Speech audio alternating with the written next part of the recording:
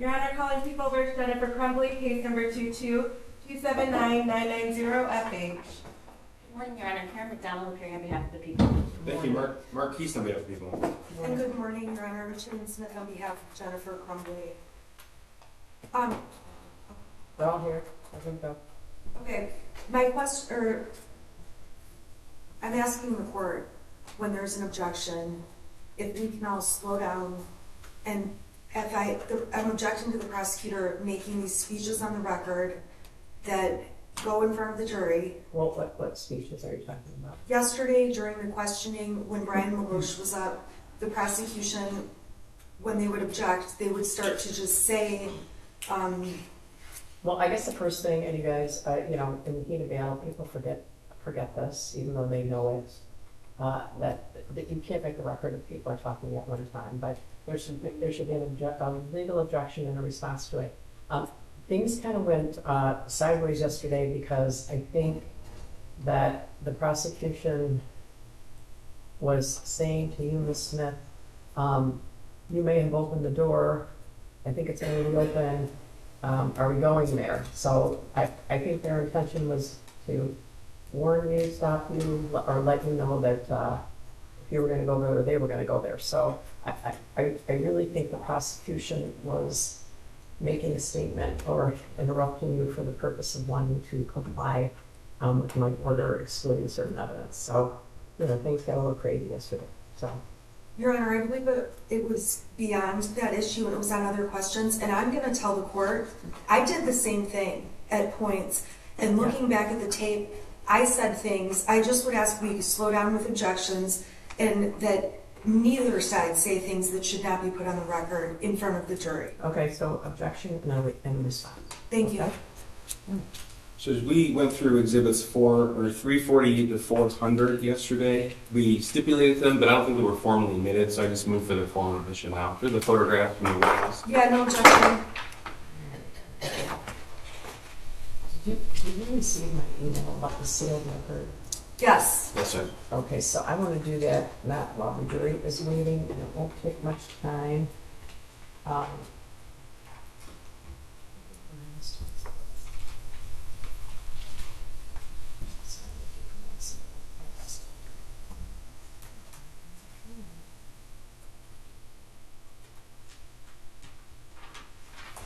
So, I'm sorry, Mr. Keese, you're moving for the admission of exhibit. There were 348 to 400.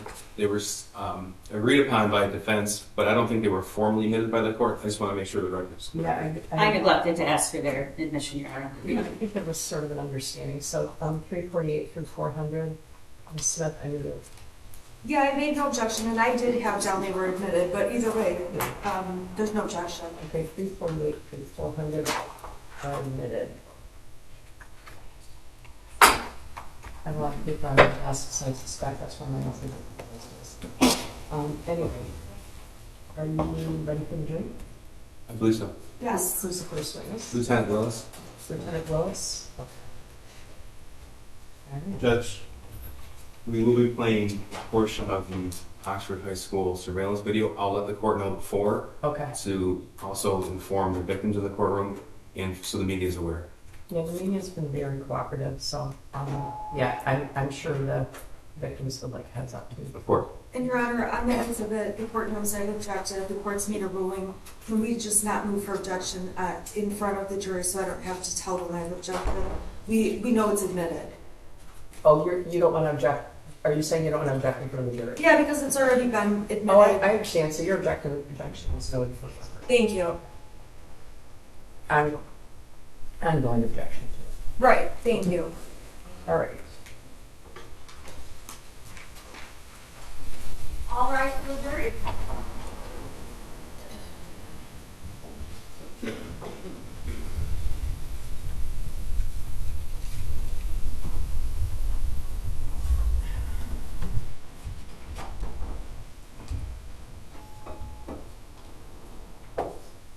Good morning. You may be seated. Thank you for being so timely. We appreciate it. I'm going to ask the prosecutor for the next one. Lieutenant Timothy Willis. Would you raise your right hand? Do you swear or affirm the testimony you're about to give is the truth, so help you God? I do, Your Honor. Can you please step up and seat? And then would you please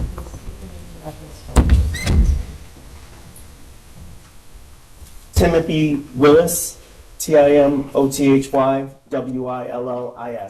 go ahead, trust. Thank you, Judge. I just need to make sure this is complete. Is this on, Judge? Is that? Is this on?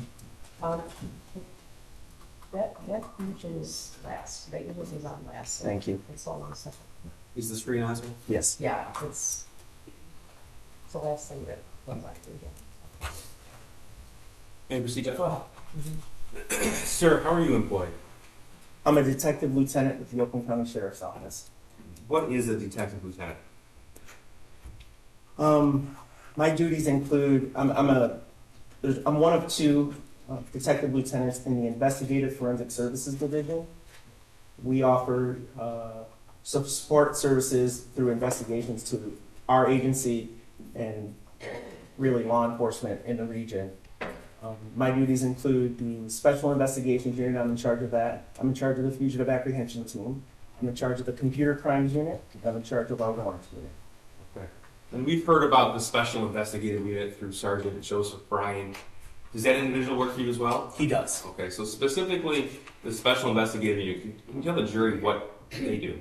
So the Special Investigations Unit handles major crimes for our agency. We often get requests from other agencies to assist with their crimes or handle them. These crimes range from high-profile cases, political cases, whatever really they kind of request. Our training is pretty expansive in as much that we handle like larger, complex cases. And how long have you been a lieutenant? Since 2016. Okay. And all told, how long have you been a police officer? I hired in 1996, so I'm approaching 28 years. Sir, I'd like to direct your attention to November the 30th, 2021. Do you recall that day? I do. Were you notified of an active shooter situation at the Oxford High School? I was actually at the prosecutor's office discussing another totally separate matter, and the prosecutor and her chief assistant came in and advised me, was I aware that there was a shooting at the Oxford High School, and I was not at the time. Okay, so you were meeting on a different case completely? Yes. Okay. And do you recall approximately the time that occurred?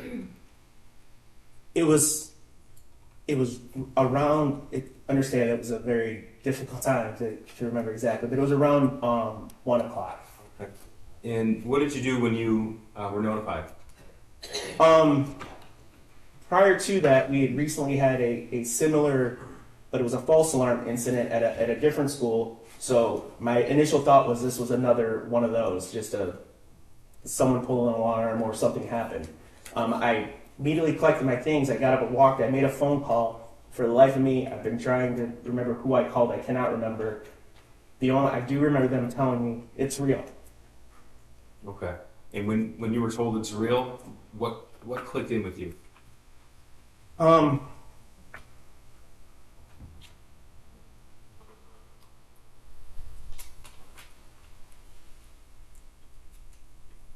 went downstairs.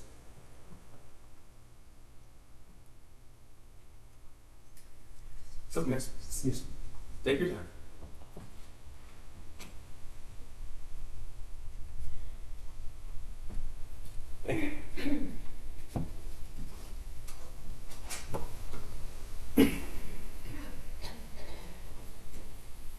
I went downstairs and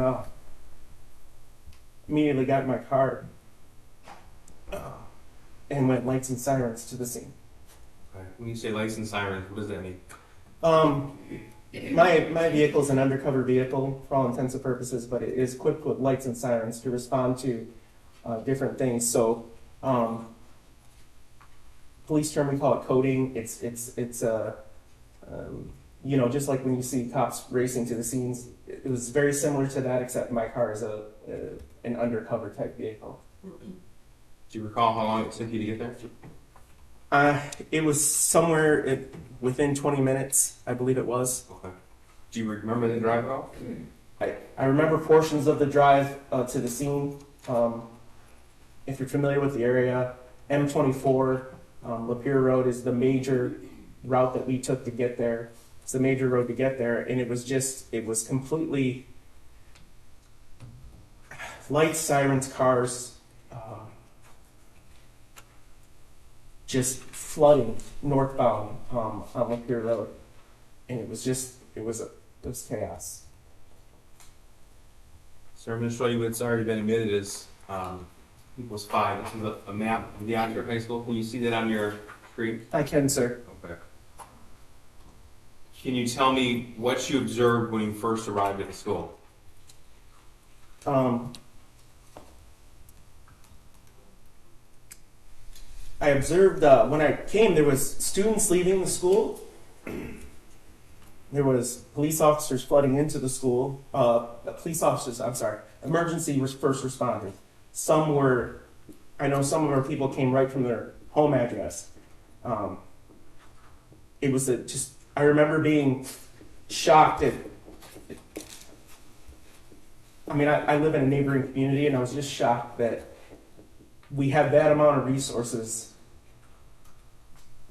in a northern Oakland County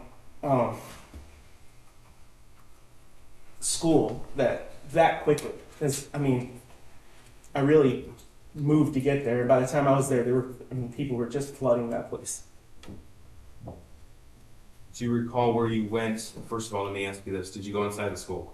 I did. Okay, when you went inside the school, what was the situation? I have no recollection of where I parked exactly, but I know I went in through the front office area. You can see on right there where it says office. Okay. That entrance on the south there. So this would be the main entrance to the school? Yes. Okay. Captain Todd Hill, he was then a lieutenant, had already set up an incident command post, an interior post. Understand we had a perimeter all secured. We were securing all the doors, no one in and out unless you were law enforcement or emergency first responders. And we set up, because it was so cold that day, it wasn't ideal. However, the area where we were at, we determined to be relatively safe. So all of us responded to that area to start handing out our assignments. We refer to that as the interior command. Okay, so you said incident command, interior command. Tell us the difference. I'm sorry. So the interior command is just the location on the interior. Incident command is where most, if not all, the decisions are made. So at the time, the incident commander, Captain Hill, his focus was casualties, safety and security of the building, and searching for additional shooters. When I was driving to the scene, I do recall them saying, we were getting tips from, imagine being a civilian, or, driving around and seeing cars fly by you, hearing about a shooting, we got tips just flooded into our 911 center about, I think the shooter's in this car, I think the shooter's in this car. There's a man in a camouflage jacket running through the gravel pit. We think that's a shooter. So it was just, all we knew to do was go to the school first. We had no idea what else, if anything, was going on. So the exterior command was set up to, first to protect the school. The interior command was set up to handle the issues going on within the school that, for lack of a better term, were most known at that point. Okay, so you were a lieutenant at the time? I was. Okay. And at the time, you were also in charge of the Special Investigative Unit? Yes, sir. You said Lieutenant. Now, Captain Hill was focused on the active scene. So Yes, sir. clearing and casualties, things like that? Okay. What was your focus then? So immediately upon entering the thing, I had a brief conversation with Captain Hill, advised that I would be handling the investigative portion of this, and we started then devising a plan, the best way that I could participate in the active investigation while the other stuff was going on. There was so many tips, if you will, social media tips coming in about this, that, and the other that, you know, a lot of them certainly proved not to be true, but they had to be vetted. So, you know, I could not just go in and start investigating the scene. There was several opportunities, i.e. For us to interview. We heard victims were at hospitals that needed to be interviewed. There was obviously tons of staff, personnel, and students still on the scene that we wanted to talk to and discuss and try to figure out what had happened. Okay, so would it be fair to say that it was your responsibility to coordinate this investigative effort? Yes, sir. So my job, that's exactly what my job is. My job is to direct those resources to the follow-up investigation. Would it be fair to say that you are the officer in charge of this case? Yes, that's fair to say. Tell us very please, what does it mean to be an officer in charge? So, as I stated earlier, I direct the investigation, meaning identify and attempt to interview or have my team attempt to interview victims, witnesses. I decide, I assist. You saw Bob Catellis up here from the crime lab. Him and I worked together about obtaining what evidence we deemed was going to be necessary for this case. I direct officers, you know, to secure I directed the officers to secure the Crumbley home because we learned where the shooter lived. At the end of that, I comprised the information, and then I turned it over to the prosecutor's office, and then we discuss charging decisions. And that's what an officer in charge does in every investigation. That's right. This investigation was not unique to that. We do them up with all of ours. Now, it's fair to say that there was a massive amount of evidence uncovered in this case. Yes. Imagine we estimated approximately 1,700 people in the school that day.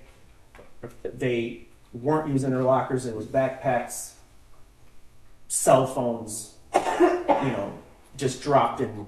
Obviously, you know, they were worried about their safety. So we just had a lot of evidence within the school, not counting, you know, evidence at different hospitals from victims, the shooter's home, things of that nature. Okay. Judge, may I approach the witness? Sure. This is Exhibit 1. We have stipulation. Yes. Your Honor, we would stipulate to exhibits 1 through 4. 1 through 4. 1 through 4, thank you. 1 through 4 admitted. Sir, I'll just give you all these right here. Okay. One is on top. Yep. Can you tell me, please, what I just handed you? These are the autopsy protocols for the 4 deceased victims.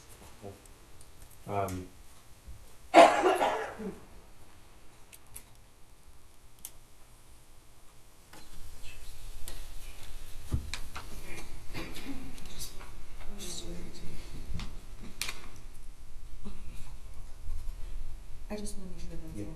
Okay, thank you. Sir, tell us, you've reviewed the autopsy protocols in this case? Yes, sir. Do you know the identities of the victims who were murdered on November the 30th? I do. Okay. I'm going to show you what's been admitted, stipulated to as Exhibit 418. Who is that? That's Hannah St. Juliana, Okay. And how old was she when she was killed? 14. And sir, can you tell us, please, how she was killed? The official cause and manner of death from the autopsy protocol is multiple gunshot wounds, homicide. She was shot in her upper torso, her abdomen, her thighs.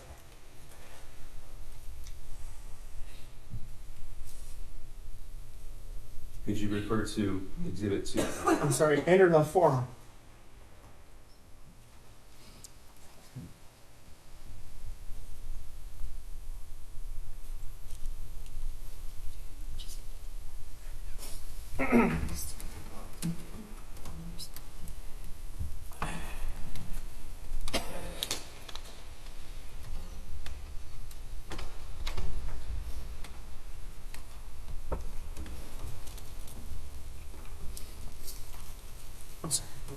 What do you apologize? Referring to Exhibit 2 now. Lieutenant, can you tell me if you can I promote or Lieutenant? Can you tell me if you're doing great? Yes. Yeah. I'm sorry. Just let me know. Okay. Yep. Thank you. Now, this is people's 419 on the screen.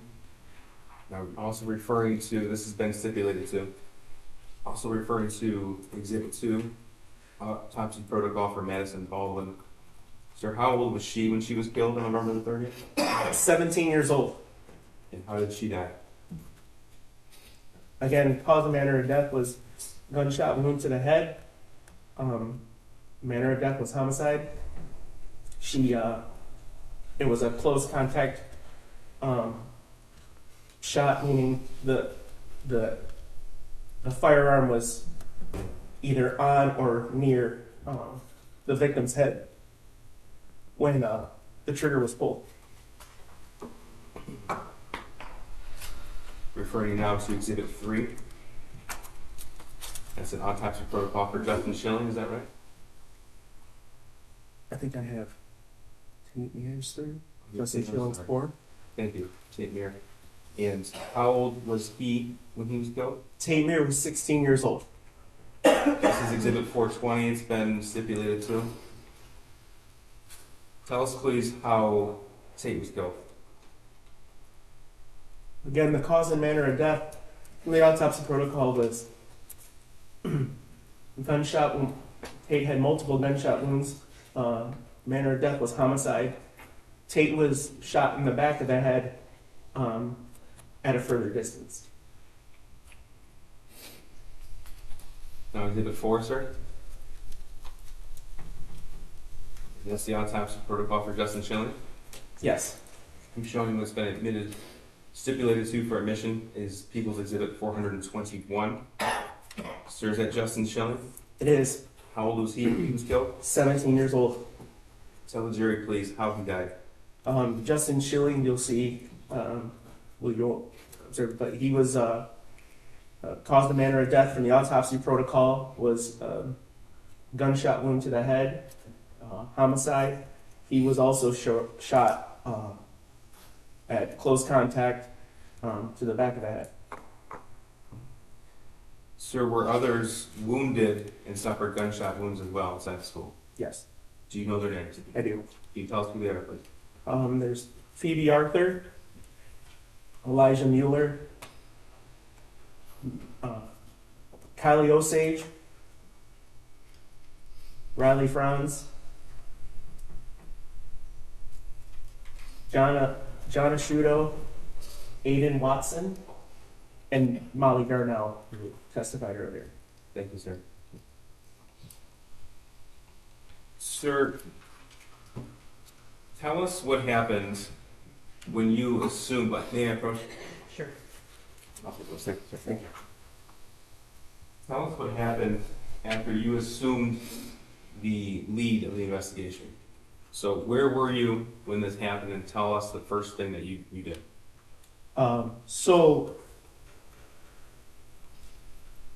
the first thing I did was collect myself because I was pretty overwhelmed, and then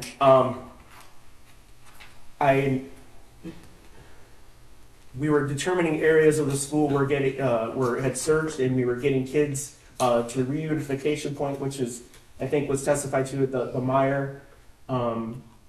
As that was happening, I made an announcement that I was handling the investigation to the 100+ emergency first responders that were in that office area that we saw earlier.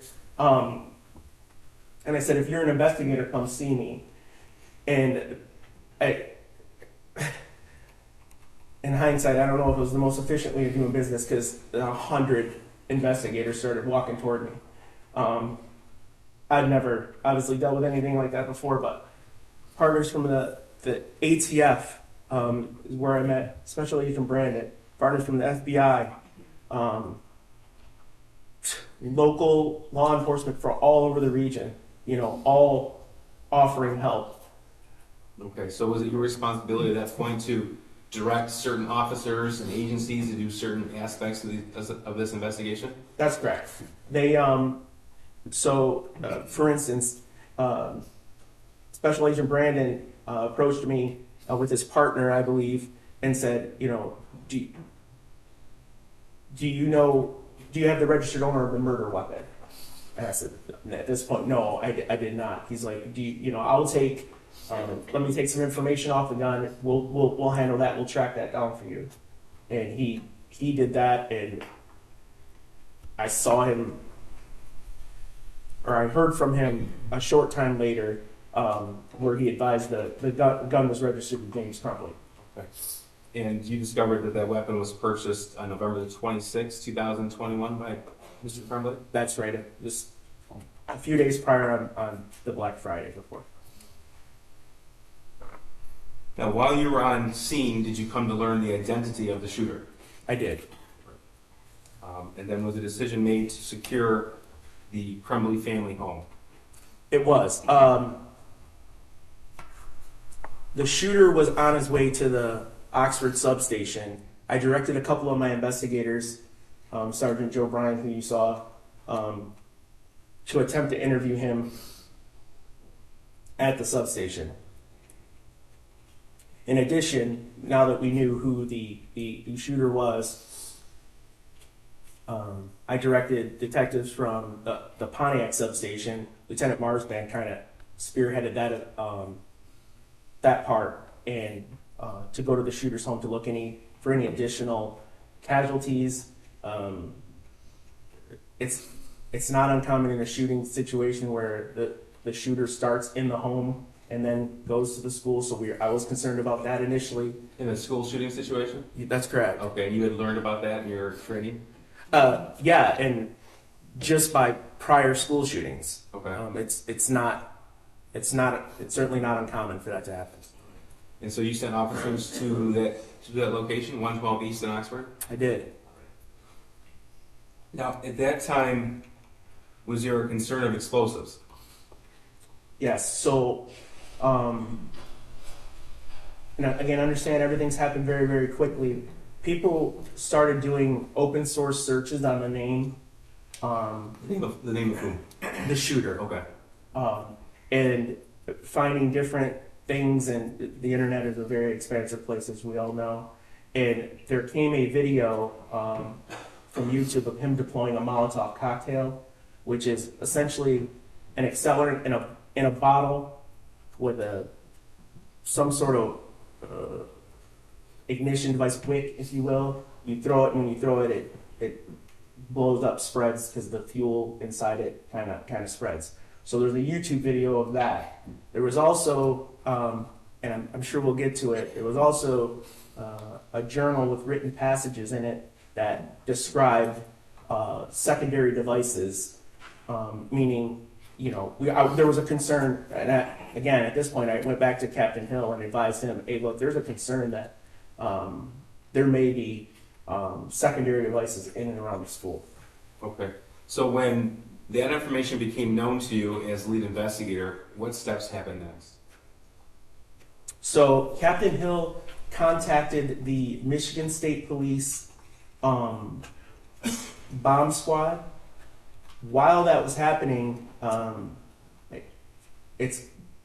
wasn't present for this, but it's my understanding a canine from the sheriff's office alerted, an explosives canine alerted on the backpack that was found in the bathroom the shooter exited prior to the shooting. So What does that mean, an alert? So the alert means that the dog detected some sort of explosive. Now, it could be a legitimate explosive, it could be a firearm, it could be ammunition, it could be something of that thing.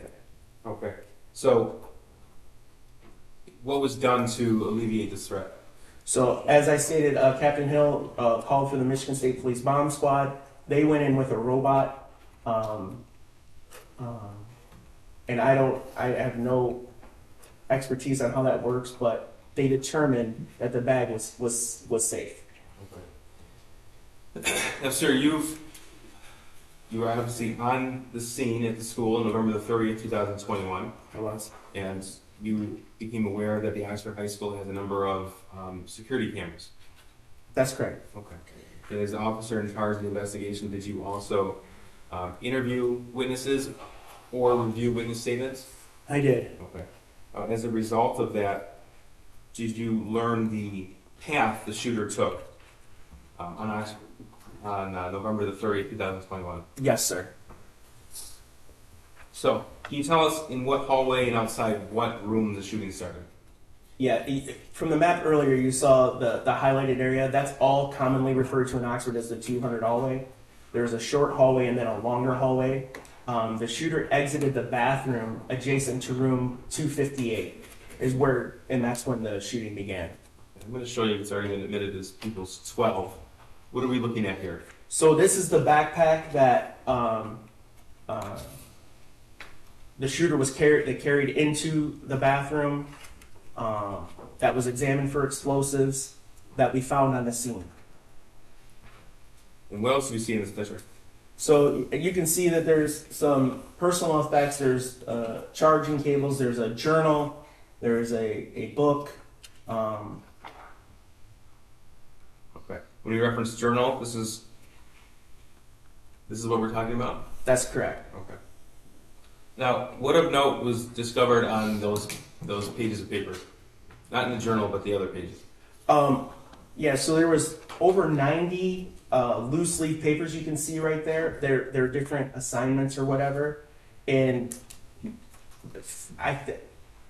can't hold me to it. Over 50 were had drawings of firearms on them. Now, sir, did you have the opportunity to review that handwritten journal that's depicted in People's 12? Yes, sir, I did. Okay. Describe what that journal is. So the contents, sir, or describe the journal? Oh, So the journal was a hardbound leather type journal. Should be in there. You might be able to cut it over more. It was there was approximately 22 pages of written information in the journal. It appears from some of the dates that it was written from the back cover to the front. The earlier dates seem to be on the back side, if that makes sense to you. Like I said, it was about 22 pages total in length. good. I'm going to mark this for demonstrative purposes only as exhibits. So the record's clear. I believe that's 428 again for demonstrative purposes. I'm sorry, may I please take a look at it? Yes. Is that just the It's just, whole thing? uh, Okay, thank you. yeah.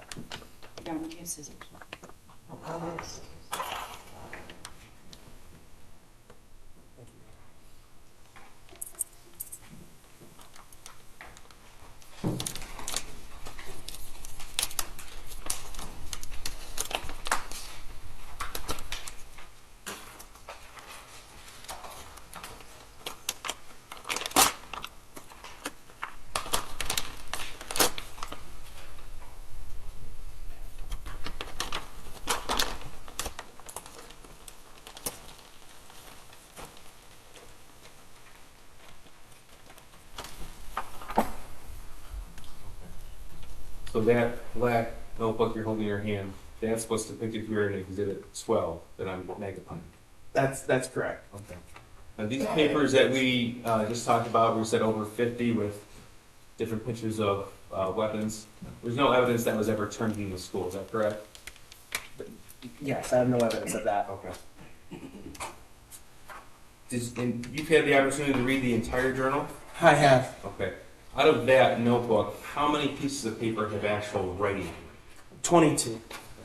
And does one of those 22 pages include just a drawing and a quote from a book? Yes. Okay. Now, out of the remaining 21, how many reference the school shooting? Every single one. So there are some that have been admitted, some portions of that. I'm going to go through those with you. Just so you're aware, we've numbered them, keep them straight for you as well as the jury. Number 1 is the drawing, page number 1. Page 22 would be the back cover of that journal. Is that clear? Yes. Okay, and the back cover of the journal has actual writing on it as well.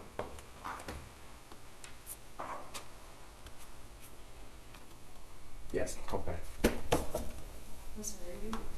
Exhibit. 401. Yeah. 401. Are you gonna go through? Only the ones that have been- I understand, 401. They're all 401. Oh, they're all 401, I see, thank you. You said it individually, so I got confused. Okay. So this has been admitted as page 401. Sir, in reading the journal, were there passages in there indicative of a request for mental health help? Yes, Can you read what's been identified here as page 6 of that journal? yes, the shooter writes, I have zero help, as you can see on the bold, for my mental problems, and it's causing me to shoot up the fucking school. I'm going to move on to page 5. Could you read this passage, please? In this one, the shooter writes, I want help, but my parents don't listen to me, and I can't get any help. Well, this is page 19. Can you read that? Yes, shooter writes, my parents won't listen to me about help or therapist. Sir, in that journal, were there entries about the shooter's desire to obtain a 9mm handgun? Yes. This is also Exhibit 401, page 22. Could you read those for us, please? Yes, the shooter writes, I want to shoot up the fucking school so badly. Soon, I'm going to buy a 9mm pistol. Sir, were there any passages regarding the shooter's plan for the actual shooting? Yes, there were. Okay. Here's page 3, also Exhibit 401. Could you read that, please? Yes. Shooter writes, I'm about to shoot up the school and spend the rest of my life in prison. Were there any journal entries about the shooter's access to the 9mm handgun? There were. This is also Exhibit 401, also page 3. Could you read that, please? Yes, sir. The shooter writes, first off, I got my gun. It's a SP 2022 Sig Sauer 9mm. Second, the shooting is tomorrow. I have access to the gun and the ammo. I am fully committed to this now. So yeah, I'm going to prison for life, and many people have about 1 day left to live. Thank you, sir. Now, is the journal written in normal size fonts, or are there certain passages that are bolded and larger than normal size font? Both. Okay. And were there drawings in there as well? There were drawings. Okay. Were the drawings small or were they large? Yeah, there were large drawings. Okay. What's an example of a large drawing? Yeah, so there was a large drawing in the journal of a firearm being pointed at the back of a presumably a woman's head. There was a drawing depicting a 9mm caliber round versus a 22 caliber round. Those types of pictures were found in the journal. Okay. And on the cover of the journal, what does that say? The actual cover of the journal itself? It says apartments.com. Okay. You said you've seen the Oxford High School security footage that depicts the actual shooting. Yes, sir. Judge, we're going to introduce that now. This is Exhibit 402. It's been admitted. I would like, if the court could instruct the media not to play that. Yes, the media has agreed, and I'm going to request that the media not play, show the video in the school. That's surveillance footage of November 30th, 2021, and this People's Exhibit 402. 402. And the victims who are present are aware of the content of this specific video. Yes, Judge.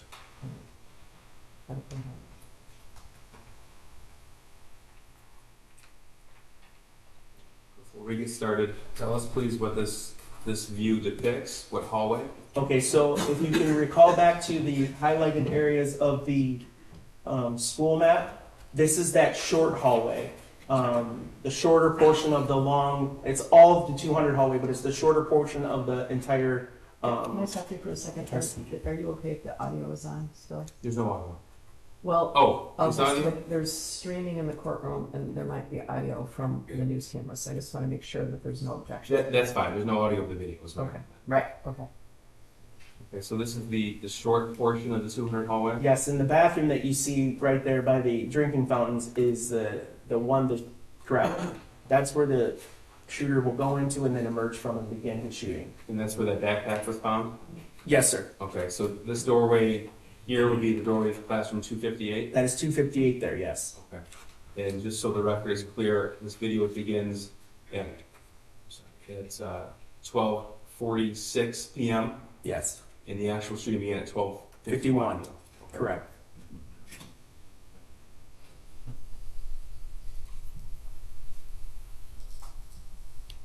I'm gonna play right now again. This is 12:46. Tell me if and when you see the shooter walking down the hallway. He is behind the young lady in the red sweatshirt right there. He's about, with the mask on, the black shirt, and the gray sweatshirt. Okay. And that's this backpack over his shoulders? That's right. Yes, sir. And he's going to make a right turn into the bathroom here.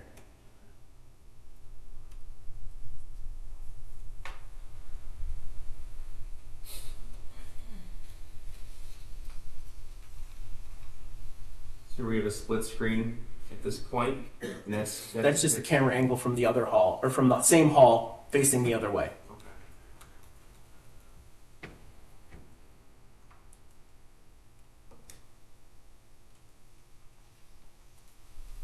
Okay. Stopping at 41 seconds. Identify who you see in this video.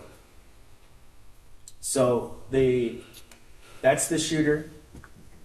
If you want to, the two. Yep, that's Phoebe. On the left there is Phoebe Arthur. To the right is Elijah Mueller. Okay. This is John Asciutto. So these four young ladies here in the Carhartt or the brown jacket is Kylie Osage. Directly across from her is Hannah St. Juliana. This is Riley Franz in the pink backpack, and across from her is her sister Bella Franz. Okay. At the very end, you can see the beginning. That's Madison Baldwin walking up the hallway. And this is at 12:51 and 12 seconds on November the 30th? That's correct. In our training for active shooters, we were trained to respond, drive up right to the door if you have to, and go in, search for stimulus, meaning sounds, gunshots, whatever. Run to that and eliminate the shooter.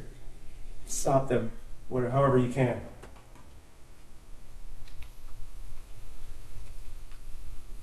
Because the situation was active and the killing hadn't stopped. You can't stop and render aid.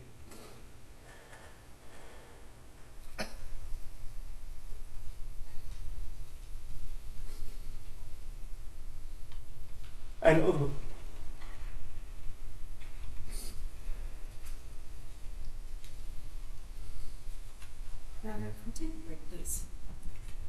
If I could just finish this part, I'd appreciate it. No problem. I know those officers.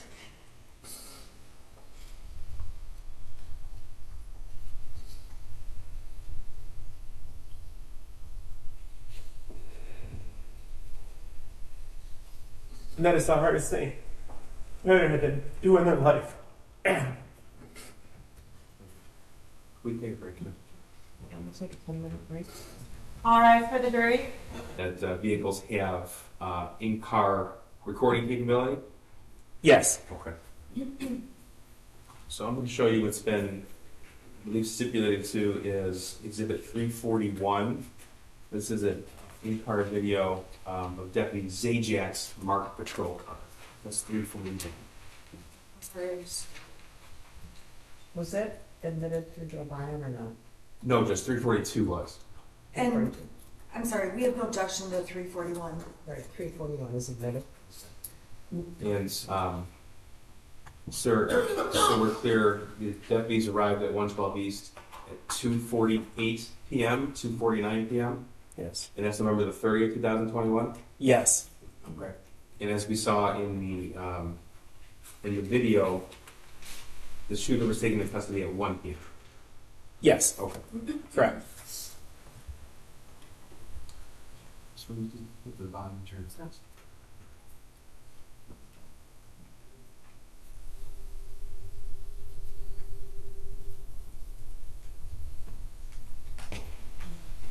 right now. Why is she in handcuffs? Can you take the handcuffs off of her, please?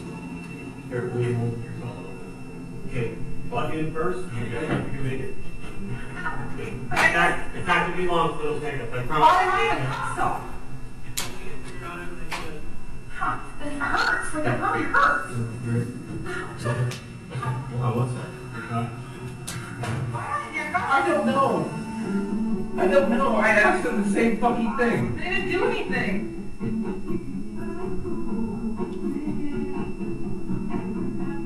I'm getting claustrophobic.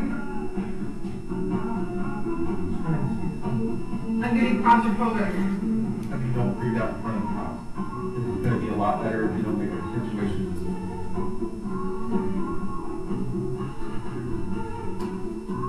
Why are they here? Why are they here?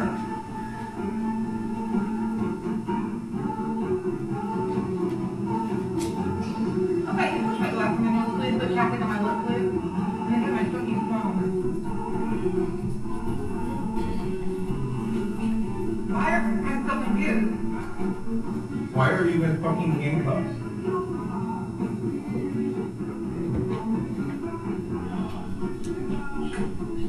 You're going up? I set it down and then I have a cop pointing a gun at me. Why are they in our house?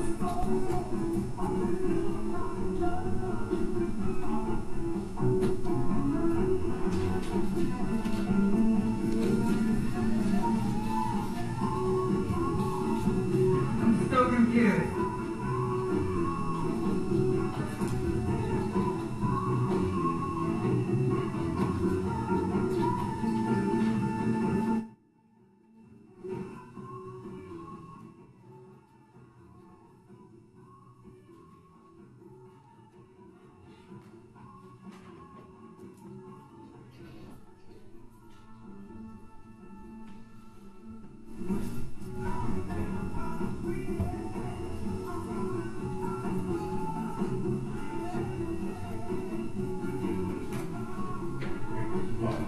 We're dealing with this shit. Already dealing with shit. Why have we gotta deal with this?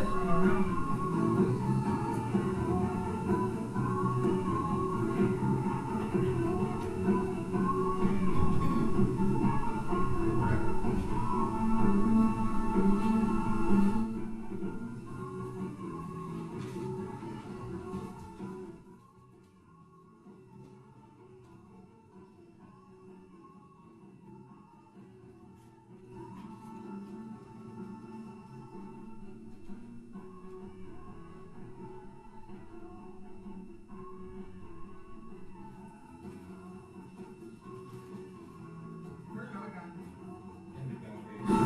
that at? And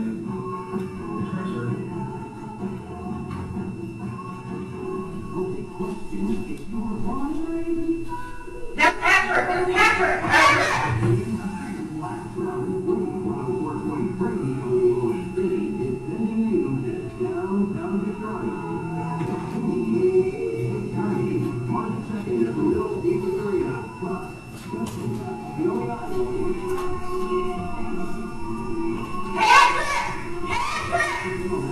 he can't hear me, Jimmy.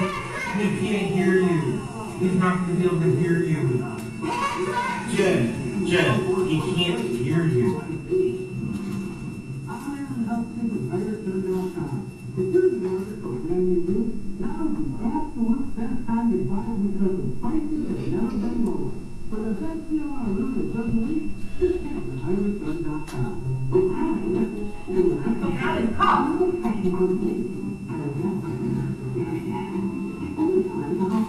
I love you. I think something happened.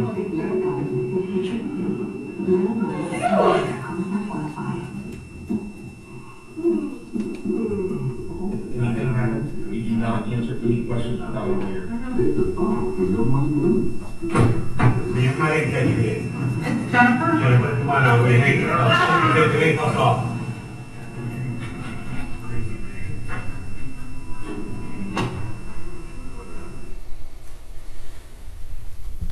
So that video started at 2:49 p.m. November the 30th. This was after they had spoke with Sergeant O'Brien at the Oxford substation, correct? Yes. Okay. And the video that we saw with Sergeant Pesky, that occurred directly after this. That's correct. Okay. So when she was taken out of the vehicle, she was placed in a different vehicle, and that's where Sergeant Pesky spoke with her. Correct. Okay. And then as Edward Wogrowski testified, they arrived home from the location data at 2:30 p.m. after the substation. Yes. Okay. Sir, do you know the date in which Jennifer Crumbley was charged?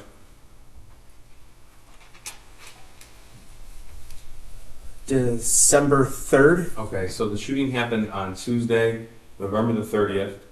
December 3rd would have been a Friday. That's correct. Okay. And, I believe it was noon, around noon. okay. Tell us what happens when someone is charged with a felony in the state of Michigan. The process to actually have the charging document.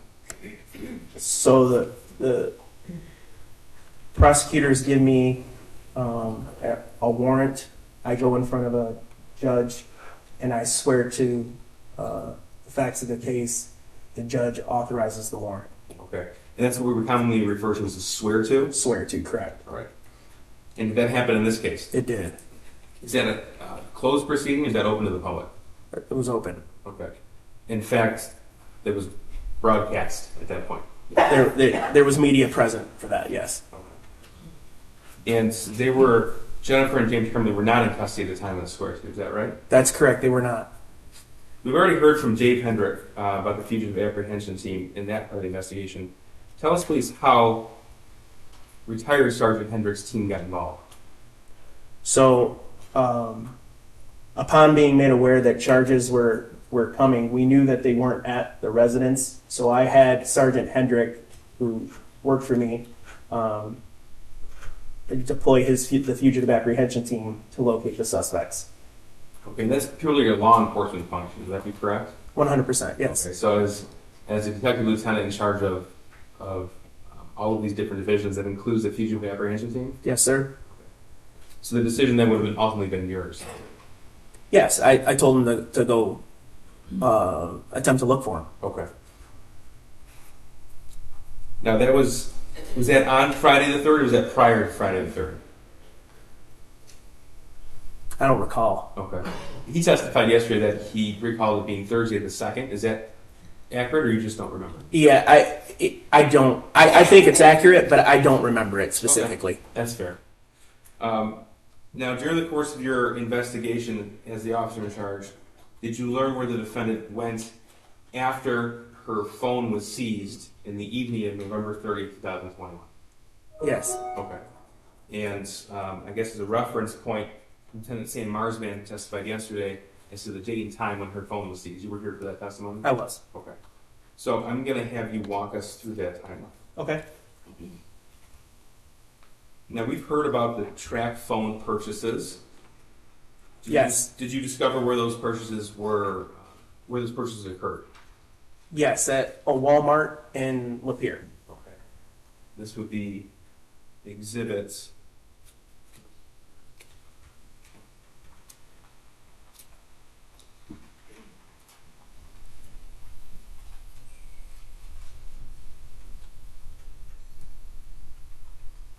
This is exhibit 404. I don't think we have an objection. Any objection, 404? No. 404 is admitted.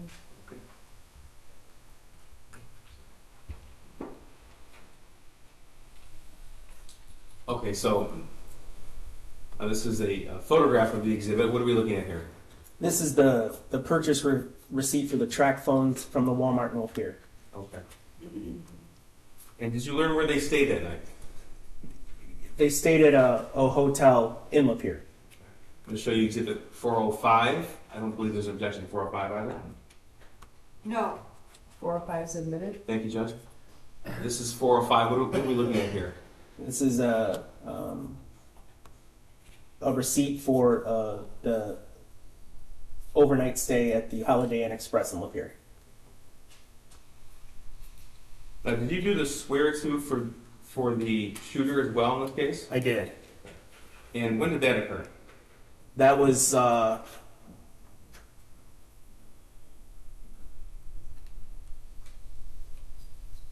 It was on the December 1st. I want it. Time was sometime in the early afternoon. Okay. If I said 3:51 p.m., that sound right? Yeah, that sounds about right. Do you know where James and Jennifer Crumbley were then? Yes, it was a swear to, much like we do typically, open to the public. They were I believe they were on Zoom in their vehicles. That proceeding's open to the public, is that right? Yes, it is. I'm going to show you. Well, first, let me ask you, does the investigation uncover where they stayed the day after the shooting, December the 1st, 2021? Yes, it did. Okay. This is Exhibit 408. No objection. 408 is admitted, 407 is not. They skipped. Correct, Judge. Okay. Thank you. Instead of renumbering all the exhibits, we found it. Oh, no, it's all right. I just want to make sure I was keeping up. Thank you, Judge. 408, what are we looking at here? This is an extended stay in Auburn Hills. Okay. And this is where the defendant and her husband checked in December the 1st, 2021? That's correct. This is the indicated check out date. December 3rd, 2021. Okay. And that's that Friday? Yes. Now, we heard from Sergeant Hendrick, retired Sergeant Hendrick, that they recovered a vehicle belonging to the Crumbleys in Auburn Hills. They did. Okay. Is this the location where that vehicle was recovered? It is. Okay. This is Exhibit 409. Photograph.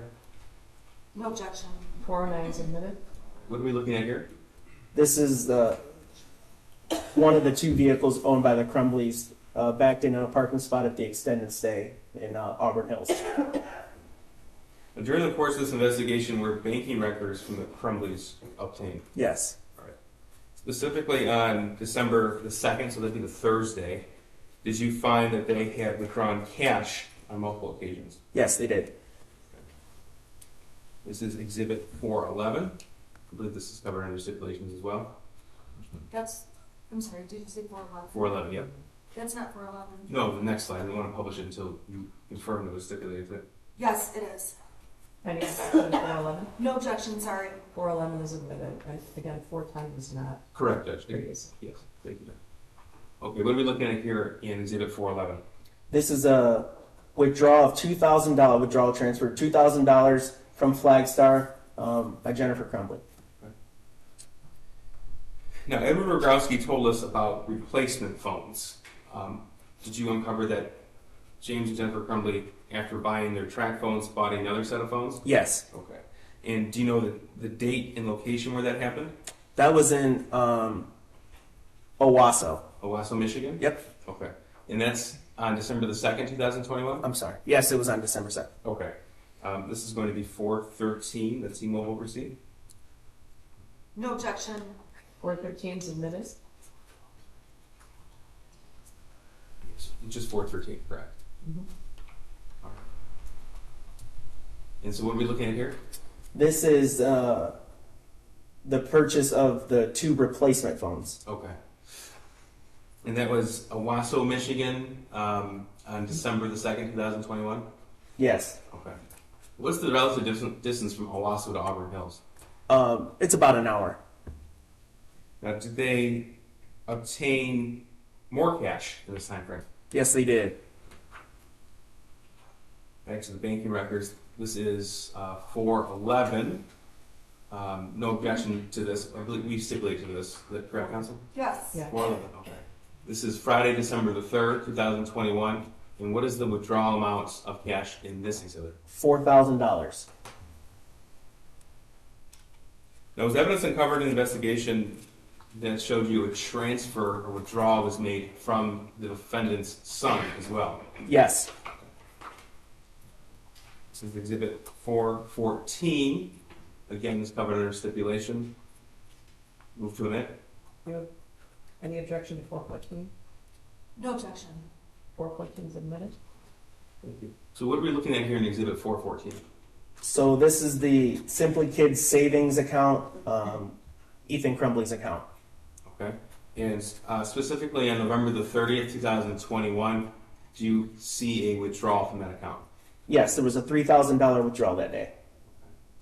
And November 30th, is that significant to you? That's the day of the shooting. Okay. And how much was left in her son's account? 99 cents.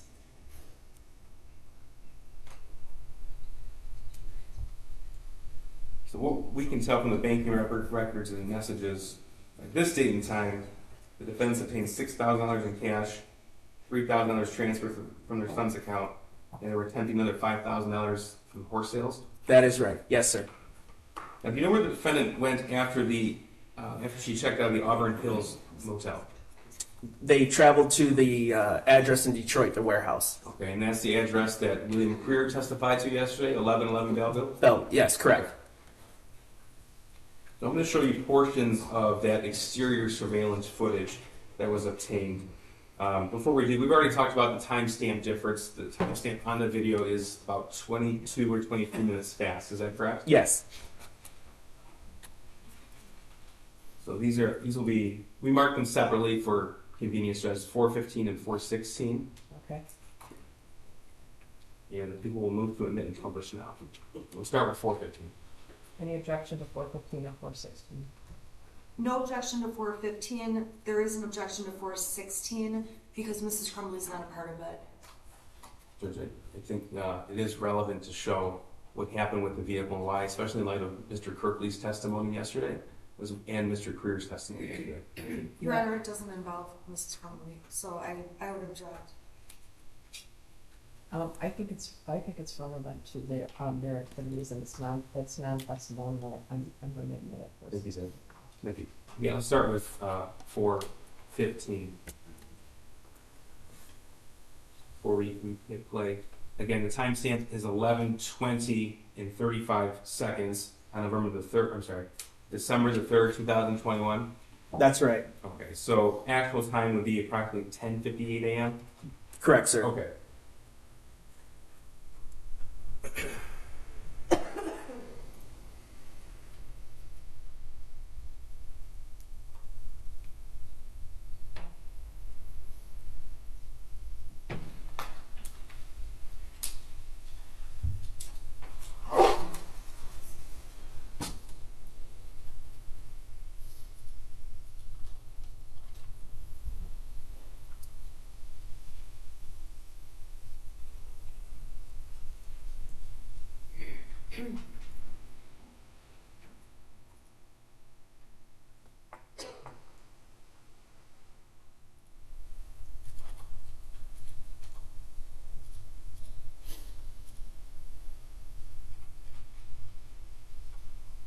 What do we see here in the video at the 11:21 timestamp?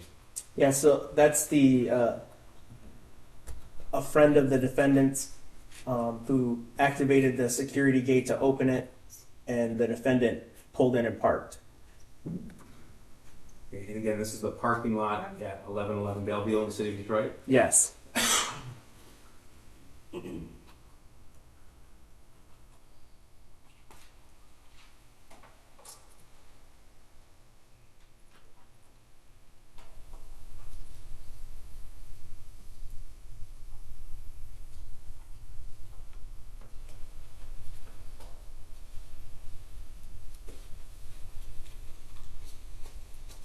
Tell me if you see anybody you recognize. I recognize the defendant. Okay, this person right here. Yep. Yes. Your friend you identified as this individual. That's correct.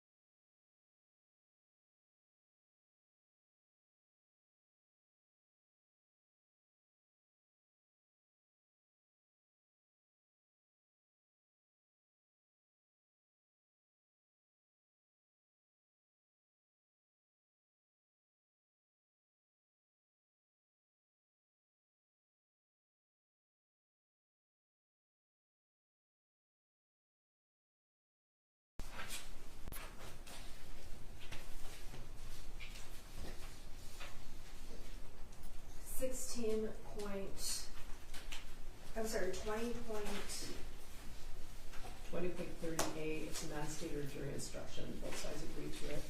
It's a unanimity instruction.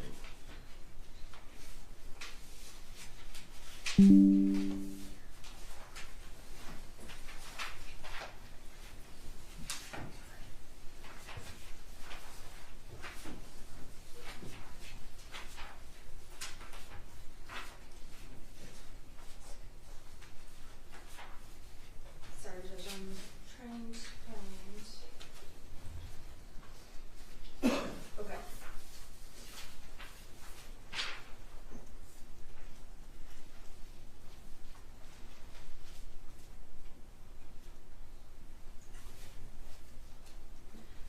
Okay, I believe the court is correct. However, the way I read the question is that the jury is confused, obviously, about there being two ways to prove the charge. When they ask about one instruction supporting another, I believe that they should reread 20.30A, and then the one theory of the prosecution is 16.13, which describes the legal duty. I believe the second theory by the prosecution is 16.10, which describes the theory. Okay, but I think what supports 16.10 is the definition in 16.18. So when this jury is asking for a question about support, I believe the confusion lies in the fact that They didn't ask me that. well, when they say, I don't see how 20.3A clears up the question they're asking. I believe the jury needs to be instructed to read 20.3A, and then they need to consider 16.13 or 16.10, and in doing 16.10, understand the definition of gross negligence is in 16.18. That's what the defense believes. They didn't ask that, Judge, and it's not up to us to guess what they're thinking or not. The answer to the question, the first question is clearly yes, and 20.30A is clearly on point, so. Yeah, the answer is yes. And then I'm going to say, please refer to 20.30A. Write unanimity. And I'm also going to say, please consider all instructions as a whole. Thank you, Judge.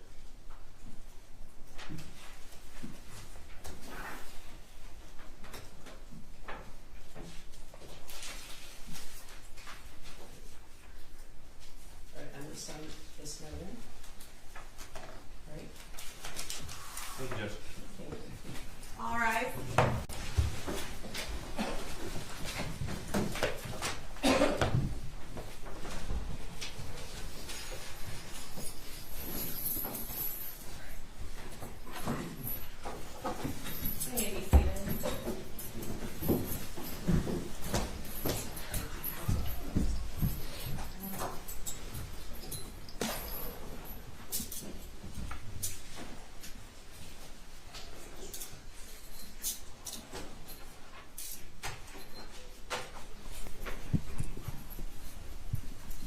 Your Honor, calling people over Senator Crumbley, case number 22-279990 FH. Morning, Your Honor. Karen McDonald appearing on behalf of the people. Thank you, Marquise on behalf of people.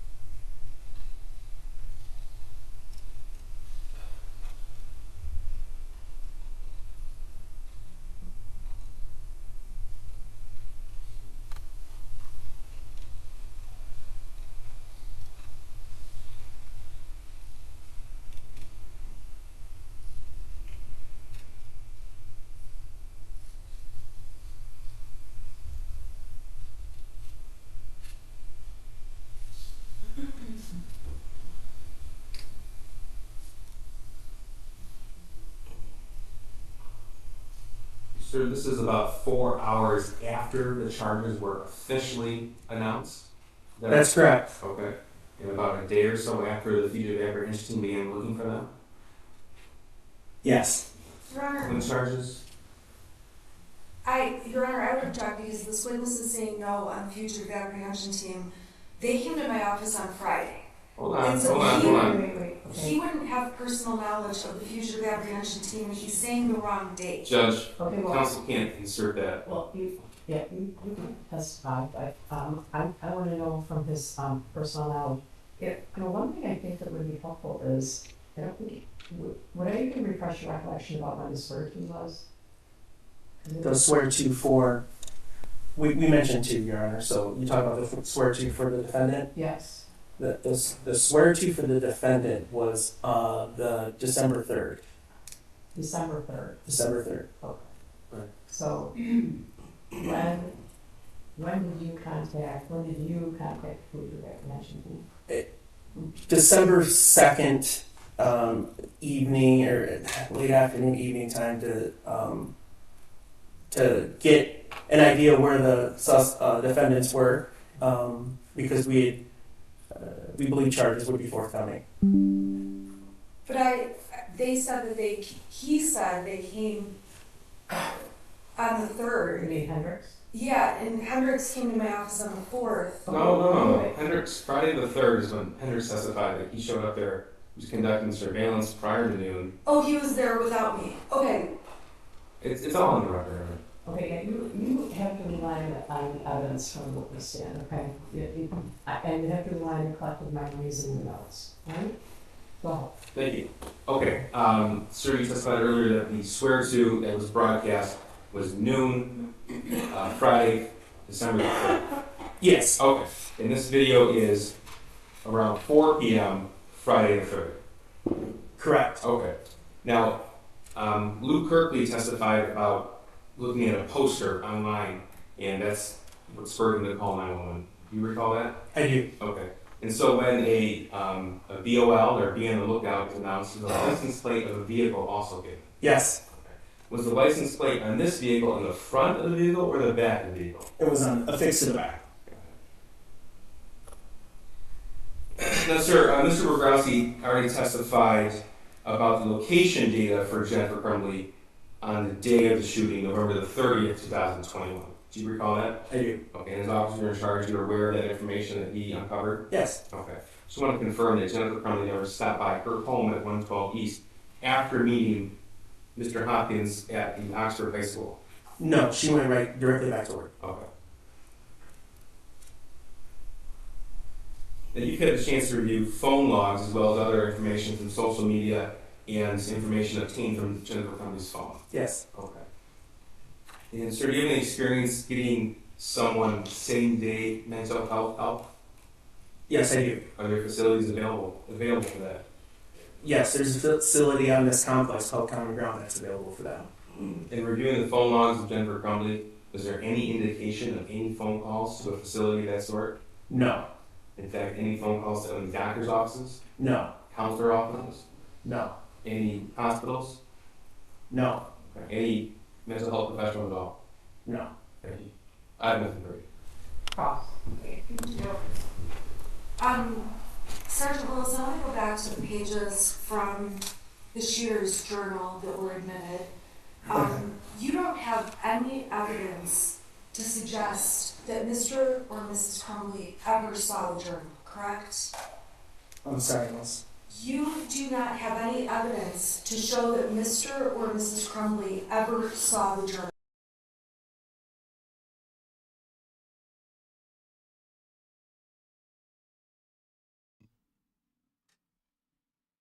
Okay, was the question. Hold on. From the jury. Why am I echoing?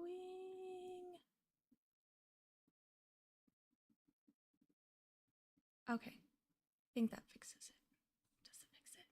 I don't know. That should fix it. Maybe. Okay. So the question is is 1610 in the jury instructions and 1613 the same thing, where they both are convicting of involuntary manslaughter, or is 1613 supporting 1610? So 1610 is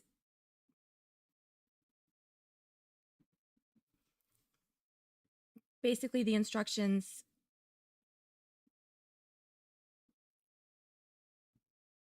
the defendant's charged with you can consider the charge of involuntary manslaughter to prove the charge. This is what the prosecutor has to prove. Okay, this is just the standard jury instructions. And then for 1613, this is kind of cool that I can throw stuff up on the screen, but man, do you really have to think to do it.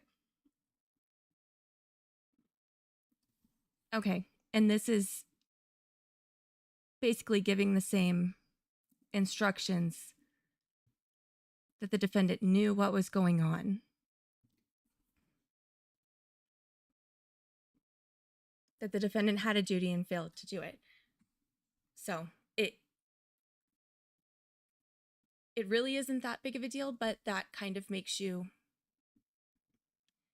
if they're asking that question, do they both mean the same thing? It kind of gives you the idea that they're leaning towards that charge.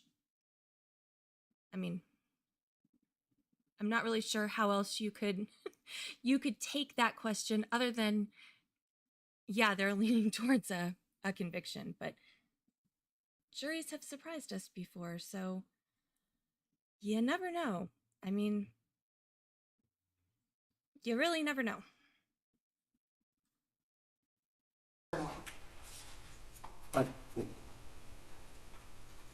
I'm sorry. It's been a tough day. Okay. So you're asking me do I believe Mr. or Mrs. Crumbley? I'm asking you. Do I have evidence? Do you have any evidence to believe that Mr. Crumbley or Mrs. Crumbley saw the journal? No, if I had evidence of that, I imagine the charges would be different.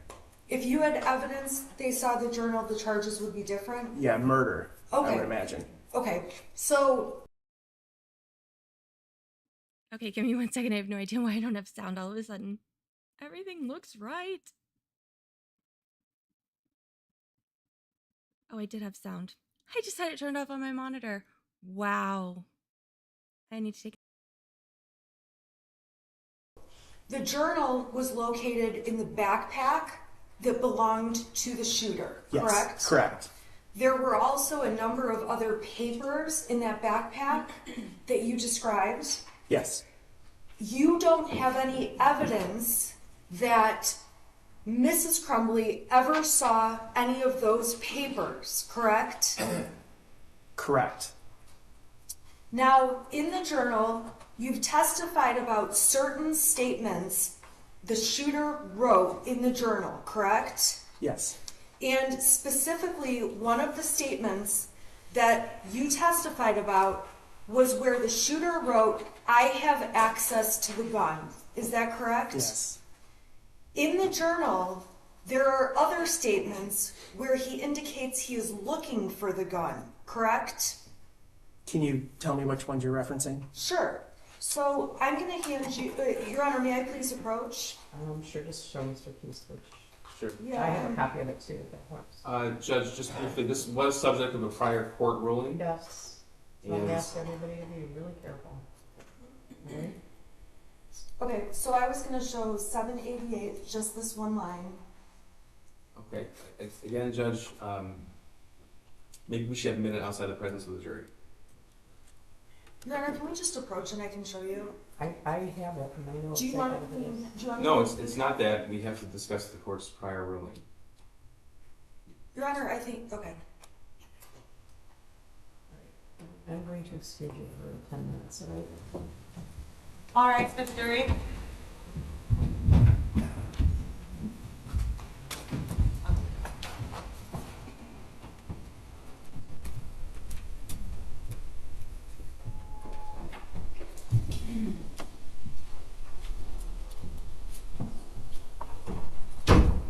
You can stay with us, I'm however you're comfortable. I'm fine here, Your Honor. Thank you. I'll be brief. The court is aware where I'm going. I'm well aware. Yes.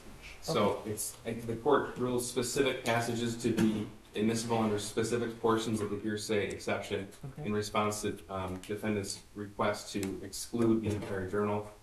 I don't want to speak for what counsel is doing, but if counsel is going to admit other portions that have already been ruled to be inadmissible, that's something that has to be discussed on the record, and I think it's something that has to be ratified. Well, I am, of course, going to warn everybody about opening the door because this journal is obviously very, very disturbing. However, if when you put the black robe on, you can read people's minds. So I'm assuming that Ms. Smith is seeking to admit on page 788. I don't know where my dad hit it. Yes. And also on page 795, where he says I have to find where my dad hit the 9mm. Isn't that what she's seeking to do? Are you Yes. seeking That's to what it do? looks like. That's correct. Are you seeking to do anything beyond that? Be specific, because There's, you can't unring the bell, right? that's correct. I'm seeking to do those two with the claim about access to the gun. And the detective also testified to a statement about I'm going to get the gun. So I wanted to impeach him with, on 789, there is a statement that says, it's one line, however, I don't want to be caught as that will make me getting the 9mm impossible. It's not impeachment because he's not the declarant. Well, I'm hamstrung because these statements are coming in by a declarant that I'm not allowed to call as a witness. And under the Okay, same... I want to back up a second. I never said that you could not call the shooter as a witness. I was getting the vibe that would be the ruling of the court. No, that'll never be the ruling of the court. I'm not telling you that you can't. I am not, as a judge in this court, telling you you cannot call the shooter as a witness. However, we've been over this before. We're going to go over it again this afternoon. Pursuant to case law that everybody's aware of, including a case called Jackaloni, it's 399 Mich 642, a 1977 case. No one is allowed to put a witness in front of this jury who was going to take the fifth. No one. It's not me. Well, I'm not keeping you from calling someone as a witness, but his Fifth Amendment rights have been asserted repeatedly. And I can't let you put a witness on the stand, anyone, the prosecution too. I wouldn't let the prosecution put someone on the stand, knowing that that person was going to take the Fifth Amendment, take the fifth. If someone takes the fifth in front of the jury, it's over, it's a mistrial. I can't let you do that, right? And I also asked before, aside from what is your favorite color, I can't imagine something you could ask the shooter that would not implicate his Fifth Amendment rights. His current attorneys, the state defender's office, have asserted his rights. They have said he will not testify. I understand that. I have said I would still like him to testify, so I just need a finding by the court that under case law he's not going to testify. I'm not making a finding that he's not going to testify. His lawyers have asserted the fifth. You're not allowed to put someone on the stand that will take the fifth. And in reality, if they say he won't testify, I don't know what am I going to do? I'm going to insist that he testify and then hold him in contempt and put him in jail? Is that? Well, Your Honor, I understand the court's position, but for the record in this case, and by the way, I understand your position as well. I've indicated, for as far as our position, I've indicated I don't believe the shooter should be allowed to plead the fifth because he was sentenced. He's made statements about the crimes. He pled guilty to all 24 counts in adult court. And so I don't So you think that's over? You think that's over? Well, I think there is not case law that says he gets to continue his Fifth Amendment rights beyond that plea. I don't disagree with you that He's going to pursue an appeal. I don't disagree. All right, so, what would make you think he does not still have Fifth Amendment? There's case law directly on point. I know, and some of those are indicated in the, letter, provided, by the, State Appellate Defender's Office, right? Yes, Judge. Yeah. It is, I understand your position. I also understand, to a certain extent, I don't, even if he was called as a witness, you understand that then the prosecution would have a right to cross-examine him, right? So, I'm not keeping you from calling him. The law is keeping you from calling him. You are not permitted to put someone in front of this jury who is going to take the fifth. I understand. Yes. That's the ruling then. That the law doesn't allow me to. Is that correct? Okay. By smarter, higher courts than this one. If that's the ruling, is that the court is going to follow the law the court said. I'm going to follow the law. Then I've preserved the record and I'm moving on. Okay. So then these statements are coming in. They've come in as present sense impressions. Okay. And I'm not using them at all for the truth of the matter asserted because I don't know whether he found the gun or didn't find the gun or was looking for the gun. But this statement shows his state of mind, so I believe it falls under the exception, saying he doesn't want to be caught because it will make him getting the gun impossible. So his state of mind is not wanting to get caught. And that's important impeachment to the testimony from the detective that he said he was going to get the gun. Okay, so are you addressing that statement or also there's the, I don't know where my dad hid it, and there's a statement, I have to find where my dad hid the 9mm. The two hiding ones are one issue, and then the second issue is I don't want to be caught. All right, and that's it. okay, do you have any legal support for that? Just present sense of And just straight impeachment rules. Again, impeachment doesn't apply here. Impeachment is if a witness he didn't make the statement. I mean, that's not in dispute. It's not impeachment. I can impeach through other witnesses. I can impeach by omission. I believe under straight impeachment rules, I can use this. This is being admitted as substantive evidence. So I can impeach with something written on a napkin. Okay, but I guess what he's saying, and this came up too with regard to the privilege records. Correct. Which we'll talk about again. Who are you impeaching now? I'm impeaching the shooter's statements that have been deemed substantive evidence. And I'm not given the option to impeach through the shooter, so I'm seeking to impeach through the officer in charge. Okay, so why wouldn't I allow those statements, Mr. Keith? It's not permissible. It's not under, and counsel has not cited the rule for that. It's not permissible. And I just want to inquire of the court if counsel is permitted to do that. Am I allowed then to ask about other passages? Well, that's what I'm concerned about. I mean, there are How a number do of, you relate to this? I mean, just in the first 2 pages alone, Judge, you have,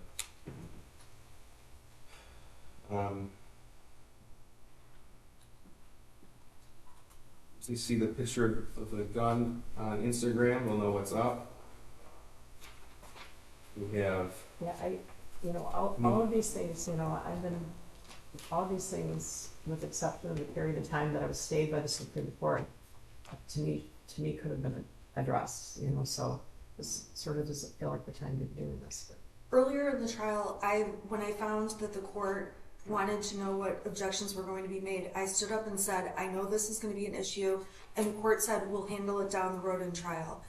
I made the court aware of that. That was on Monday or Tuesday, when there was some friction about another objection. I said, this is going to be coming, and the court said, we'll cross that bridge when we come to it. Okay, because I guess my position is that we should have crossed that bridge before we impaneled the jury. That's just, Judge, we put the passages the court specifically ruled as admissible, nothing more. Okay, but why would why would her request to, allow those three passages because they're a present sense impression? Well, I don't necessarily agree there's present sense impression because there's certain requirements for present sense impression as well as state of mind. We can't be talking about a future plan. And there's Brady, his friend is gone, he has no friends. My wrist hurts from writing in this, fucking book so much. I haven't felt generally happy in years. I can feel the evil around me, even dogs sense it. I mean, that's just on page 5. That doesn't impeach, though, anything that I'm using, and the prosecution didn't seek to admit those things. I also didn't. We've only admitted what specifically would be covered under the rules that the court permitted us to over a year ago. Yeah. We're not trying to push the envelope here because, as the court is, we don't want to inject any kind of error, Judge. So we kept this extremely close to what the court has specifically authorized.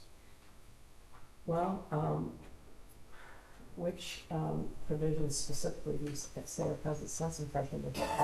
I don't know that they are. I don't know that they are.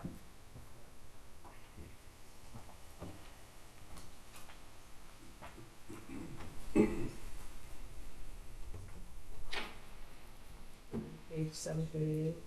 I don't know where my dad hit it. I'm finding the provision right now.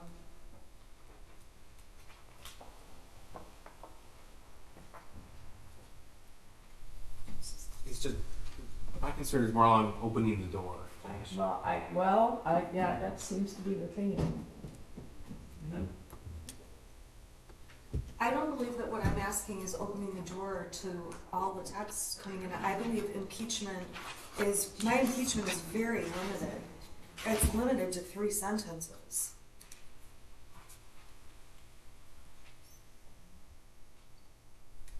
Okay.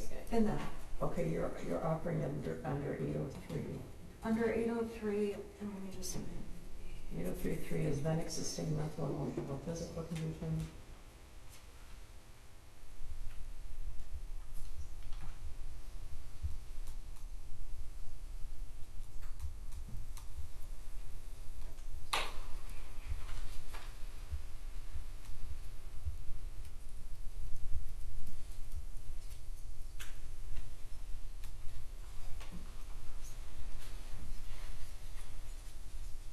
Has to be then existing mental, emotional, or physical condition. I think that's a then existing. I have a headache. I feel sick. Right? It also says such as intent, plan, motive, design, and so his plan to give puppy eyes or whatever. I mean, his plan to not give puppy eyes. I'm sorry. His plan to act in a way so he's not caught, I think, does fit under the rules. Because it talks about intent, plan, motive, design, mental, feeling, pain, or bodily health.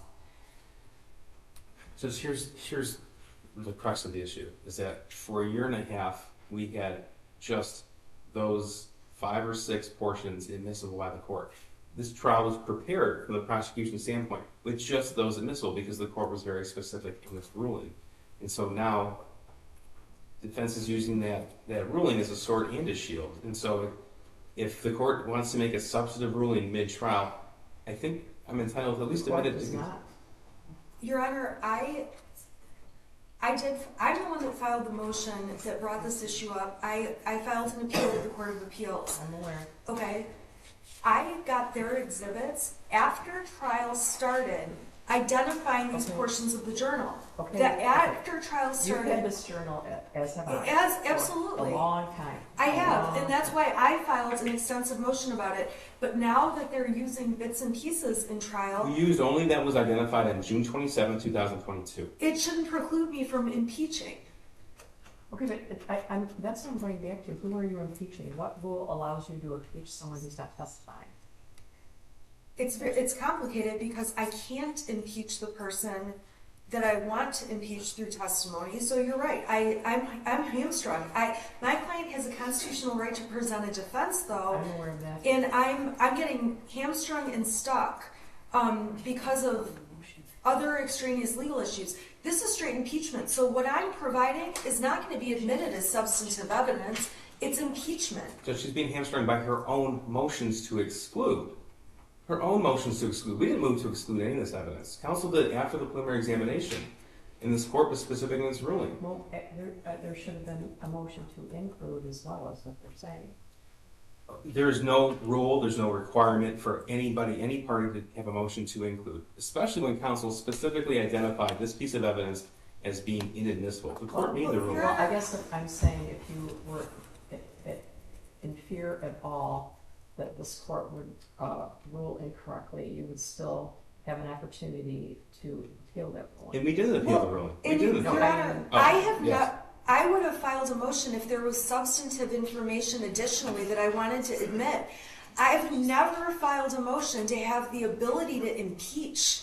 I'm asking to impeach. No one files motions to say, may I impeach this? Because this is the That's- first time during the trial. There's motions eliminated with regard, this journal is very disturbing, and you know, every time any of us have read it, we've been up all night, right? So this has been a glaring thing in this trial. This isn't a middle of the trial type of game plan here. Right, just so the record, just so the record is clear, because I know the court's aware, we went through the Facebook messages detailing alcohol use. We talked yesterday in depth about the extramarital affairs that were previously excluded.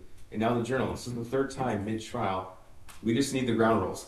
The court gave us those ground rules a long time ago. We prepared a case in accordance with that. So if the door's open, the door's open. Okay, well, that concerns me too. I'm going to take a brief recess. Thank you, Judge. So you can step down. Thank you. Here, discuss your testimony. Yes, Your Honor. Okay. Yeah. All right. And she knows Jennifer Crumbley. Okay, so I'm going to have some a couple questions for you.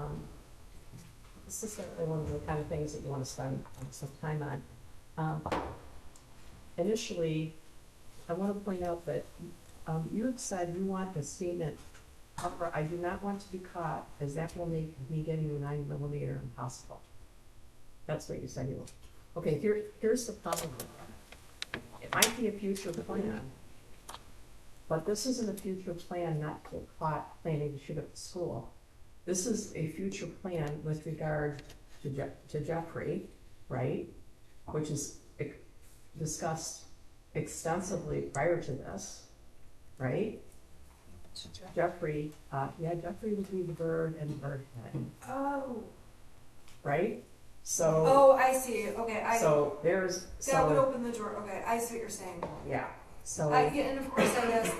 I do not want to be caught, as that will make me getting the 9mm impossible. He's talking about getting caught with the bird head in a jar and the terrible things he did to baby birds. So I'm pretty sure that you do not want that to come in. Right, I don't want the baby birds to come in. I Okay. thought when he said I don't want to be caught, it was being caught like having mental problems, being caught with the bird, being caught with any of the stuff he's been doing. Okay, well, I didn't take it to be the bird, but I see what the court's saying. if And you're right, if read- that opens the door to the bird, then I don't want to open the door to the bird. There's an extensive discussion prior to that with a picture, and about him dumping the bird's head in a bathroom, and I hope people will talk about it for the rest of the day because I want the attention. However, I do not want to be caught, as that will make me getting the 9mm impossible. He's not talking about getting caught with the plan to shoot up the school. He's talking about getting caught with putting the bird head in the bathroom and hurting the birds. So I think it's pretty safe to assume that you do not want that statement. That's correct, Your Honor. Okay, I know I'm going to regret this. I'm going to let you respond to this, but I also wonder. You say you want his statements. I have to find where my dad hid the 9mm, and I don't know where my dad hid it. It's hard for me to understand what that impeaches because we just saw a video where Mr. Crumbley is telling Mrs. Crumbley. She asks him specifically where was the gun, and he says, I put it in the dresser, right? That's the other gun. That's the other two guns. Okay, but there's also statements to the police about isn't there a statement on video to one of the police officers? Yes, sir. About where it was? Was that the armor one? Yeah, where she hit the bullets, Judge, yeah. No, she hid the bullets in the drawer with her jeans. Okay, well, isn't there other statements in this trial about where the SIG was? Yes, Judge. And it's Hid. lots of different statements. That's part of the Hidden. case. It says it was Where? hidden. Okay. Yeah. All right. So anyway, the bird, Jeffrey's staying out of this. Yeah, I agree Okay. with that. All right. And I misread that. I did not. Okay, well, it's hard to read, so, anyway, what else do you want to say about this? Judge, this is the people's issue here, is that well over a year ago, this issue, as well as a number of other issues that have been addressed the last 2 days, have been settled. It was June 27th or 22. It was appealed. The application to the Court of Appeals was filed on July the 18th of 2022. This is a pattern now that appears to be part of counsel's strategy. That's fine, but the people should be entitled to now prepare accordingly. So counsel has promised the jury that Jennifer Crumbley is going to testify. That's significant because that entire Facebook thread has come in. That's over 2,000 pages. I know from my memory, there are a number of messages that will be very important in cross-examination. But because it's been sprung up mid-trial at the request for an unredacted copy of that, I want time to go through that before the defendant takes the stand so I can have every passage read. I'm sorry, I don't understand. You want to go through what? The Facebook thread between Okay. Jennifer and James Crumbley. Okay. Your Honor, the prosecution moved to admit the whole thing. I have no objection. I'm ready to go with it. Okay, They moved to admit the whole okay, thing wait. in front of the jury. Now he's saying he's not ready for Wait a it. minute, am I missing something? I'm talking about the journal right now. Yes, this is the pattern, Judge, the pattern of strategy. And again, counsel's entitled to her own strategy. Right. However, we are entitled to prepare our witnesses accordingly, including the cross-examination of the defense witnesses. We responded to the defendant's motions with the journal in particular with a select number of passages that firmly fit within the instructions provided by this court. And that was in response to her motion, wasn't it? Yes, Judge, and it's the court's order, not the defendant's order. So we're following the court's order when we prepare for trial. Again, if counsel wants to reverse course mid-trial as part of our strategy, that's her decision, but we need to have the time to prepare.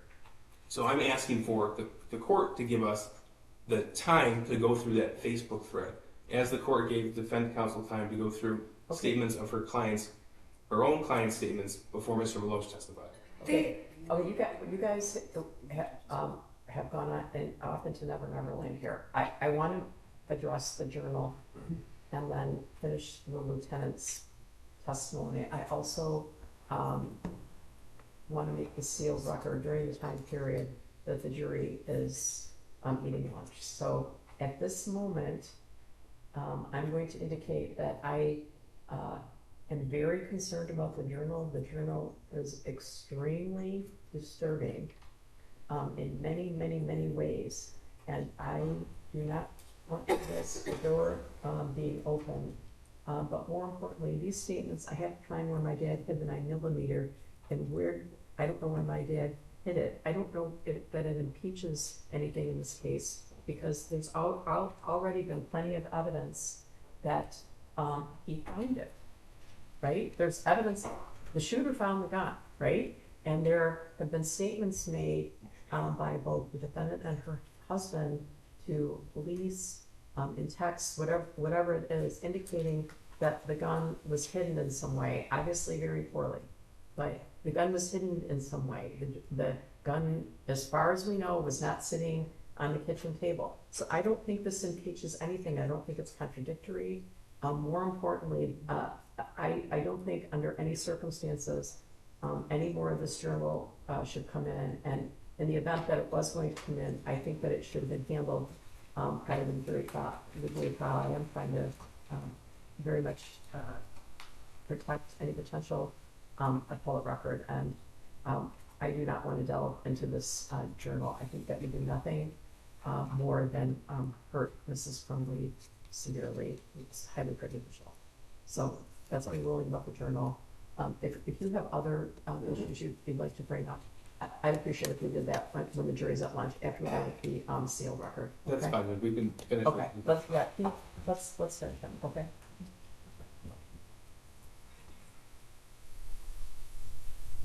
Okay, their lunch arrived, so they are eating it. Okay. So, Lieutenant, I'm gonna indicate that you, should not discuss your testimony with anyone because you're in the middle of the testimony. That's right. So you can step down. Okay. I'm going to have, when did they start doing that? 2 minutes ago. So, I'm gonna indicate that they, should be prepared to come back and hear testimony at 12:30. All right?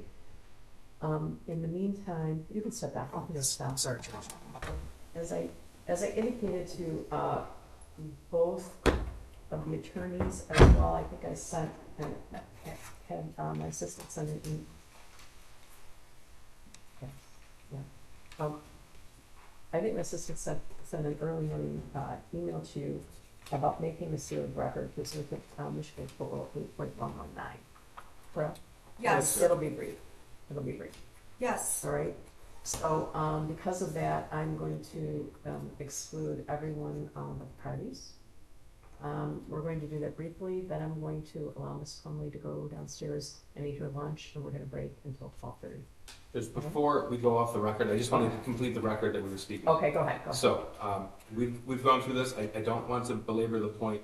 The issue that the people have is that it appears that council is trying to usurp the court's order without notice to the people, and that makes it impossible. Okay, start over with this issue, because I was talking about the journal, and then you Yes, started telling me it's start over, okay? Thank you, Judge. The journal appears to be a pattern of strategy, which is without notice, mid-witness, shifting from what the court has already ordered to what counsel chooses to be convenient. And again, if that's trial strategy, that's trial strategy, but we have the court's order, not the defendant's order, and I don't believe it is appropriate for any party to usurp a court's order. And I also don't think it's appropriate that the people will have to respond off the cuff. I want to make sure that our witnesses are prepared. Okay. I want to make sure the materials necessary for cross-examination are prepared as well. Okay, so the issue right now is the numerous Facebook communications between Mrs. Crumbley and Mr. Crumbley. That's the issue. That came in. And Your That's Honor, the piece of evidence. Okay. Within that piece of evidence, there are a number of issues to explore. Okay. Within that piece of evidence, it includes items that defense counsel had previously sought to exclude, and this court did in fact exclude. So that was the discussion that we had when Mrs. Crumbley was placed on the record, and she said under oath that it was her decision upon consultation with her attorney, knowing that we could cross-examine. I just want to make sure that people are given the opportunity to review all of those 2,000 messages or 2,000 pages of messages appropriately before that cross-examination begins. Your Honor, I just want to point out that the prosecution moved to admit the entire thing in front of the jury. So I believe if I objected, it would look like Mrs. Crumbley is hiding materials, and we've taken the trial strategy actually based on their trial strategy, bring it all in.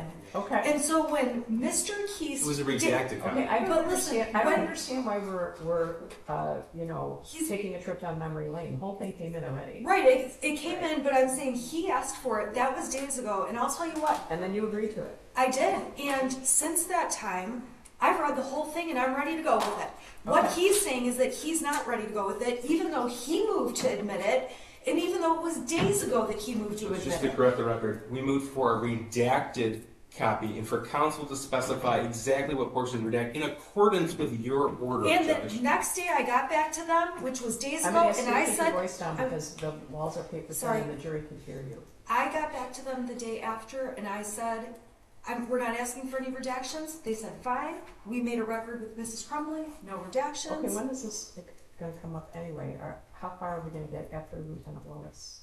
I guess it depends on how often this comes up. And this is why I bring it to the court's attention that... This will come up when Mrs. Crumbley testifies, if she does. Certainly. Okay, is that the only time? Well, I brought up the pattern to the court's attention because it does appear to be a pattern. The only reason I bring it to the court's attention now and our objection to that is because it appears to be a continual theme.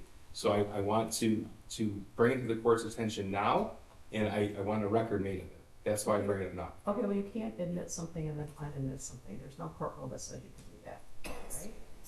Okay. No, it's the redacted portions, it's the portions within that would have been inadmissible prior to, Yeah, I get it. okay. Yeah, We said we We're letting it all hang out. We're letting it all hang out. okay. And I don't want any redactions because I think it makes it, Mr. Keast has made it look like if we put redactions in there, we're hiding stuff. I So don't know why we're talking about this. we The shouldn't whole be. record came in. It is in evidence. It is fair game. Okay? All right. That's what we're doing. With respect to the sealed record, I just like to rely on my written pleadings. Okay. Well, you probably are, but I'm going to make a record of those because privilege, there are privileged conversations between the shooter and a therapist in those pleadings. And I'm going to make a record about that is sealed because I am. So, all right. Are they So all gone? yeah, I'm throwing everybody out. Recording stopped. Across again. That's true. That might be why I'm sitting here.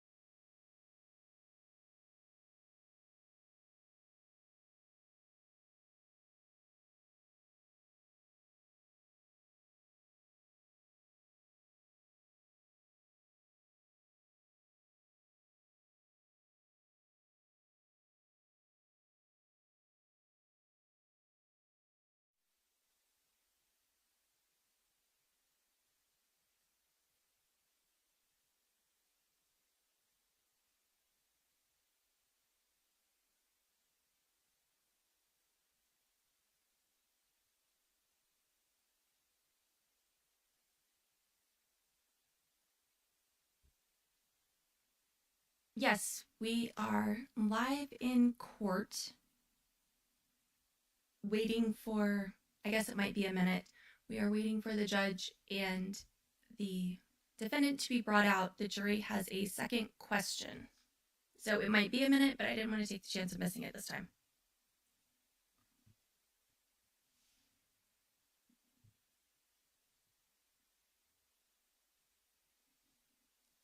I completely agree, Leo. They act like brother and sister. It's quite crazy how much they do. And maybe it's because of working together on this trial.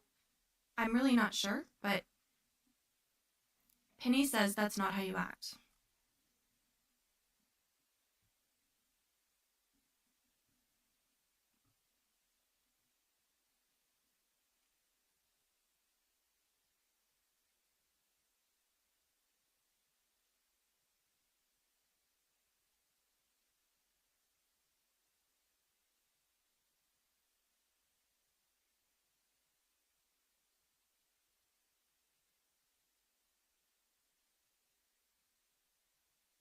I didn't realize that was a co-counsel. I thought, I don't know what I thought. But right after that, she pulled out the I'm a one-man show thing. So, she can't say that if somebody's sitting there helping her.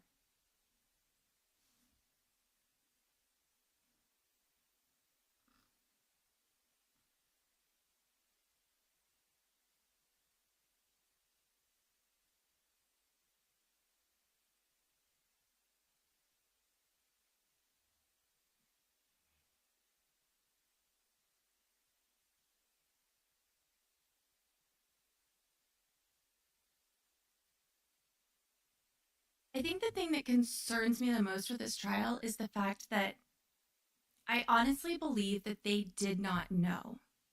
They didn't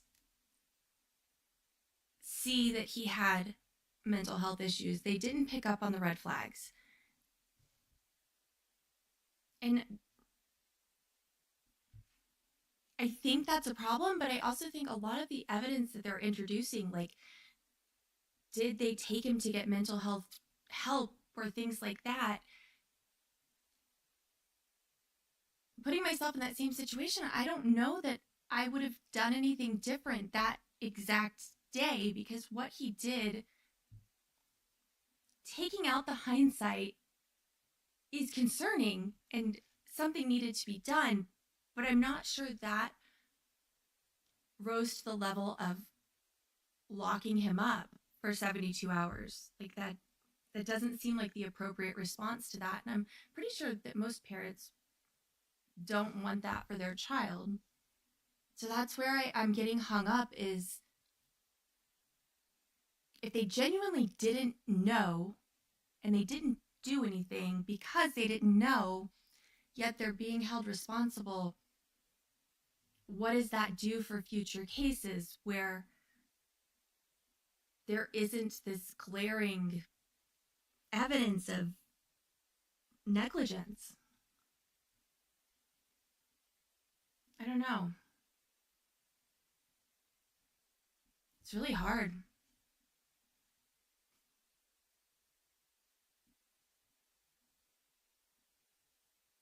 I think looking at things with hindsight gives you a completely different perspective.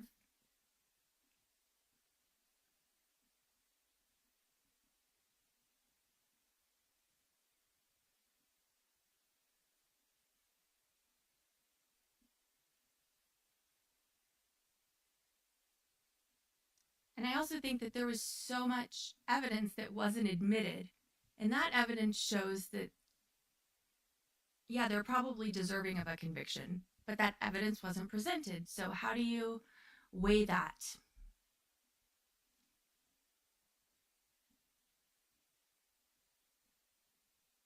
Okay, next time I'm going to wait until I see the defendant or the judge before I start the stream. Sorry about that.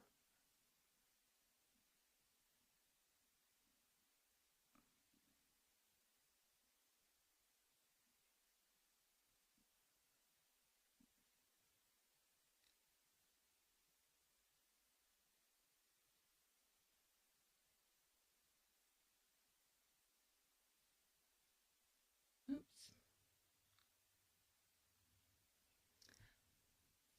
We actually haven't got that far as what we're watching streaming.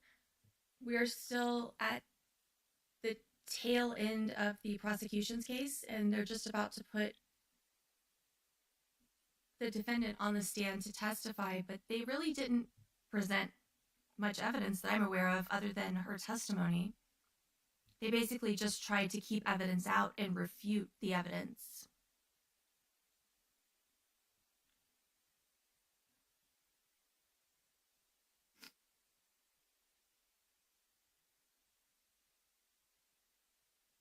So from the evidence that was presented at trial, the guns were kept in the parents' room. Some of them were locked in safes that had a generic combination. Others were in the cases that should have had a lock on them but didn't. And I think that's separated from the fact that you buy a gun and hand it to someone and say, here, this is yours.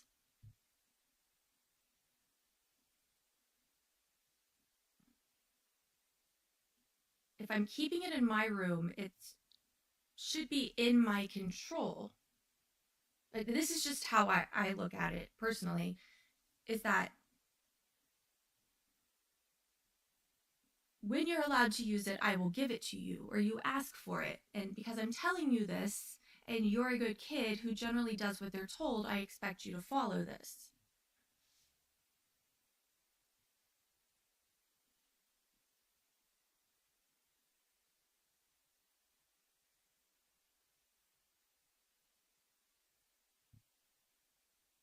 Which seems a lot different than the case that I talked about in the stream I did, which was there was 2 kids the same age in Florida where I'm not sure how they obtained the weapons, but they carried them on their person, as concealed weapons, which is illegal, but they carried them illegally 24/7 as protection, supposedly, but they had them on their person 24/7.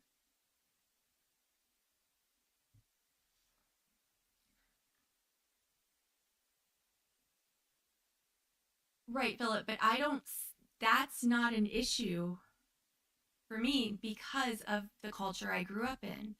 People that I know, that I grew up with, friends, family, had guns that were theirs, but they weren't really theirs. It was everyone in the family has a gun. You use the gun to go shooting. You use the gun to go hunting. This is the gun that I use. That gun belongs to me. Just like when you go fishing. Yes, the family has 10 fishing poles, but that fishing pole is mine. That's the fishing pole I use. Nobody else uses my fishing pole.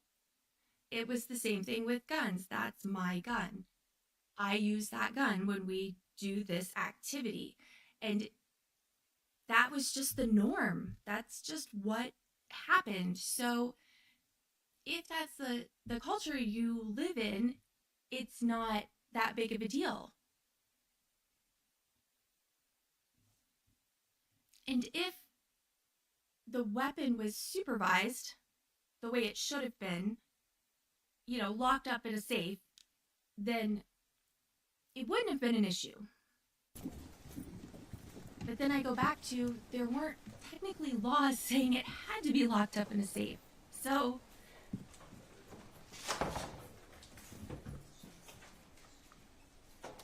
yeah, that's where I'm getting hung up too. Is I really don't think they knew. Like, I couldn't get my kid to tell me what he had for lunch if I wanted to some days. Like, there is just no conversation at all whatsoever. They don't want to talk. And if they don't want to talk, you're not going to get them to talk. So what do? You think everything's okay until you see something that's not. And they did. They got called into school, saw something that's not, but everything happened, just right after that. Unless I'm wrong, someone tell me if I'm wrong, but everything happened at lunch and it was mid-morning when they had that meeting. So that's where, when the red flag went up, like, they didn't really have much time to react.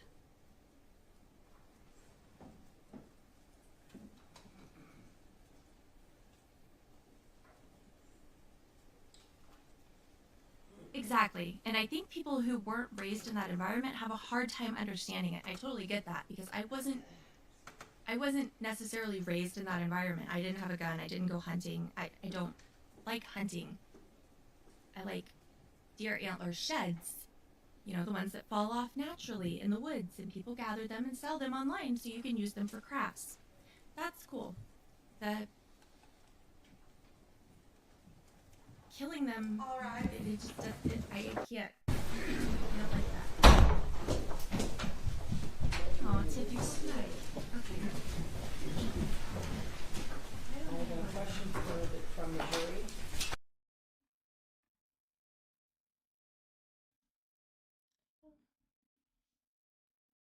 Can we infer anything from evidence or witnesses that the prosecution did not bring, specifically not bring any shooter or other people who could answer how it specifically got the gun?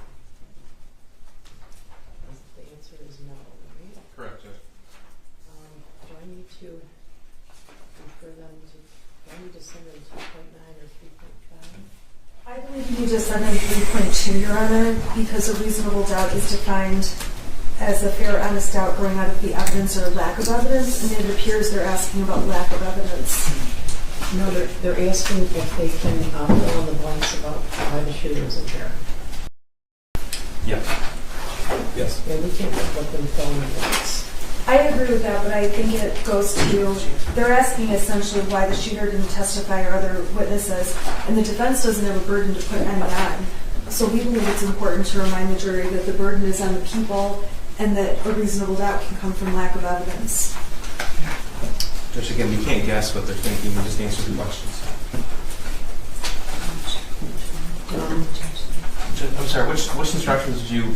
I was thinking, well, these are the preliminary instructions 2.9 and or 3.5, was it? Oh, 2.9 I think would be appropriate here.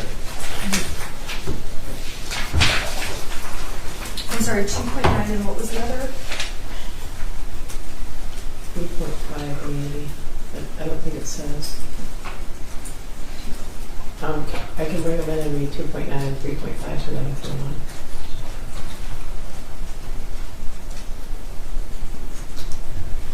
.5 talks about evidence, including only sworn testimony, witnesses, exhibits admitted to evidence, and anything else I tell you to consider as evidence. It seems on point, Judge. I have no objection to 2.9. I am just making a record that I'm also requesting 3.2. Okay, wait, do you want 2.9 or 3.5, either one of those? I'm trying to keep myself to answering the question that they asked. They have an instruction with them about reasonable doubt. They've heard it a bunch of times.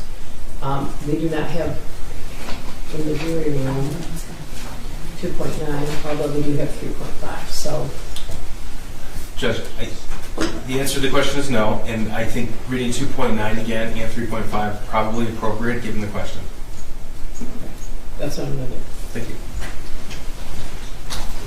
I'm going to bring them in now. Okay? Thank you, Judge. I'm sorry. I'm going to bring them in.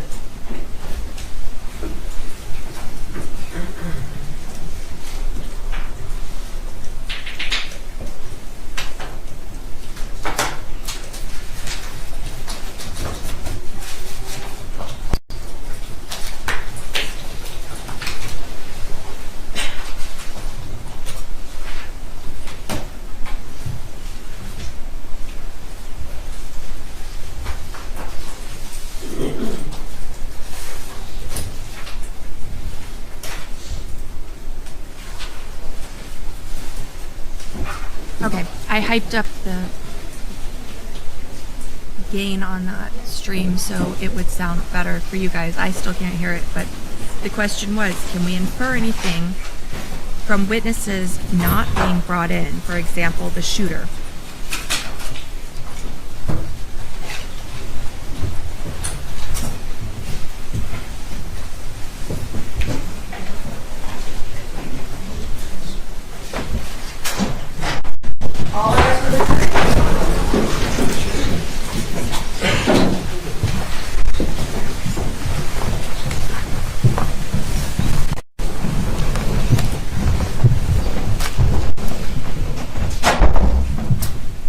Suited. You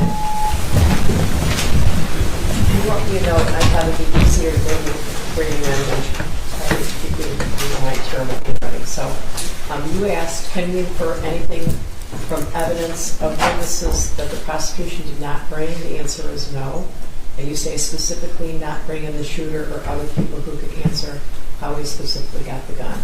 So I'm going to take you back to our first day of trial and read you this instruction that I read you on the first day.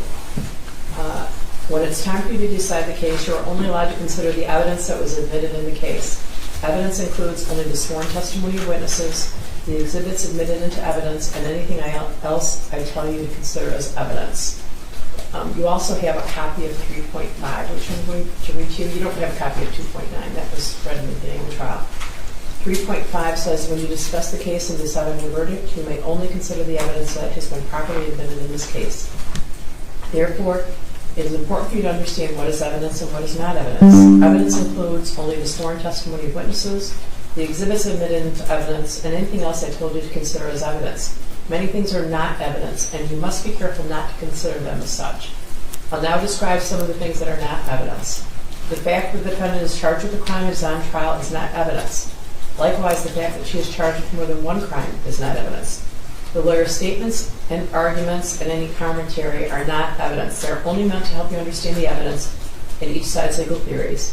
You should only accept things the lawyers say that are supported by the evidence or by your own common sense and general knowledge. The lawyer's questions to the witnesses and my questions to the witnesses are also not evidence. You should consider these questions only as they give meaning to the witness's answers. My comments, rulings, questions, and instructions are also not evidence. It's my duty to see that the trial is conducted according to the law and tell you the law that applies to this case. However, when I make a comment or give an instruction, I'm not trying to influence your vote or express a personal opinion about the case. If you believe that I have an opinion about how you should decide this case, you must pay no attention to that opinion. You are the only judges of the facts, and you should decide this case from the evidence. At times during the trial, I've excluded evidence that was offered or stricken testimony that was heard. Do not consider those things in deciding the case. Make your decision only on the evidence that I let in and nothing else. Your decision should be based on all the evidence regardless of which party produced it. You should use your own common sense and general knowledge in weighing and judging the evidence, but you should not use any personal knowledge you may have about a place, person, or event. To repeat once more, you must decide this case based only on the evidence admitted during this trial. So I'm hoping that I helped you. All right? So I'll have you return to the jury room. All rise for the jury.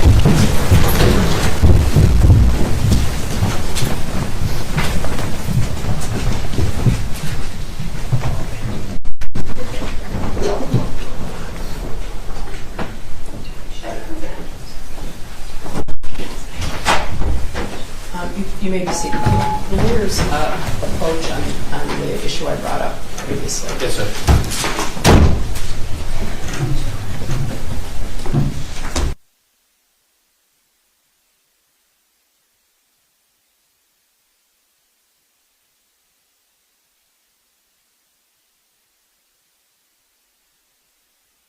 Real quick, before we switch back, I will tell you, having been on a jury that had one holdout for silly reasons, he just wanted to overanalyze everything. I think he just wanted to get out of work.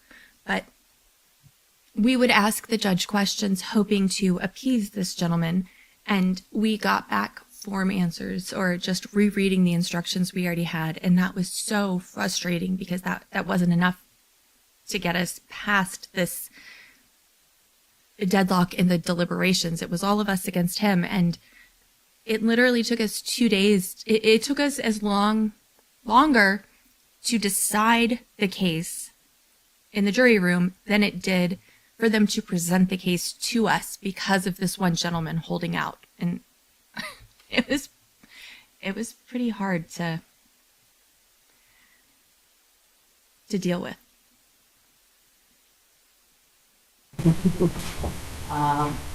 Lieutenant, you are Silver, okay? Yes, Your Honor. All right, go ahead. Hi there. You were testifying that on December 1st, I believe you said you got an arrest warrant for Ethan Crumbley, correct? Correct. And I'm sorry, for Mrs. Crumbley, for the shooter. Correct. All right. And on that date, he was on Zoom for a court hearing. Yes. And during that court hearing, Mr. and Mrs. Crumbley participated on Zoom from their vehicles. Is that a fair statement? Yeah, it appeared they were in their vehicle, but they're on Zoom. Now, on Friday, you went to the court and did what you call a swear-to in this case. Is that correct? Correct. That's when you went in and you told a magistrate or judge the facts that you swore to in order to secure an arrest warrant for Mrs. Crumbley, correct? Yes. Now, on that date, you never told Miss, and I'm asking if you ever told Mrs. Crumbley, you personally did not tell Mrs. Crumbley you need to be here at the court, correct? I did not. And when you were at the court, were prosecutors present? For the swear-to, are we talking about? Yeah. I'm not sure. I don't recall. You don't recall seeing me there, correct? No. You recall seeing lots of media there, is that right? Yeah, there was lots of people there, but yeah. Yes. Was it media or people? Both. Okay, so lots of media and people. Yeah, I didn't know everyone's credentials, but there was people, so I don't know who was intermixed in the group. And on that date, you secured the warrant. Is that a yes? Yes.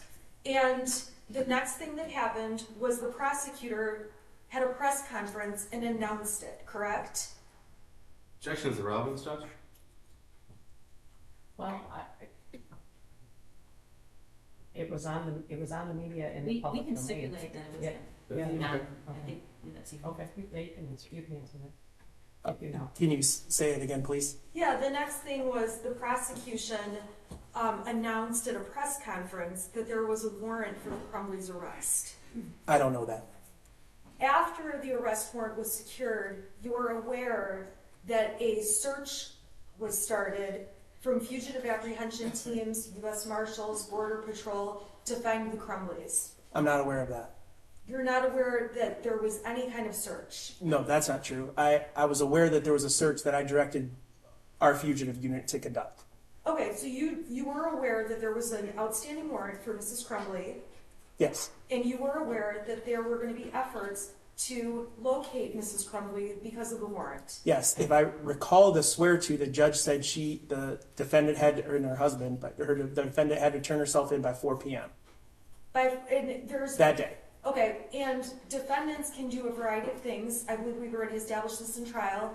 They can drive around in their car with an outstanding warrant and end up getting a ticket and taken into custody, correct? That can happen. They can go to the police station and turn themselves into police, correct? Yes, that can happen.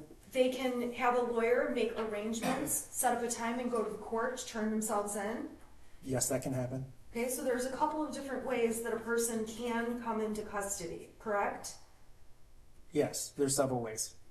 I have no further questions. Just briefly. That hotel in Auburn Hills where James and Jennifer Crumbley stayed, how close is that to the Auburn Hills Police Department? I don't know exactly, but it's like right across the street. It's very close. Okay, nothing further. All right, you can step down and your excuse. Who's next one? Maybe we have no more questions? Sure. Raise your right hand. Do you swear or affirm the testimony you're about to give is the truth, so help you God? I do. All right, you can be seated. Ms. Smith, would you like a question? I would. For the record, can you start by stating your name, please? Oh, sure. Can you start by stating your name? It's Jennifer Crumbley. And Mrs. Crumbley, you and I have been working together since December of 2021, correct? Correct. And is it fair to say that over these last 26 months, we've discussed whether or not you intended to testify a number of times? We have. Do you want to testify in your case? Yes. Do you understand that if you did not testify, this judge, this court, would give the jury instructions that it cannot be held against you? Yes. Do you understand that after I question you, the prosecution is going to be able to cross-examine you? Yes. And do you understand they're going to be able to cross-examine you about all of the evidence that's been admitted in the case, including all of your text messages or your Facebook messages to your husband, all of those messages with Mr. Maloche, all the evidence in the case, Yes, correct? I do. They get full reign on cross-examination. We've gone over that, is that correct? Correct. And do you have any questions for myself or for Judge Matthews about testifying? No, I don't. Are you doing this because anyone has threatened you or coerced you into testifying? No. Is this your choice? Yes. Is it voluntary, freely made by you? Yes. Is there anything you think the court should know about this decision? No. Do you have any questions for me, Mrs. Plummer? I do not. Okay. All right. Should we address counsel's motion while the jury's out? I guess she mentioned that maybe we can do it later. We can use it. Okay. Sounds good, thank you. All right, so, are you ready for the jury? I am.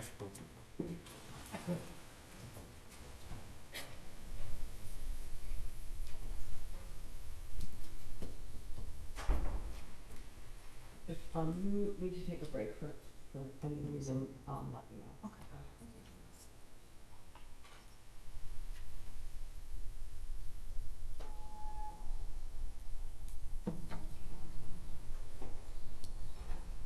Judge, we're still going to inquire of counsel on any other defense witnesses after Mrs. Crumbley. I'm not sure, it depends on childcare. So who would that person be? I'm not sure. They have never told me who they were calling. I'm not sure. Wait, I thought you told me the night before. Yeah, I'll tell them tonight. I've been in court with Mrs. Crumbley all day, so I don't know who I'm calling next. I guess it's gonna be hard to believe that we're gonna get past her, maybe we will. Maybe we will. Do you think we will? I don't know. It depends how long the process is. I believe I'll get through her. All rise for the jury.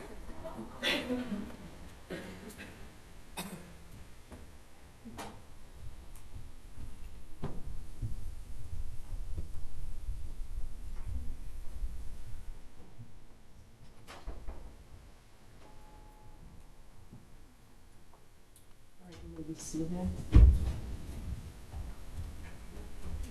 Ms. Smith, you be on the line, correct?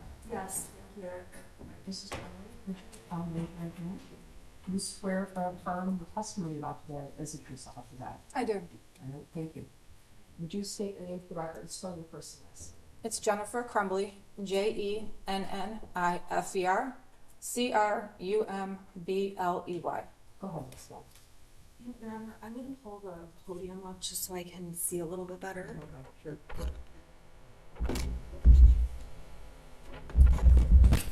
Oh. I think it might have been the microphone. The microphone?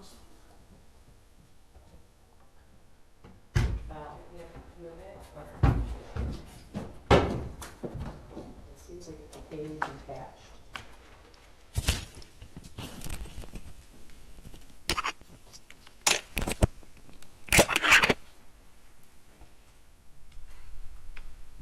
Good afternoon.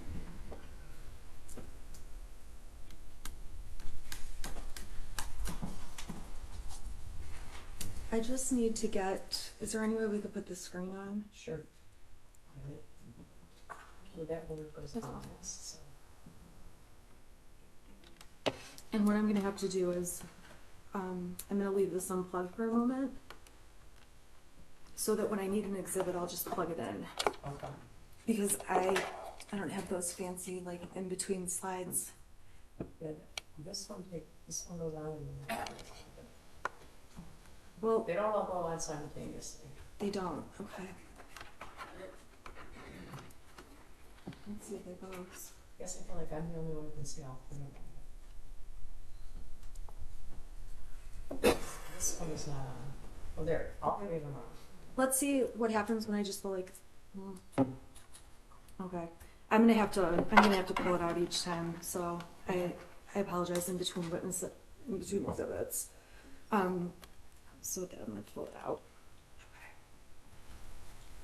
All right, Mrs. Crumbley. Can you please start by identifying yourself? Tell the jury who you are. My name is Jennifer Crumbley, and I'm a defendant in this case. And how old are you? I'm 45.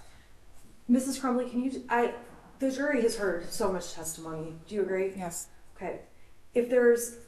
I'm gonna go a little bit faster through things, and if there's something we need to explain, or if I'm cutting you off, let me know. Okay.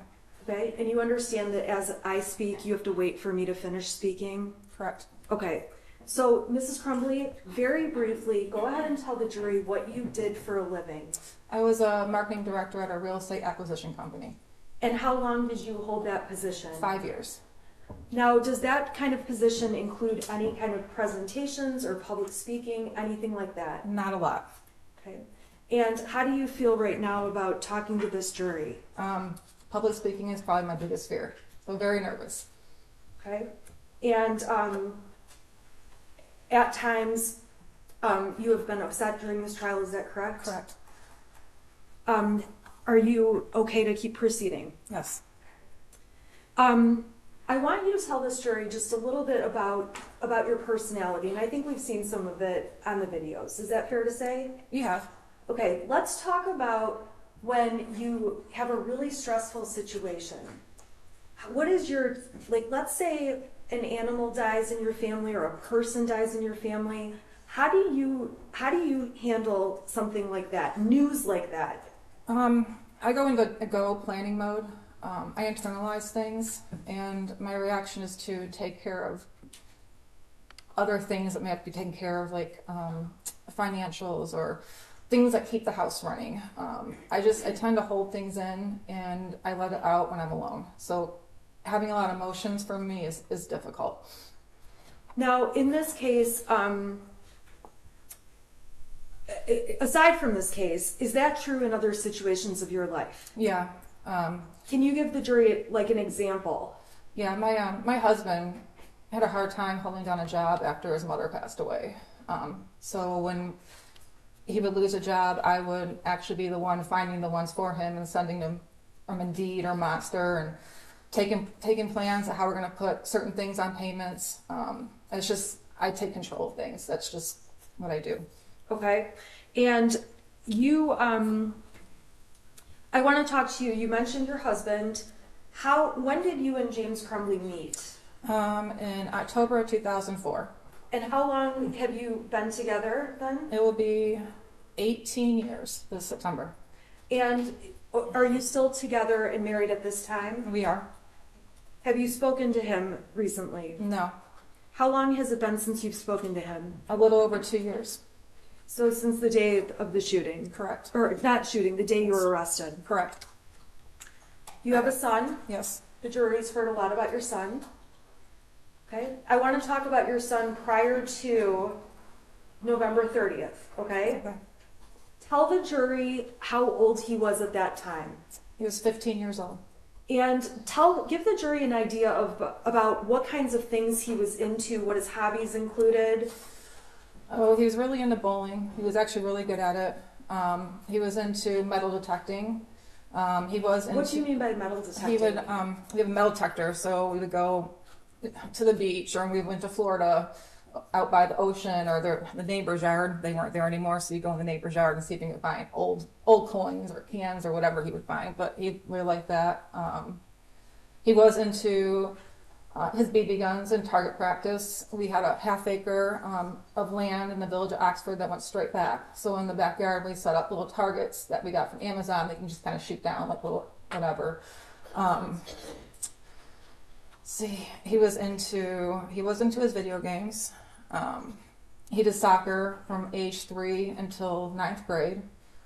He had a lot of different interests. Coin collecting. Do you have some interests? I do. Okay, we've heard about horses. I like horses. I also snow ski.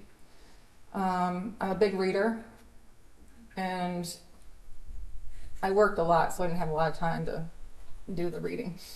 But Okay, now when you say snow skiing, did you ever back up. Were there any activities that you and Ethan enjoyed doing together? Yes. I joined the ski patrol because the family can ski free, and also to help people out. So I got him into skiing at the age of 7, and he would come out with me on my patrol shifts and come skiing with me. So we were in that together. What about horses? Did he ever go out to the barn with you? He did, but he didn't really like horses. The one horse I had was kind of aggressive, so it intimidated him, and it kind of turned him off from going to the barn. And it's kind of boring if you're not the person with the horse. There's a lot of standing around and a lot of nothing. Okay. So would you spend time together with him at home? Yeah. Okay, tell the jury what kinds of things you guys did together or as a family. We did a lot of board games. We also had the virtual reality set for the PS4, so we did a lot of the Beat Saber. You can probably Google that. I don't even know what you're talking about. It's like you're holding lightsabers and has music, and you have to like hit the beats, but it's all in 3D. So it's a virtual reality headset. Okay, so you would do that with him? Yeah. Okay, what else? We had a pool. We liked swimming together. I mean, really just normal stuff. Okay, did you do holiday things? We did. Give us some examples. So every year around Thanksgiving, I always cook Thanksgiving dinner. The day after, we would go cut our Christmas tree down. And then we would decorate that weekend. We would watch National Lampoon's Christmas Vacation. Halloween, we grew our own pumpkins. So we always carved our own pumpkins and had a whole bunch put around the house. Easter, it's normal family stuff. Did you have an interest in like home improvement kind of stuff? Yeah, our house was an auction house. So basically it was wrapped in blue tarp when we bought it at auction. So we've been trying to improve the house since 2015. So we new roof. exterior, and then I've been working on exterior and interior ever since. Were there things that your son was interested in outside of video games? Was there anything academic that he was interested in? He really liked history. He was a big history buff. We can play Trivial Pursuit, and he would get me in history every single time. But that was probably his only favorite subject. The rest he could do without. How did he do in school? He did good if he applied himself. His problem was he didn't try as hard as I think he could, so he had up and down grades. I would say it's about average. Okay, and when you say about average, was that something that you talked to him about? Was that something you monitored? Tell the jury about that. Yeah, you heard about the Power School app during this trial, so I had it on my phone, and I was on it multiple times a day. And his grades will fluctuate based on what assignments the teachers turned in on the Power School app. Our biggest struggle with him were missing assignments. That was the one thing we battled all the time. Why was that a hot button issue for you? Because there's no reason why he should have missing assignments. He had a homeroom class and get assignments done in. There were, you talked about your job. What were the average hours you worked a week? I usually I got to the office between 7 and 8 in the morning and leave anywhere between 4 and 6. And we've heard lots of evidence already. It was family friendly. Yeah. Were you able to go and leave and go as you needed to? Pretty much, yeah. Did you care about your job? I did a lot. Okay. Explain, did you have any changes in positions over the year or year and a half, 2 years before this? I did. When I first started with the company, I was hired in as a social media coordinator. I stayed in that role until about 2020. I got promoted to director of marketing. And I held the position until I was terminated. Okay. And you were, did you work during COVID? I did. I worked remotely for about 6 months during COVID. Then I went back to the office in, I believe it was August of 2020. Did you enjoy work? I did. It was fun. It was, it's exciting, and I like doing graphic design. I did. I really liked my job. Now, the jury already heard about Brian. Brian testified. Correct. Tell the jury about Brian. Well, I've known him since high school. We've been friends since then. He's part of the horse community. He has horses. And as you heard yesterday, we did have an extramarital affair. It's probably the extent of our, but we were good friends too.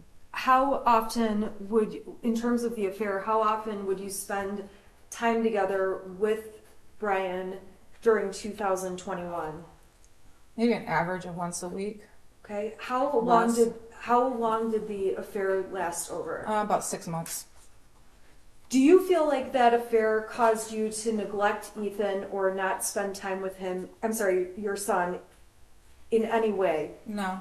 Explain why you don't feel that's the case. Because when I met with Brian, it was in the mornings. On his way home from the station, he would pass my work, and so the time I was coming to work, we'd meet at the Costco parking lot, and that was it. He'd go about his day, I'd go about mine. And is it fair to say that you lied to keep that affair going? Yes, I did. And I apologize if I asked this, I just am not writing notes. Did you say the date range that started? It was around spring of 2021.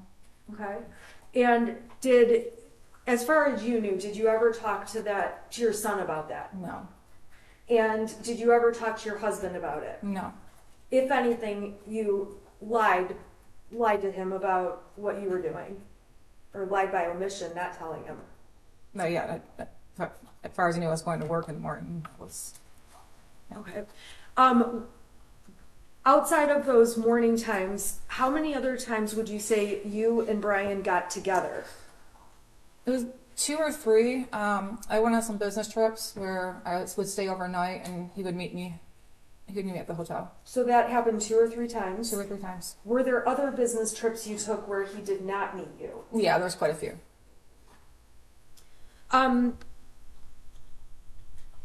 When Christy Gibson Marshall testified, do you remember who she was? I do. Who was she? She was the assistant vice principal. And she commented, she knew Ethan in or she knew your son in elementary school, correct? Correct. And she said, she testified obviously already about recognizing him. Did that surprise you? No.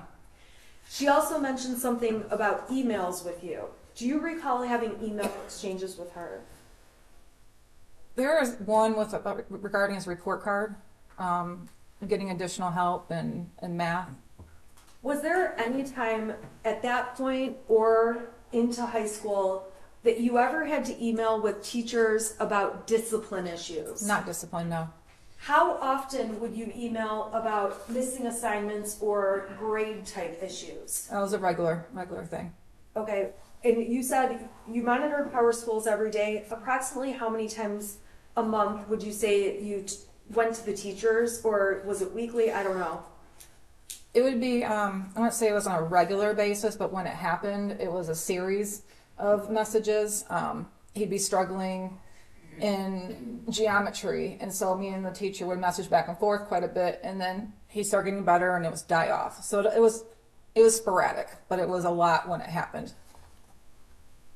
Now, we saw pictures of your house. Yes. How did you feel about seeing those pictures? Horrible. Okay, why is that?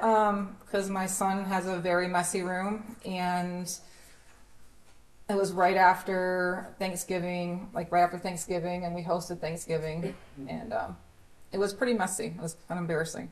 Okay. Really embarrassing. Explain the 2-bedroom thing, or what was going on with that. So Ethan, my son, he had 1 bedroom, and it got out of control. And every time I go to clean it, I just shut the door. I just didn't want to deal with it. So then I told him he could just use the guest bedroom until I could get his room deep cleaned. The day before Thanksgiving, I was deep cleaning because we have people over every Thanksgiving. And my intention was to clean both rooms, but I caught my oven on fire in the self-clean mode. So instead of, I had the fire department out and everything. So instead of getting his rooms clean, I'm just scraping out the black charcoal stuff inside your oven so I could cook dinner the next day. But yeah, he was in a 2nd bedroom because I didn't want to clean his room anymore. It was enough. Did you have any plans to do anything with all that stuff? Yeah, we're going through a lot of stuff because he outgrew a lot of the clothes and the shoes. There's a lot of toy-like things that he doesn't use anymore, so we're just going to pack it up and donate it. Okay, and when were you planning to do that? Between Thanksgiving and Christmas, before he got new stuff. Now, we saw a video, I guess I want to talk to you about, there's one friend in particular your son spent a lot of time with, correct? Correct. Okay, and we're not going to say his name, but let's just refer to him as the friend. Okay. Okay? Overall, was that your son's only friend? That was his only friend that came over. He did have friends that he talked to during school, but that was the only one that he spent time with outside of school. And how often would you say he came over? Oh, he used to walk home with them every day from school. The summertime, he'd go on camping trips with us. Sometimes he would spend more than a week with us. He called him my 2nd son. Okay, he was the 2nd son. Did you know he was going to be moving away at any point? Not that abruptly, no. Okay, so when he moved away, is it fair to say it was a surprise to you and your son? It was. What kinds of things would the boys do together at your house? They go down to the lake and go fishing. They would walk to Little Caesars or Frosty Boy. They go in the backyard, shoot the bees. They go swimming in the pool. We took them bowling a lot. They played video games. Now, when you had him over at the house, or I guess was it more common for him to be at your house or for your son to be at his friend's house? My son has never been to his house. Okay, why is that? Because he had not my son, but his friend had OCD issues, and he didn't want other people in the house. At your house, did that friend exhibit any issues? No, not at all. Okay, so were you surprised when he moved? Yeah, very surprised. We saw evidence that you had Life 360 on your phone, and it was on James's phone, right? Correct. Can you tell the jury what Life 360 is, what the point of it is, why it's on the phone? It's a family tracking app, so you know where people are at. My husband's mother-in-law got sick in the middle of April, and instead of me worrying about where he was while he was down in Florida with his mother and I was up here, we just installed the app on his phone, so I knew if he was at the hospital or if I knew he was at his dad's house. So just that way, at the bottom, I always worried about him and places he goes. So it's just one thing that eased my mind a little bit. Do you, is that something you frequently message your husband? Where are you? Where are you? Where are you? Mm-hmm, a lot. Okay, so the jury's going to see the entire stack of exhibits. If they go through all of your messages, how often a week would you say you're on top of him about where he is? Daily. What about your son? Were you ever worried about where he was? I mean, not during the day. He was at school. If he didn't get home from school the time he was supposed to, I'd worry about him. Okay. And did you ever ask James about him in messages? Yeah. Okay. Yeah. The prosecution introduced evidence that makes it sound like you and James only talk about these Actually, the horses. form of the question makes it sound, and this is a direct exam at cross, so this would be non-leading question. How often would you say you discuss your horses versus your son when you're messaging each other? A lot more with the horses. Why is that? Because my horses, at least, were accident prone, and my husband didn't know a lot about horses. They were more my thing. With him working from home, a lot of times I'd have him go out and check on him, tell him what to do. He started getting into him. He had questions. I knew my son was at school. I knew where he was at during the day. I can talk to him after school. Horses can't talk, so if something's wrong, we've got to kind of figure it out. But yeah, we talked a lot about horses. Is it fair to say that, did you have additional conversations with James about horses and or Ethan? Yeah. How often would you and James talk about or talk to Ethan? Well, talk to him every day. Talk about him probably every day too. Okay.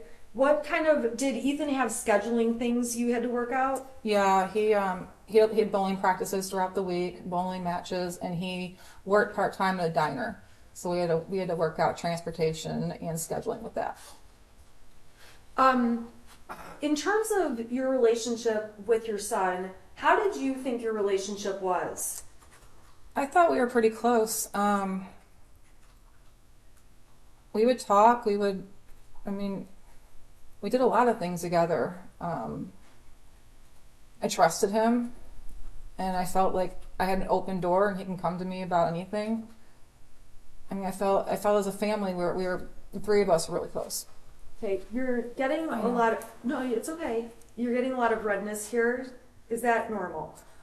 Yes, because I'm talking in front of people and my nerves act up. So I get splotchy and I might break out in hives, and I apologize. Okay, but you are okay. Yeah, I'm fine. Okay. So with regard to your son, did you ever go through his text messages, go through his bedroom? What kind of a parent were you in terms of going through those things? I did not go through his text messages. I didn't have a reason to. His bedroom I would go through when I clean it. When I come across things, I look through it to see if it was something I needed to keep or throw away. But I never went through his text messages. What about, you did say you went through his grades. Correct. Did you end up having discipline issues with him? A couple of times we did, yes. What kind of things would those be over? Missing assignments in his grades. Okay. Well, any other things that were discipline issues? No. At school or at home? No.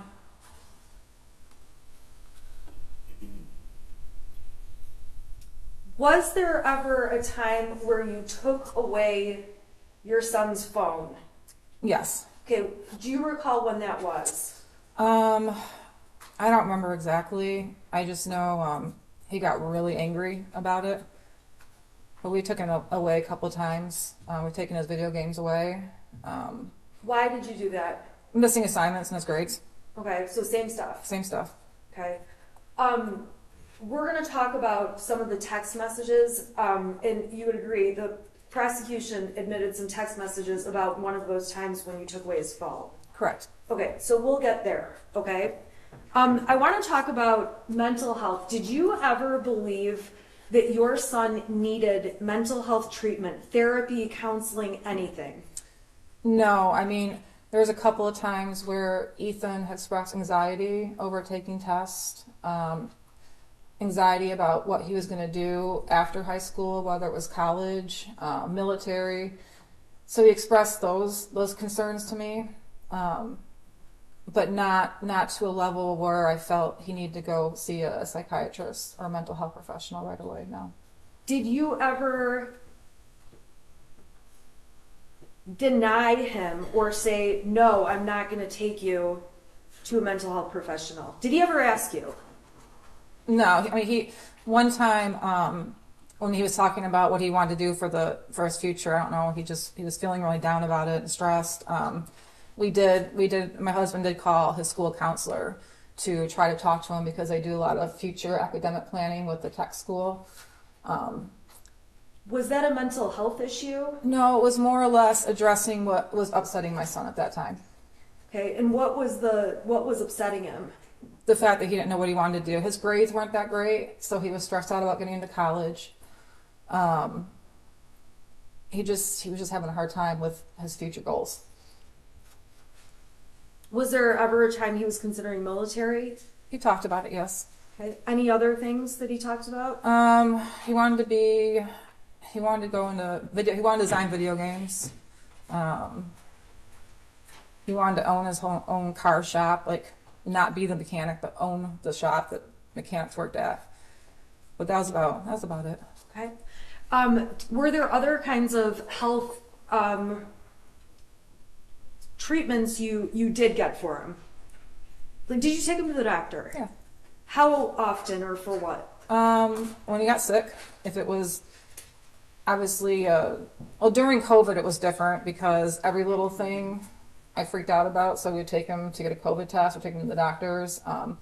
But growing up, it would just be if he had a headache that persisted for longer than a week. But most things are nothing serious. Did he have insurance? Did you have insurance coverage on your son? My husband did. Okay, always, or were there times where you didn't? All the way up through October of 2021 when my husband lost his job.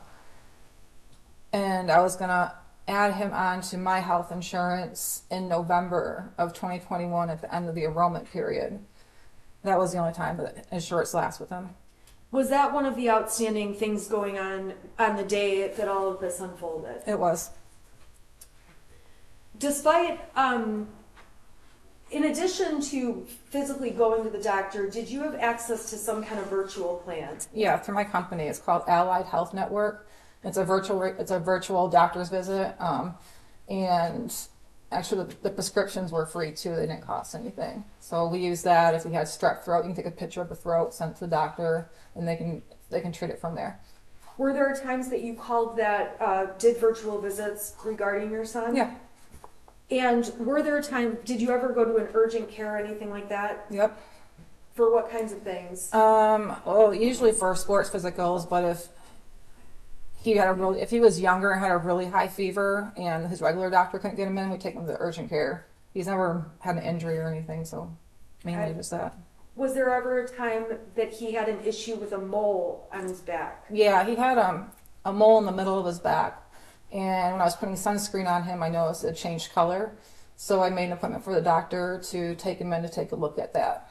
Now that was when he was much younger, correct? He was about 7, I believe. You mentioned something about headaches for a week. You took him to the doctor. Was there a time where he had a headache issue? Yeah, he was getting really bad headaches that we couldn't figure out what it was. When was that? Started young, probably around 5 years old, and he kept complaining. The doctors didn't really see anything. We even got an X-ray of his head to see if there was any bumps. That is irrelevant when he's 5 or 6 years old. I was asking. I didn't know when it was. I was just asking if she got a medical. But it's gone on through the years. Okay. Okay, go ahead. So then we found out that he needed glasses. So around 8 or 9, we got him glasses, and that didn't work. He got x-rays done for dental in middle school, found out he had a severe underbite, which was causing tension in the back of his neck. So we got him braces in 8th grade, and once he had his braces, that seemed to fix the headaches. Okay. Now, with the braces, was that an easy process? No, Why not? because he's horrible at brushing his teeth. He went use the water pick we got him. He wouldn't brush properly. He would constantly get cavities in his braces, so we ended up taking the wires out because one time he had 13 cavities under the braces. And we're trying. I'm sorry. Prior to him getting braces, did he ever have cavities? Yeah, he had a few. Okay, but did the braces? Was it more after the braces? Yeah, because he wasn't brushing properly around his braces, so he was getting them under, and we had to get the wires removed and take them to get those filled until we could get the wire put back on. Okay, so it was like an off and on procedure. Yeah. Okay. I want to go through some exhibits for you that the defense has proposed as exhibits B through XX, and I'm going to ask, I wanted to add one more on as YY. Judge, counsel's proposed a number of exhibits appear to be from Facebook, not from a Cellbrite extraction, but from Facebook. Some predate the incident by years. So as far as relevance, Judge, I don't mind any exhibits around the date of the offense or even the relevant time periods, spring of 2021. But prior to that, it doesn't appear to be relevant. Your Honor, they had the specific pictures I was using since October. The specific pictures, isolated, not all the pictures, but specific pictures I was using. They never filed a motion to exclude any of those. They don't have to, right? Okay, so we'll go exhibit by exhibit. I haven't seen any of the exhibits, so they're obviously will be pretty different. Okay, Your Honor, would you like me to bring you the hard copy, and then if the exhibit's okay, we can put it on the screen? Yeah, if it's exhibit, we'll put it on the screen. Okay, and I did them They have just, a copy, copies of all. That's it. All right. Yeah, I haven't seen any of them, so. and I've actually had them redacted and then sent the redacted version to cut out the faces of any minors. Okay. Okay, so I'm gonna bring the court, what's been marked as B through, this is YY if it's admitted, B through YY. May I approach? Sure.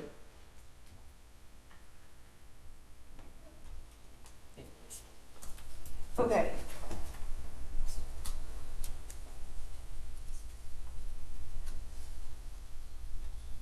Now B is I have a little bit of a problem because I was going to have my client hold those, so I don't put them on the screen.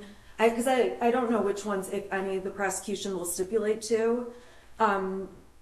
So I can give this to her. okay, so the first proposed exhibit is B. It's several pages. It shows thumbnails throughout the years so the jury can see the variety of things posted on. Because the prosecution introduced text messages. How many pages is B? I believe it's 14. They're just like thumbnails. I'm not going to go through each thumbnail either.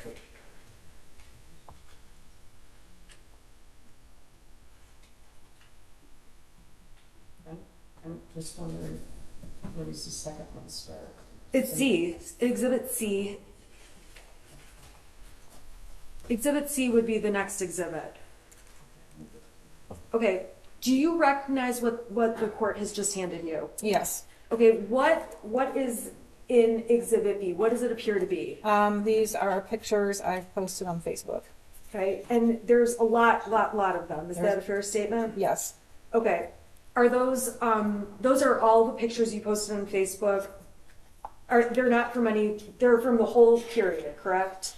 What do you mean? It's the period. Well, when did those start and go through? I would say mainly 2000. There's not 20? any dates on that copy. I'm There's just- no dates on my I copy. don't think there's any dates. I can tell by the. let's say from 2020 to 2021. Now, those, do you post on Facebook a lot? I do. Like way too much? I do. Okay, so I am not gonna go through every Facebook post you've made. You understand that, right? Yeah. Okay. Would this exhibit give the jury an idea of what you post about generally if they just took a look at the variety of pictures? Yes. I have to object as to relevance. Again, it's from the time period that's relevant. I have no objection to these coming in, but even the defendant doesn't know with specificity when these were taken. She says they start in 2020. She thinks. No, I know. And there's no dates on there. Yeah, you don't have your turn. There's no dates on there. And if it's from the spring of 21 onto the shooting event, that's fine. Your Honor, That's the the time we talked prosecution has about. made it sound like, Okay, well, you specifically asked that you guys not talk at the same time. sorry, Yeah. I did. All right, so, So B appears to be a thumbnail version of pictures. The rest of the exhibits are pictures with dates next to them. okay, And that might be the best way to go through which ones are from the right date and which ones aren't. okay, well, date-wise, this happened, November 30th, 2021. That's right. And things have been put into evidence with regard to the defendant and the shooter as early as April of 2020. March. Okay, so, Yeah. Your Honor, I believe they've gone back longer in terms of some of the testimony that's come out. well, I guess I was going to say that. So I don't think that the pictures started in 2020 are that remote. I don't know if there's any, I don't know if there's anything amongst those pictures that is particularly problematic. It's hard to look at them all, but the time frame in and of itself, I think, is appropriate. There are some, so the court's aware, there's posts from 2017, 2019. Those are in the following ones where I did picture by picture. So those will go through after this exhibit. This exhibit B, Is 2020 and 2021. okay, so just with regard to the time frame itself, I think the time frame is close enough in time. So I'm going to overrule an objection Okay. with regard to the mission of those pictures just based on the time frame. All right. But there's a lot of little pictures, so I don't know if any. No, that's fine. Then we can go exhibit by exhibit. I'm sorry? I said we can go exhibit by exhibit. The pictures in 2020, the pictures in defendant's exhibit are small, so the exhibit contains a lot of little pictures, so I haven't Right. looked at those. I assume the prosecution has, so I don't know if Yeah, any of the sure. pictures are objectionable with regard to the individual pictures, so. Just it's the relevant dates was the objection. Okay. Okay, so Mrs. Crumbley, the jury is going to get these if they want to sit and look at all. Okay, I don't want to go through all of them. There ends up being pages and pages. What are all of these? The ones that are on the screen right now is Christmas of 2020 with the two white dogs and us posing in front of the Christmas tree. I'm just trying to get like an over idea of topics that are in the photos. Animals, us going on vacations at the Sleeping Bear Sand Dunes, Leelanau, camping, holidays, more camping, horses, garden, my home stuff, cooking, more camping pictures. Okay.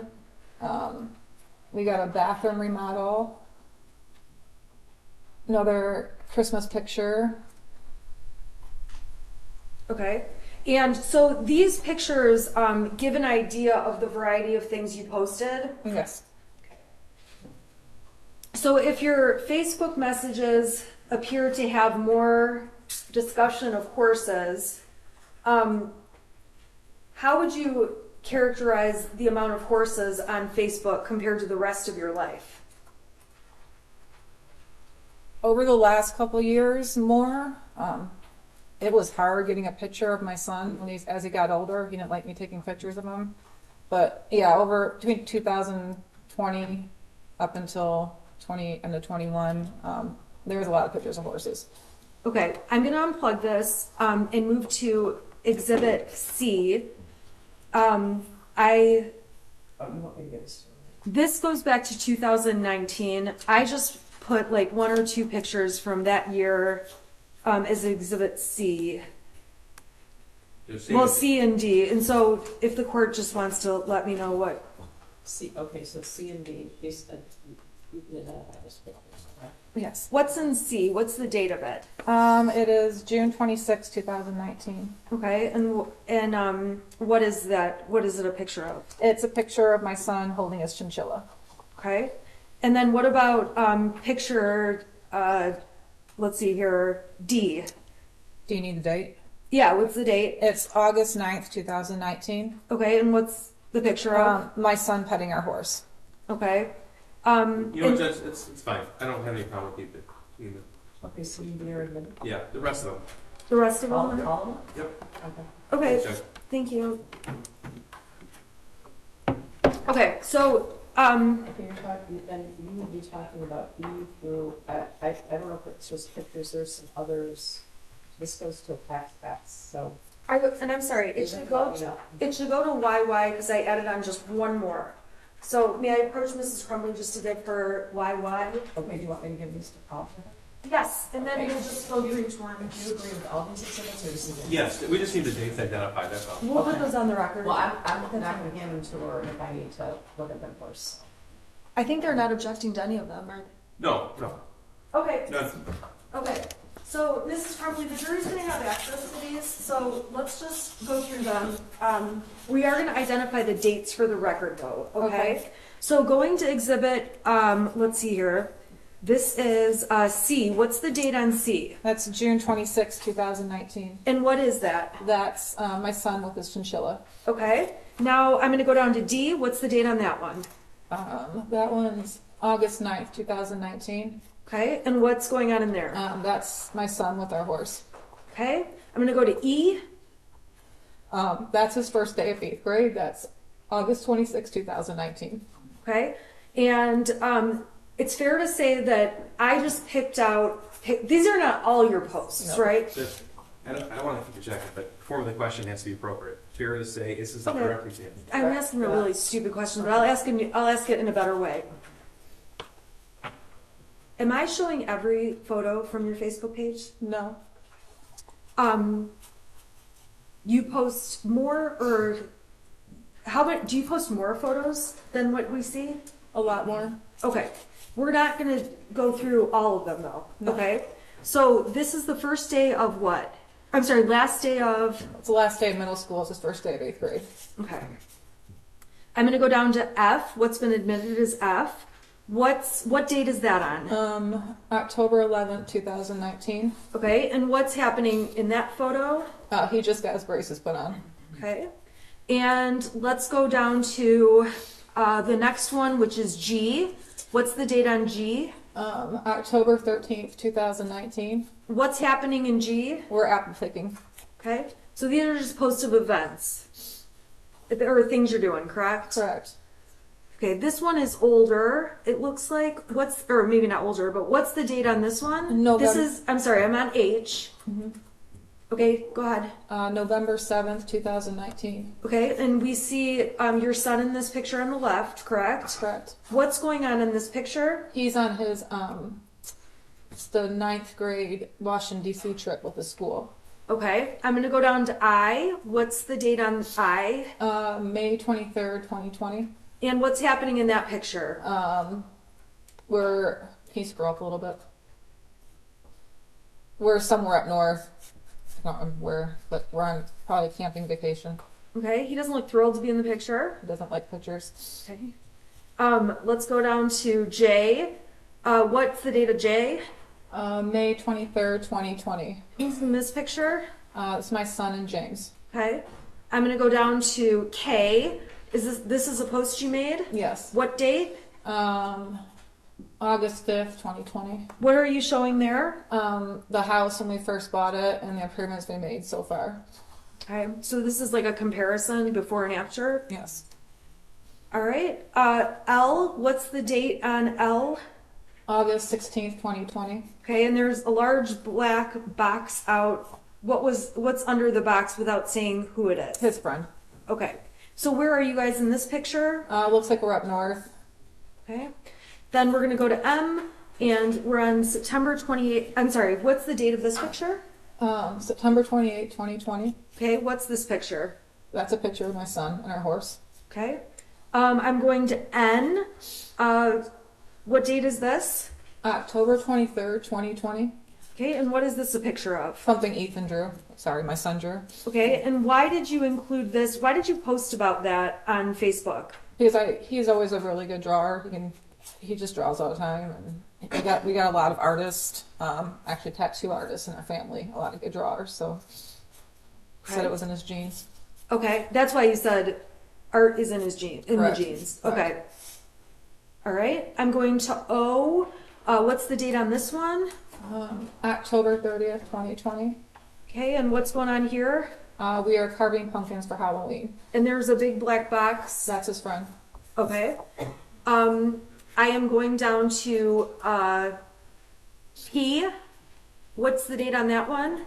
November 21st, 2020. Okay, and who is around for this picture, even if you can't see them in the picture? It's me and my husband and my parents. We're down in Florida over Thanksgiving. And what is this that you're doing? And we're playing Dark Tower. Okay. Did you guys play games with Ethan often? Yes. What games did you guys play? We played Trivial Pursuit. We played What the Meme. We played Yahtzee. We played card games. We played a lot of Uno. The one with all the dice, Farkle, I think it's called. Yeah, Farkle. I don't know. We played a lot of games. Okay, I'm gonna go down to Exhibit Q. What date's that? That's November 24th, 2020. Okay, and we see who's in the picture? My husband and my son. Okay, Exhibit S. What's the date? January 22nd, 2021. Okay, what's going on in R? My son and his friend are playing Jenga. Okay. S. Do you know the date on S? Can you scroll up? It's for some reason this one is different. Well, it looks like it says February 25th, 2021. And what's going on here? What's happening in February of 21? They're at a bowling match. Okay. Now, let's go down to T. What's the date on T? February 26th, 2021. And what's happening here? My stepdaughter came up and visited from Florida, and that's my son with his arm around her. Okay. And with these photos, again, are there, on your real Facebook profile, are there more photos, or is it just what we're seeing? There's more. Okay. So what's the date on this exhibit U? May 15th, 2021. Okay, and what's the point of this post? There's a couple pictures. I was showing our backyard improvements that we've done since we bought the house. Okay. And then let's go to V. What's the date on V? May 16th, 2021. What are you showing here? Our garden. Okay. Now, this is W. What's the date on W? May 29th, 2021. Okay, and who's that? That's my son and Dexter, his kitten. Okay. Dexter is mentioned in one of the tapes. Is that correct? Yes. How is Dexter mentioned? When we were at the substation, I asked my son why, and he said, because I just did take care of Dexter for me. So when he said take care of Dexter, He's meaning his kitten. X, what's the date on X? May 29th, 2021. Okay, and what's going on this date? My son and Dexter just hanging out in his bed. Okay. We're gonna go to Y. What's the date on this one? I'm sorry, I'm just going too fast. May 31st, 2021. Okay. Who's in this one? My son and his kitten. Okay. Z, what's the date on this one? June 13th, 2021. And where are you guys? We're at Cedar Point. Is this like a family trip? Yes. Did you guys do a lot of family trips? Yes. Okay. A lot of family trips during summer of 2021? Yeah. Okay. We're here in exhibit AA. What's that? Yikes, I bumped it. What's the date on this one? June 26th, 2021. What are you showing here? My garden. Okay. This is exhibit BB. What date? June 27th, 2021. Okay, and what are you doing there? In the pool. Did you guys go in the pool with your son often? Yeah, he'd join us. Okay. And then let's see here. We've got CC, date. July 4th, 2021. What's going on here? My son and his friend are playing badminton against my parents. Okay. Is this at your house? Yes. DD, That's date. July 11th, 2021. Okay. What is this? Me and my son and his friend we found a little spot off the Pollyant Trail, which runs through Oxford. And there was some weird big boy stuff going on, so we kind of walked around and checked it out. Okay. Let's see here. EE. It looks like there's 2 posts on this date. What date is that? That's July 30th, 2021. Okay, and what's happening in these posts? The first one I posted, my son and his friend were both passed out from a lot of hiking we did that day. Okay. What about the next photo from? Those are pictures of the campground that we were at. Okay. And so you took, is it fair to say you had the friend on vacation? Yeah, most of the time. Okay. July 31st, I'm sorry, what's the date on this one? I'm on FF. July 31st, 2021. Okay, what is this? We went to the Sleeping Bear Sand Dunes. Okay, and where it says like plus 29, what does that mean? There's 29 more photos that go along with that. Okay, we're not going to show them all. Okay. All right, we're going to GG. What's going on here? What's the date? August 21st, 2021. What are you guys doing August 21st, 2021? My son and his friend were putting up a tent in our backyard and doing backyard camping. Okay. What's the next one? You posted this on what date? I posted on August 21st, 2021. Okay, and what's the point of this post? It was a memory from 3 years ago of my son, his friend, with our horse, and I was pointing out to my son's friend's mom that they were so small 3 years ago. Okay. What about this one? What's the date on, let's see here, August 25th, 2021. Okay, what's this? That's his first day of school. Okay, what grade? 10th grade. And let's go to JJ. What's this date? August 29th, 2021. Okay, what's going on in this picture? Me and my son were taking a picture for his old football coach. I tagged him in it. This is the only picture he would take with me, so he could say hi to his coach Rope. All right. What about date on this one, which is marked as KK? September 6, 2021. And what's going on there? My son's leash training his kitten. Do cats ever walk on a leash? It wasn't successful. Okay. Next picture, LL. What's the date? September 18th, 2021. Okay, and what are you doing here? We rented a houseboat for the weekend, and my husband and I are walking around the outside on the dock and was sneaking pictures of the boys inside the houseboat playing card games. Why were you sneaking pictures of them? Because they wouldn't let us take any pictures of them. Okay. Typical teenagers. All right, MM. What's that date? September 18th, 2021. Okay, and what were the photos here? I know it was the houseboat weekend. We went to Mackinac City, so I think it was something in Mackinac City. Okay, and then the blacked out box, is that the friend? I think it's the friend's parents. The friend's, okay. Oh, no, the friend, but never mind. I saw. Okay, NN. What's the date on this one?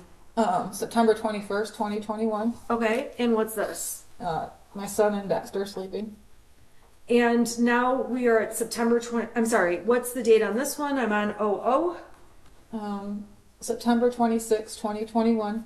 Okay. What does that show? We were breaking up our side steps of the deck and planting a flower bed in the front of the house. Okay. So we're in fall of 21, is that fair? Yes. Okay. What's the date on this picture? I'm on PP. October 3rd, 2021. Okay, what's this picture? What are these pictures about? We decorated our house for the Halloween. Okay, and then let's go here to QQ. Date? October 9th, 2021. And what's shown in this picture? Our front porch that we redid. Okay, called it a makeover? It was. All right, and then let's go here to RR. What date is that? October 15th, 2021. Okay, and what are you doing there? I was just showing what we've got so far with the paint job, remodeling the living room and dining room, basically. Okay. Next one is SS. What's the date on this one? October 25th, 2021. Okay, what is this? This was a text I sent to my son. Him and my husband were going somewhere, I don't remember, but I was just checking in. I said, you guys are okay? And my son made the comment, no, we're in the back of a white van headed to Alabama. He's very sarcastic, and I found it funny, and I posted it. Okay.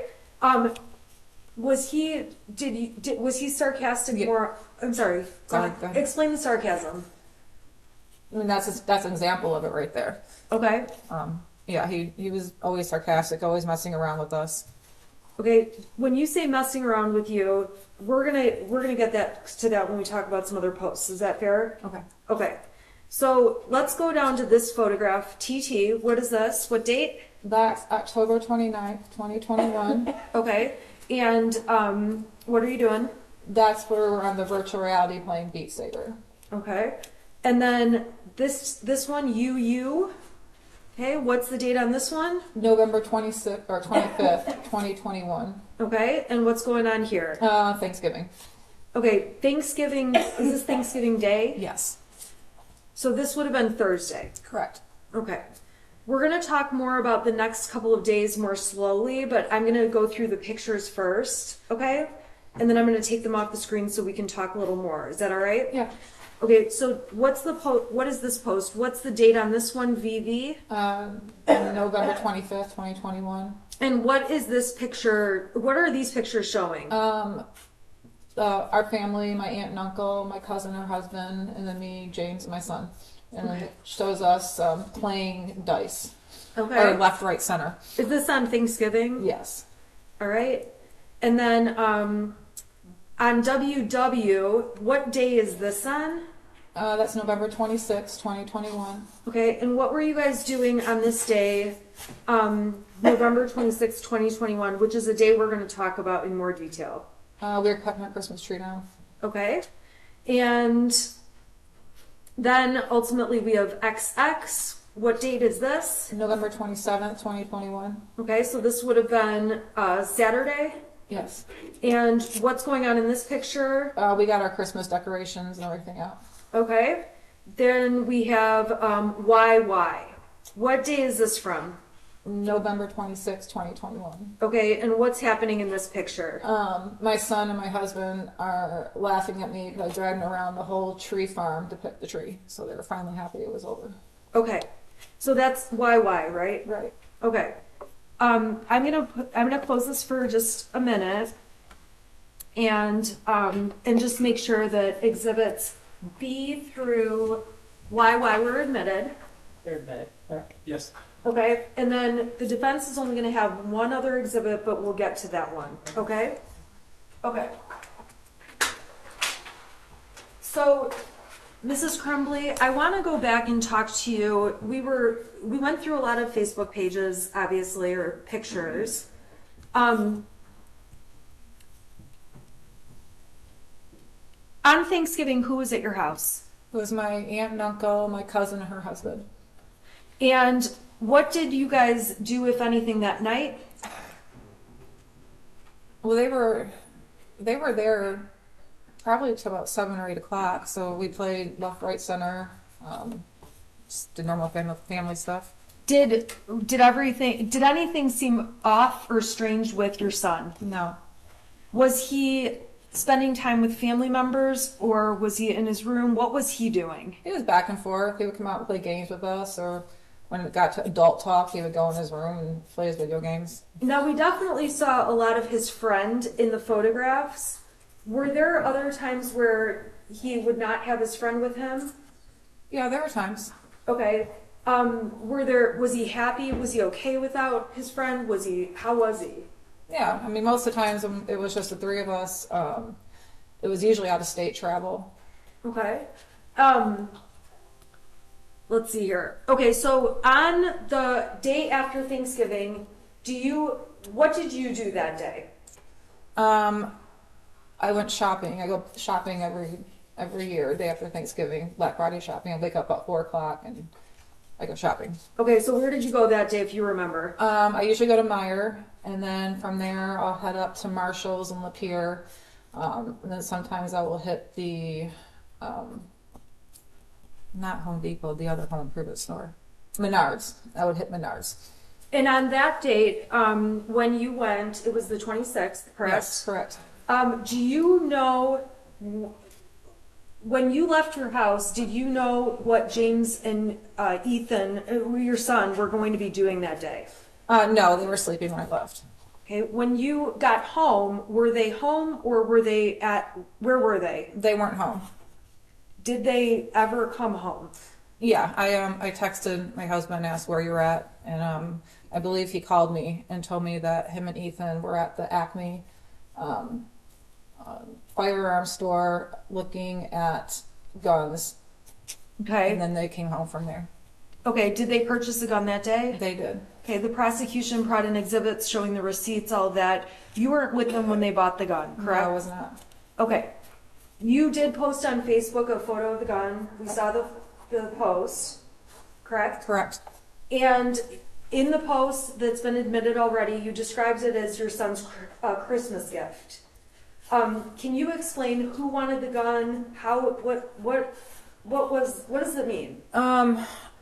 They had rented a 9mm at the shooting range before, so they knew it was the type of gun, or the size gun, I guess what it is, that they wanted to get. And my son and my husband did a lot of texting back and forth. My son did a lot of research on it, and they're comparing different ones that they wanted to buy. That went on for a couple of months. My husband just kind of kept blowing it off, like, not right now. And then I guess when I was out shopping, they said, well, let's go try on Black Friday, see if we can get one on sale or if there's any deals going on. Okay, so they ultimately did get one? Right. Now, did you object? Did you say, I don't want that gun in the house? Anything like that? No, I was more angry that they cut into our Christmas tree. I usually cut my Christmas tree down right after I get back from shopping, but I had to wait for them. So I was irritated at that. When they came home, did they show you the gun? Yes. Okay, and what did you guys do? They just showed me it was on the kitchen counter, and then my husband put it up and we went to the Christmas tree farm. What do you mean by put it up? He put it back in the case with the cable lock and back in the bedroom. Okay, let's talk about just guns overall. This jury needs to understand some details, okay? If I ask a question you don't know what I'm talking about, let me know. Because are guns your thing? Not really, no. Okay, but do you have awareness about guns within your home? I do. Okay, who is responsible for storing the gun? My husband is. Okay, explain why you say he's responsible for that role. I just didn't feel comfortable being in charge of that. It was more his thing, so I let him handle that. I didn't feel comfortable putting the lock thing on it. I just rather not let him do it. And I think in one of the messages that was submitted with Brian, you called it a string lock. Yeah. Okay, do you understand now it's a cable lock? I do. Okay. So were there ever any times where you would take the cable lock off or put it on? No. Now, there were, prior to buying that gun, did James own any other guns? He did. How many? 2. And by 2, the jury has seen the Derringer and the Keltec. Were those the other 2? Correct. Okay, so those are the other 2 guns. How were those stored? They were stored in the safe. Okay, and was that different than the 9mm? It was. Okay, explain to the jury the difference. We had a gun safe, so when they bought the 2 other guns, they transported the 2 other guns into the gun safe. And then everything else, well, I don't know. Everything went, like the cable lock and the other case went somewhere. The 9mm was in a case, but it was locked it was in the case locked with a cable lock. Okay, and how, the cable lock that was on the 9mm, what did you have to use to get the cable lock opened? A key. Okay, did you have possession of the key? No. Okay, where was the key? I collected German beer steins, so it was in one of the beer steins. Where are those located? Throughout the house. We have them on top of there's a ledge over the refrigerator in our kitchen. So they go from wall to wall. Then we had corner shelves in our house that had them. We had a lot. Okay, did you know which particular beer stein the cable lock key was in? No. Do you know if your son knew which beer stein it was in? No. What about ammunition for the 9mm? Was there any bought on the 26th when the weapon was purchased? No. Okay, so that day, we saw, obviously, your Facebook post. You describe it as your son's gift. Did he have free access to that gun? No, it was for him to use at the shooting range only. Was he allowed to take it out? Not without my husband around. Did he know where it was kept? My husband hid it usually in our bedroom in different spots. Okay, what was the intention of hiding it? That's just what you're supposed to do.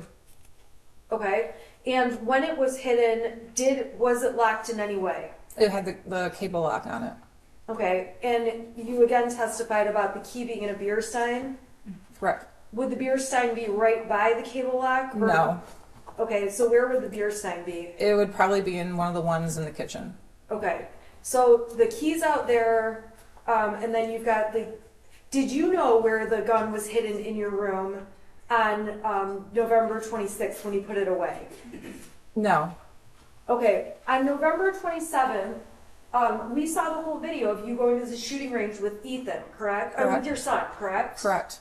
Okay, on that day, we see it in the video that you carry the gun case into the gun range, right? Correct.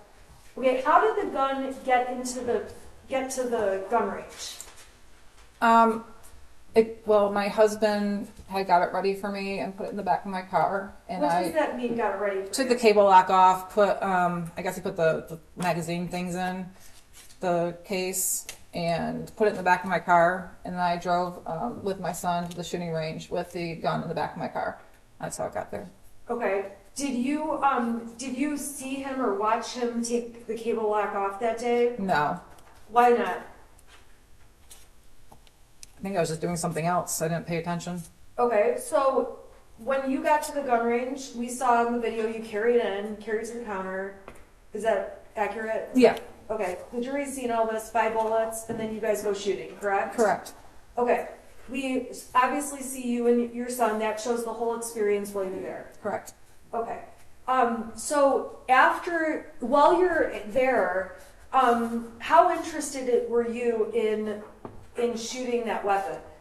I shot it a couple times. I don't know. Shooting's kind of boring. I'm more like skeet shooting, or actually something's going on. So I shot it a couple times, and he did the rest. Okay. And did you end up posting something about it being a Mother's-Son Day? I did. How did you feel about that day? It was a fun day. He asked me if I wanted to go to the shooting range with him, and he's never asked just me to go before. My husband was doing DoorDash, and I felt good about it. How many times had you been to the shooting range before that day? Once. And when you went the one other time, who else was present? My husband. So this was the first day you're the only adult going? Correct. Okay, so after we see obviously in the video you carry the gun in the case out. Did it have the cable lock on at that point? No.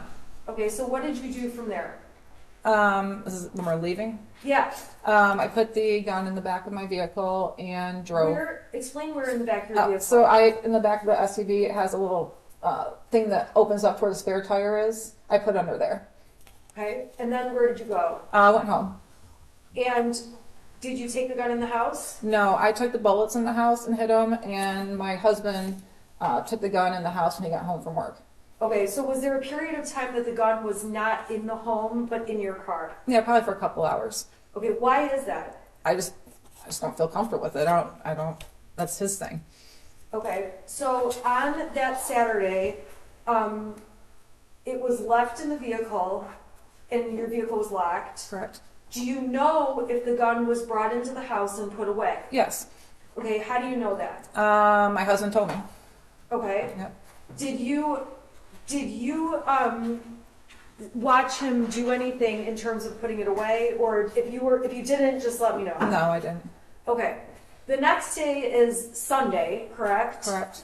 And on that day, was there any, do you recall any issues with the weapon, any issues with the gun? No. Okay. Now, when the next day is Monday, is that right? Correct. Okay, what did you do on Monday? I went to work. Okay. And on Monday, we heard the voicemail you got. Is that accurate? Yes. Describe for the jury overall what happened or what you were dealing with that day. I received a voicemail on my phone while I was at work. It was Pam Fine, one of the school counselors, calling to let me know that my son was looking at bullets in class. She let me know that they had a meeting with my son and that he said what he was doing was wrong, admitted responsibility. They gave him an example about teachers, even they brew beer at home, should be looking it up in school, and it was kind of upbeat. And then she ended up with, he understood. He went back to class. Just want to let you know, if you have any questions, please give us a call. Have a good holiday. Okay. And on that day, did you call Miss Fine back? No, I did not. What was your reaction to getting that message? I mean, it was pretty black and white. I mean, she said what happened. They seemed like they solved the problem, and I didn't have any questions. Okay. So on that date, did you end up saying anything to James about it? I believe I did.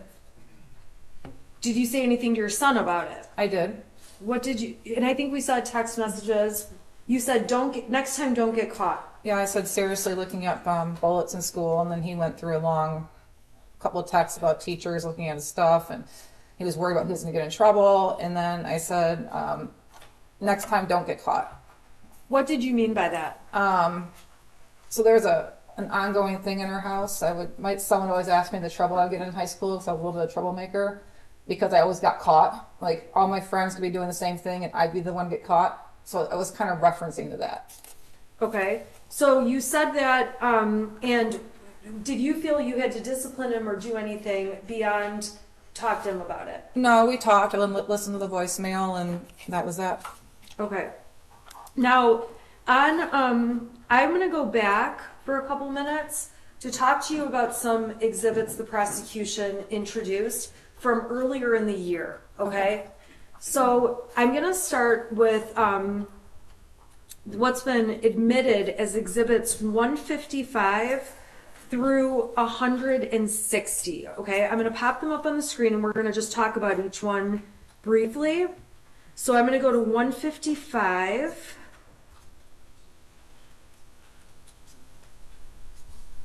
Okay, plug my...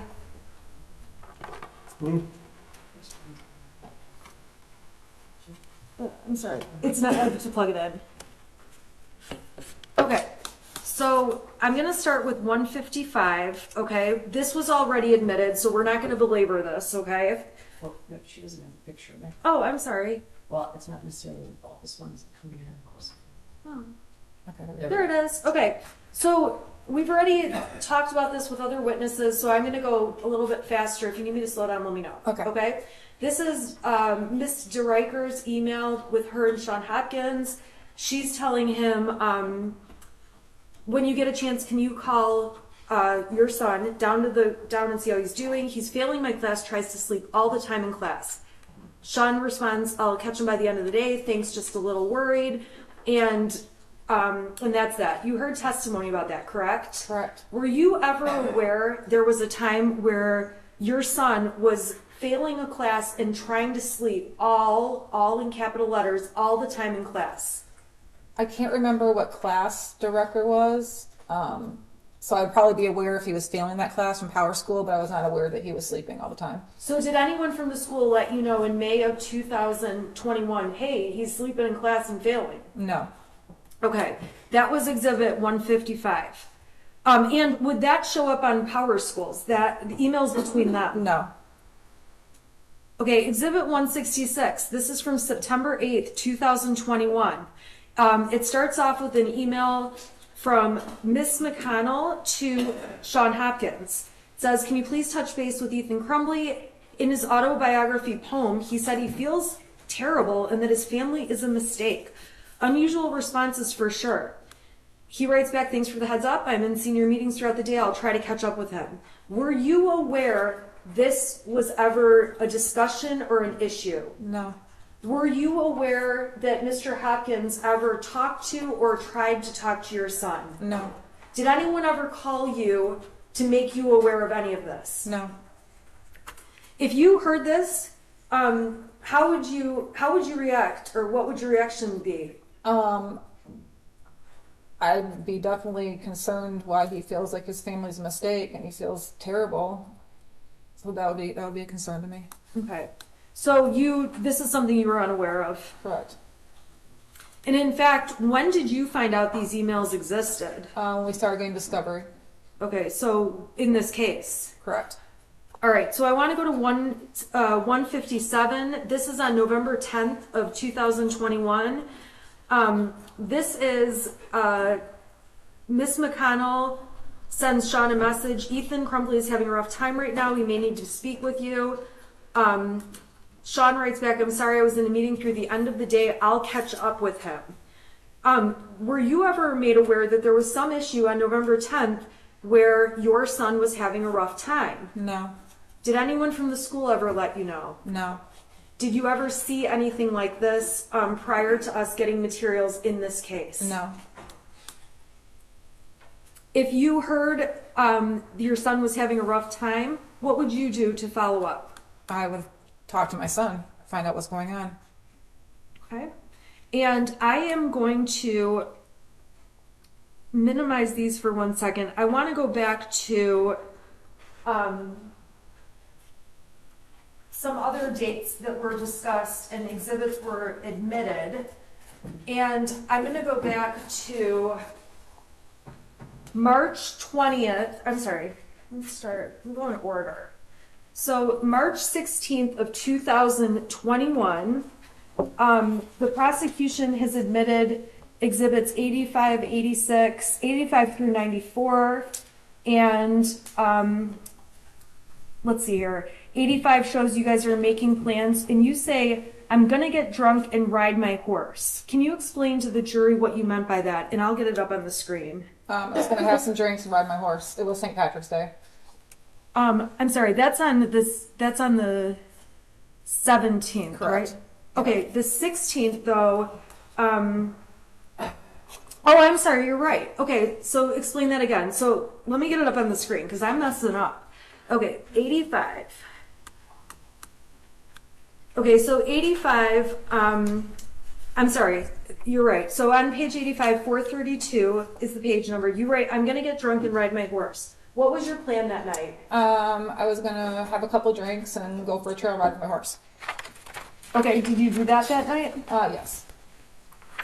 And on people's proposed exhibit 86, or their admitted exhibit, this was a text thread between you and your son.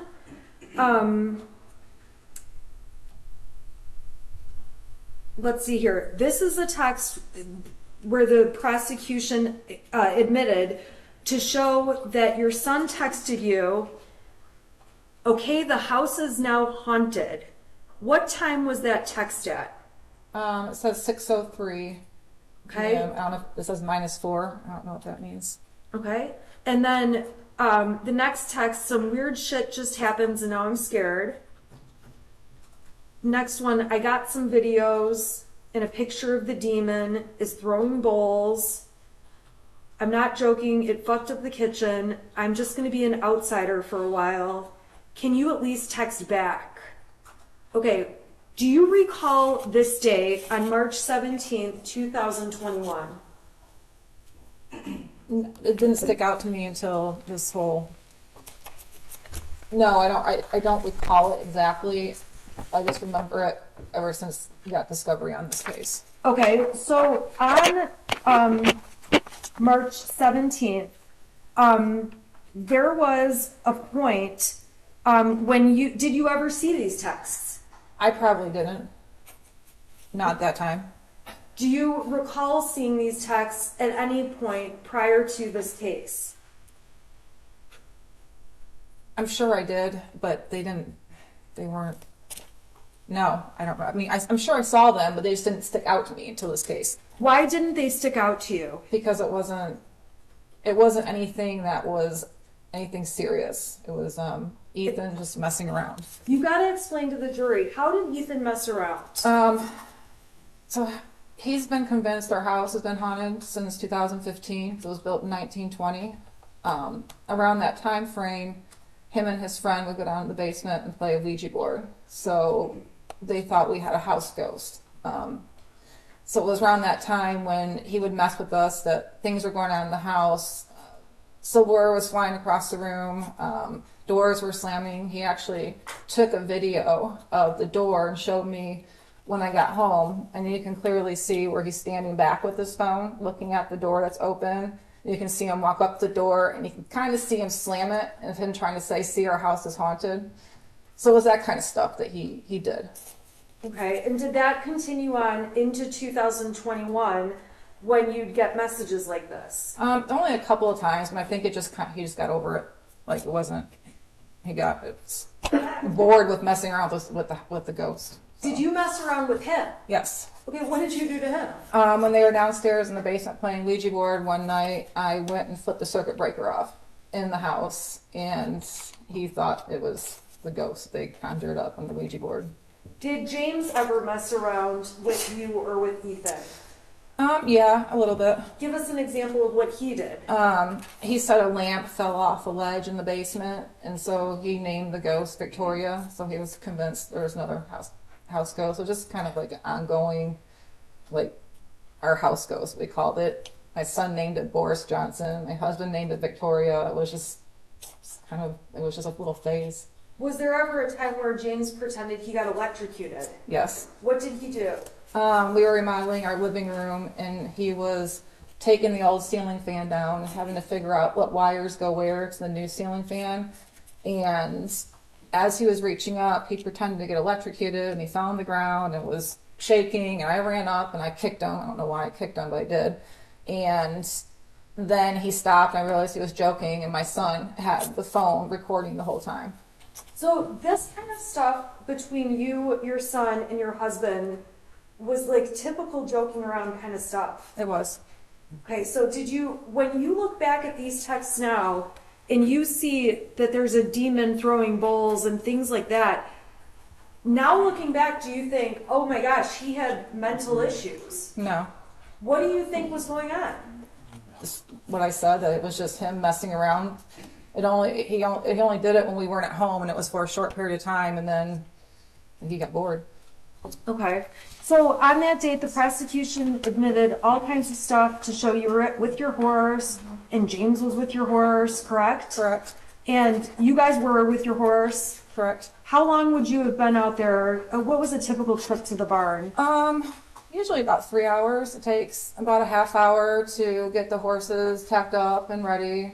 We usually rode for about an hour, and then anywhere from a half hour to 45 minutes to cool them down. And with respect to the horses, did you and James go out there? Did you go every day? No. How did that work? Who went? How did you guys pick? Whoever felt like going or had the most availability. Sometimes I'd work late, past 6 o'clock at night. I couldn't go. There's nights that my son had to go to bowling that had taken. Whatever happened that day, we just say, I'm going, or you're going, or it just was a day-by-day thing. Okay, so I'm going to skip ahead. This has been admitted as Exhibit 84. This goes to March 8th and 9th. Okay, do you remember talking about those dates? I think so, yeah. Okay. Now, on those dates, the prosecution admitted Exhibit 84, which is up on the screen. These are texts between James and you, and it looks like you're saying you're going to have to skip the barn tonight. Do you recall that? Yes. Okay. And then you ask, is Ethan going to bowling? Correct. James says IDK. What does that mean? I don't know. All right. And you ask him about that.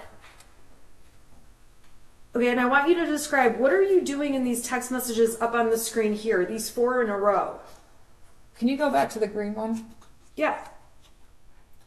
Okay. Here, I'm sorry. That's fine. I got it now.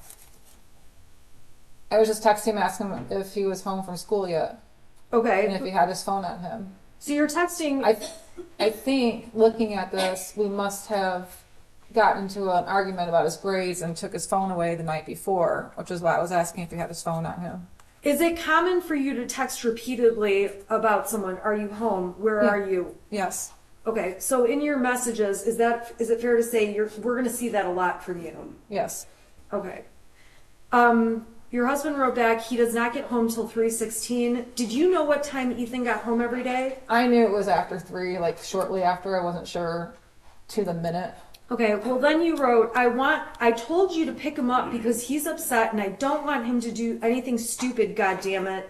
What did you mean by that? I don't know. Just if he walked home, I was worried if like he was upset, he would just walk to Little Caesars or Frosty Boy and not let us know, and then I'd worry, or he'd take the route through. There's like some kind of woodsy area to get to the trail to our house, and there's some homeless people that live back in there.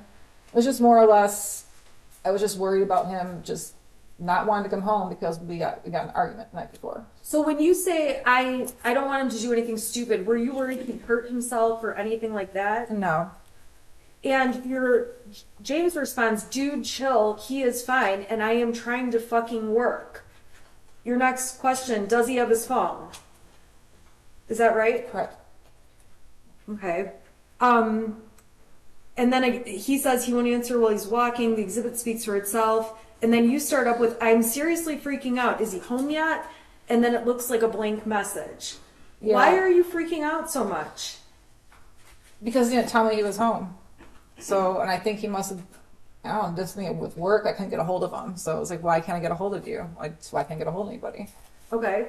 Did this concern you ultimately that something happened that day, or did this get resolved? I think he just got home and that was it. Okay. Now, the next day, which would have been the 9th, you and James, we can agree, went to the barn together that day, correct? Correct. The prosecution provided a picture, GPS exhibits, phone data exhibits, correct? Correct. All right, on that day, we agree you guys are at the barn together. Correct.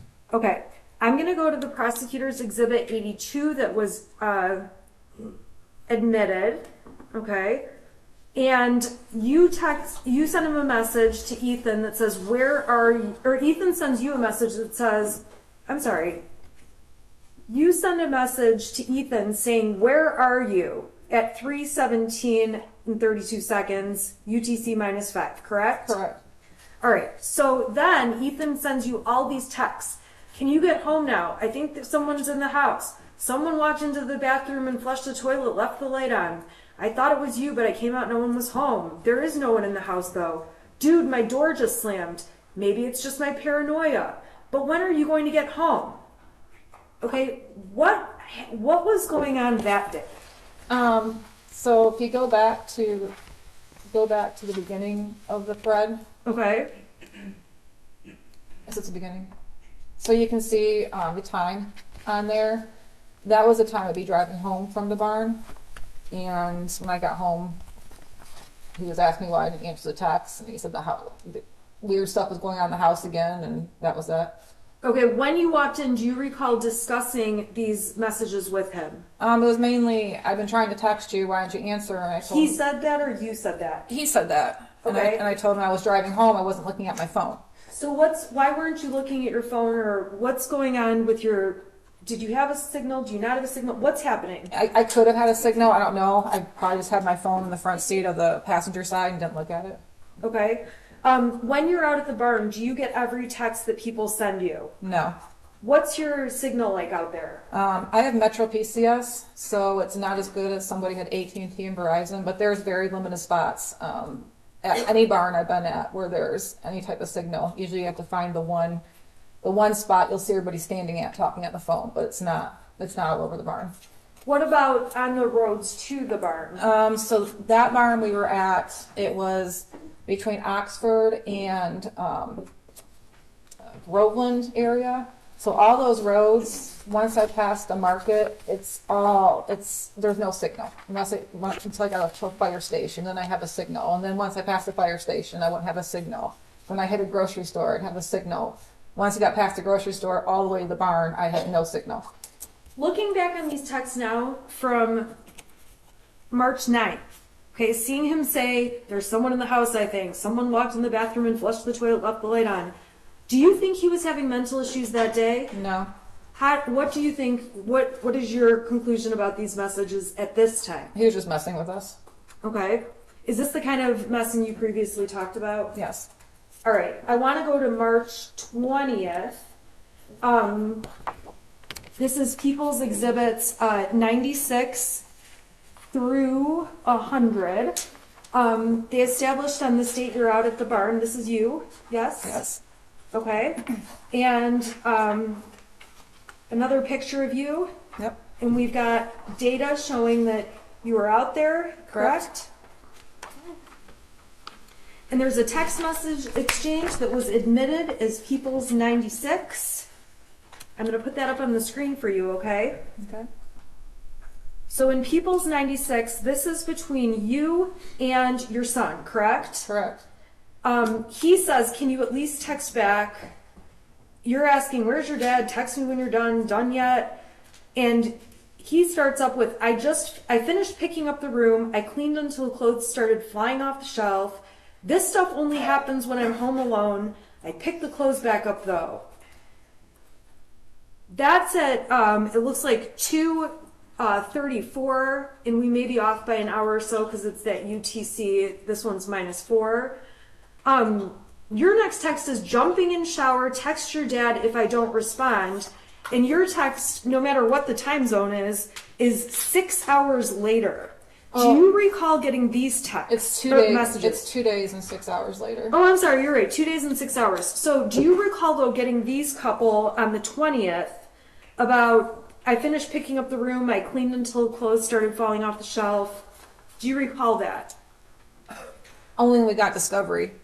Okay. Now, looking back on these days, are you thinking, oh my God, he thought things were happening that were crazy? No. Do you think anything of it now? No. What do you think is happening in those messages? I just think he was messing with us. Okay, so those are 3 times where you guys are at the ranch and he's messing with you. Is that a fair statement? Yes. And at that time, that was months and months before November. It was in March. Is that correct? Yeah. Okay, so beyond March, was there other times where he was saying these goofy texts and messing around? No, I don't think so. So there's 2 more dates I need to ask you about. I'm going to go to April 4th, which was a Sunday, and that is going to be exhibit that was admitted 101, okay? So exhibit 101 are text messages, and these are between, who are these between? Those were between my son and his friend. Okay, now prior to this case, did you ever see any of these messages? I did not. Were you aware any of them existed? I was not. Okay, so this is from April 4th, and your son's saying, he's the one sending messages that say, I hear people talking to me and someone in the distance. I actually asked my dad to take me to the doctor yesterday, but he gave me some pills and told me to suck it up. Like, it's at the point I'm asking to go to the doctor. Was there ever a time where he asked to go to the doctor around this time? I don't think so, no. Then he says, my mom laughed when I told her. Was there ever a time where he's asking for help and you're laughing? No. He writes to his friend, and this is just later that night, but I'm having bad insomnia and paranoia, and I need help. I was thinking of calling 911 so I could go to the hospital, but then my parents would be really pissed. Okay, so this is all one long conversation. Is that right? Correct. He says, I'm going to ask my parents to go to the doctors tomorrow or Tuesday again, but this time I'm going to tell them about the voices. This text message or instant message thread, were you even aware of this? No. Do you remember any time where he came and talked to you and said anything about hearing voices? No, Do you recall there ever being a time where he asked you to go to a doctor or to get help and you said no? no, Or laughed at him? no. So when you see these texts with his friend, do you have any idea, and if you don't, that's fine, do you have any idea what he's doing with his friend? I don't have any idea. Okay. Do you know if him and his friend messed around with each other like you and your husband do with him? Judge. If I'm sorry. He'd have to have first knowledge. When you were testifying earlier, you mentioned that your son and his friend would play within a Ouija board. Is that right? Right. When did that happen, or in relation to 2021? I know he got the Ouija board for Christmas of 2020. So for a few months after that, they were really into playing it, and then they got bored with it. It's probably sitting on our shelf getting dust. Okay. On April 29th, I'm going to turn your attention to that day. Do you recall texting his friend's mother? And I'm going to put up Exhibit 104 on the screen. Okay, do these texts look familiar to you? They do. Okay, who are these between? These are between me and his friend's mom. Okay, and you start off with my son is in bowling tonight. I just want to let you know, not sure if he needs a partner. Why are you texting that? I don't know why he wasn't bowling tonight, off the top of my head. But they had partners on certain nights of the week, and so him and his friend were always partners. So I was letting her know that he wasn't going to be there. Okay, and this is on one date, April 29th. Did you talk to her on other dates, or is this like the only time you talked to her? We've talked back and forth quite a bit. Okay. Now, on this date, you say he's been acting kind of depressed. I don't know what's going on. I'm not sure if there's something bothering him at school, but he doesn't really feel good. I can't get anything out of him. Friend's mom mentions he stayed home from school today too. The only time they're happy is when they're together. Talking about grades, you mentioned this is all new to me. I'm not used to my son being moody. He's usually pretty happy and will talk about anything. I do know he's been stressed about school and his grades. We called the school, but she wasn't in social do it tomorrow. I think his grades have a lot to do with it. I just got to a point where he's got so far behind and we were out of town. He's having difficulties making it up. Where were you guys out of town? In Florida, my mother-in-law had passed away, so we were gone for a couple of weeks in the middle of April, taking care of funeral arrangements and everything. And at this time, when you describe your son as being moody or depressed, did you think it was anything that warranted getting medical attention? No, he was just being quieter. He's a quiet kid. He was just being quieter than normal. And I'd ask him if everything was okay. He'd say fine, but I could just tell he was a little sad. And I thought maybe I didn't see his friend in a couple of weeks, so I don't know if maybe they got into a fight and they weren't talking. So I was asking her if there was anything going on with his friend, which might have caused my son to be quieter than normal, but I think he was just really stressed out because those 2 weeks that we were in Florida, he got pretty far behind on his grades. Okay, so then it goes on and you end up saying, yeah, me too, I'm glad they're getting along, and it wasn't an issue with those two as to why he was being depressed. The online school is horrible. I've given up too. I told him just to do his best, don't worry about it, next year's a new year. And then maybe if his friend is feeling better, he wants to come over to work, and then you're talking about shooting up a gun range in the backyard, correct? Yeah, targets. Okay, so did this issue of him feeling depressed or acting moody, this one period of time, did that go on or did that discontinue? It discontinued. I mean, it was a little phase. Then he seemed to be fine. Him and his friends started coming over more. I think it was more or less his friend wasn't coming over as much, and he just seemed quieter than normal. And you guys were you had just been out of town, right? Yeah, and he just lost his grandmother, so that was sad too. Okay. All right, and then there was one other conversation that you had with his friend's mother that the prosecution introduced as Exhibit 105. I'm going to put that up, okay? So this is actually from let's see here, starts off on, I'm gonna go to Halloween, so 10/31 of 21. You say to her, James filled me in on his friend last night. I'm so sorry you guys are having to make such a hard decision. Please let me know if you need anything. What was that about? We had found out the day before Halloween that his son, my son's friend, went to Wisconsin to an OCD treatment school. We didn't know we had Halloween plans, and we were texting with his parents, his friend's parents, about his friend still coming over to carve pumpkins on Halloween because they do that every year, and then they go out and trick or treat. And we didn't hear from him, and all of a sudden we got my husband found out through his friend's dad that they drove to Wisconsin, and he's at OCD treatment center for at least 90 days. So it hit us really hard because we didn't really expect it coming. He didn't expect it coming. It was hard. Did you do anything different as a parent when his friend was taken away, essentially, to the hospital or the other school? I don't understand. Did you do anything different as a parent in terms of spending time with your son? I mean, we did as much as we could. Okay. Tell us about that. Tell us about that month. I think we did more family game nights than normal. He was working a lot.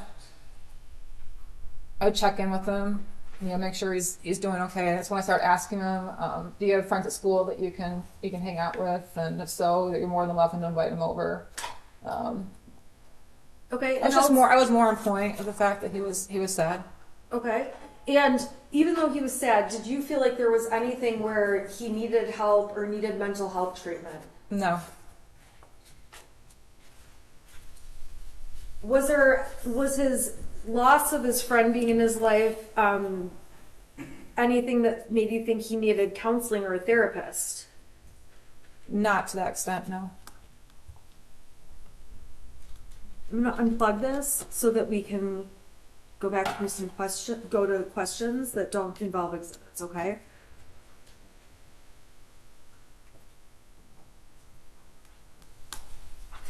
Okay. So we were talking earlier about the mother-son gun range day, right? Correct. You've already told the jury how the gun was put in the car and taken out. Okay. Now, did you ever tell Brian Maloche about the mother-son day at the range? I'm sure I mentioned it, yeah. Did you ever tell Brian that the gun was in your vehicle? Yes. Okay, when did you tell Brian that the gun was in your vehicle? On the day I went to the shooting range. Did you tell Brian you put the gun in your car the day the shooting happened? No. So when he testified to that, was that accurate? No, I think he was confused. Okay. Did you specifically tell him about the gun being put in your car that other time? Yes. Aside from that time that you drove to the range, was the gun ever in your car? No. Were you aware Brian had memory issues? No, I was not. Brian testified that he never met Ethan. Later in his testimony, he said he did. Did he ever meet Ethan? Yeah, a couple of times at the barn. Okay. And we went, he came to our house, he helped deliver a big TV that we got, and my son was there. Well, did you ever tell Brian anything about your son saying things or making you upset in any way like that? No. Did you ever tell Brian anything about he had mental health issues that you were worried about? No. So when we read your messages, which the prosecution admitted, the 77 pages, okay, it's fair to say the jury can read what you guys talked about and you reflect on you talk about the past with Ethan, correct? Correct. Okay, so the jury can read those. We don't need to go through those. You agree? I agree. Okay. So we got to Monday. Monday is 2 days after you guys go for the Mother's Sunday at the shooting range. Monday, Miss Fine leaves you the voicemail. We talked about that already. Talked about you talking to your son about it, right? Okay, I want to go to Tuesday, the 30th. Okay? Okay, Do you remember Tuesday the 30th? I do. And that day, we saw an exhibit of you going into work. That happened? Yes. And we heard lots of testimony already about you getting a call from Sean Hopkins. Correct. He left me a voicemail and I called him back. Okay? When you called back, Mr. Hopkins testified that he sent you something. What did he send you? He sent me a copy of a math worksheet that had the scribbled out drawings on it. Okay, and I want to ask you, the night before that scribbles out drawing thing came to you, did you have any interactions with your son? Yes, we did. What were those about? I saw in Power School that he had an E in geometry.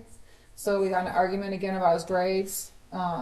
We took his phone away and told him that he couldn't go to the shooting range until his grades were brought back up. Okay, so you guys had this argument the night before. We saw lots of messages where you thought everything was fine that Tuesday morning. Is that how you felt? Yeah. Okay. So when you got that math paper texted to you, do you recall saying anything to Ethan on the phone, on speaker? Yeah, I asked him why he did that. Okay. What were you thinking at that point? I was actually kind of angry because I thought he did that in like defiance of us yelling him about missing assignments, and here he is drawing pictures on an empty assignment page in geometry. So you felt like it was specifically him sending you a message about the night before? Yeah. Is it fair to say you took it personally? Yeah, I did. Okay, so what did you do? I had asked Mr. Hopkins if he had the original, and then he sent it to my email, which then I opened up and looked at it, and it's like, okay. What did you think when you saw that? I was a little concerned. I was pretty concerned. He had asked for a parent to come to the school to meet with them, and at this time I tried calling my husband to see if he could go because he was out in the area working, and I couldn't get a hold of him, so I decided to go to the school. On the way to the school, he finally called me back, and he met me at the school, so we went together. Okay, and when you went into the school, what did you think was happening? I thought he was going to get in trouble for what he drew on his assignment. I thought I was going to get suspended. I was expecting a disciplinary meeting. Okay, how did you feel about what you saw on that paper? I felt concerned after seeing that. Okay, and so we saw that you sent pictures of the math papers to Kira, to Andy, to Brian. It's fair to say you sent them around to people. I did. Okay, and to all those people, we've already seen all the exhibits. You expressed that concern. Correct. Okay, so what happens when you get to the school with you and James arrived separately? I think the detective testified that he was wrong at first, thinking you went together, but you guys were separate, got there at the same time. Correct. Went in. What was it like walking into the meeting with Mr. Hopkins and Mr. Ejak? Who was there? So when we first got there, Mr. Hopkins met us out in front of where the administration is and walked us back to his counseling office. When we walked in, it was just him, and then my son was sitting in a chair in front of his desk working on something on his laptop. So when he walked in, he kind of showed us where to sit, and then we shook hands, he introduced himself, and started the meeting. Did you try to hug Ethan or do anything like that? I didn't. Okay. And when, how did that meeting go? It was pretty nonchalant. It was pretty brief.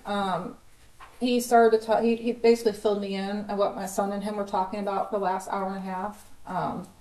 He said that my son told him that he was feeling sad over the death of a dog that we had. My mother-in-law lost his friend.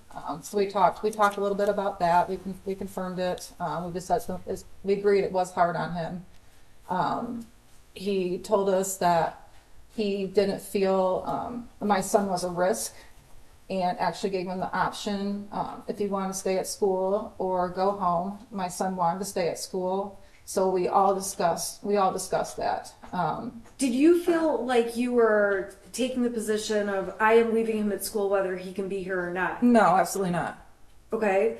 Were you surprised or were you not surprised? Did you have any feelings about whether or not he could stay at school? I didn't really. I thought the advice that they were giving us was a good advice. We talked about him being sad, and then he said being around peers usually helps.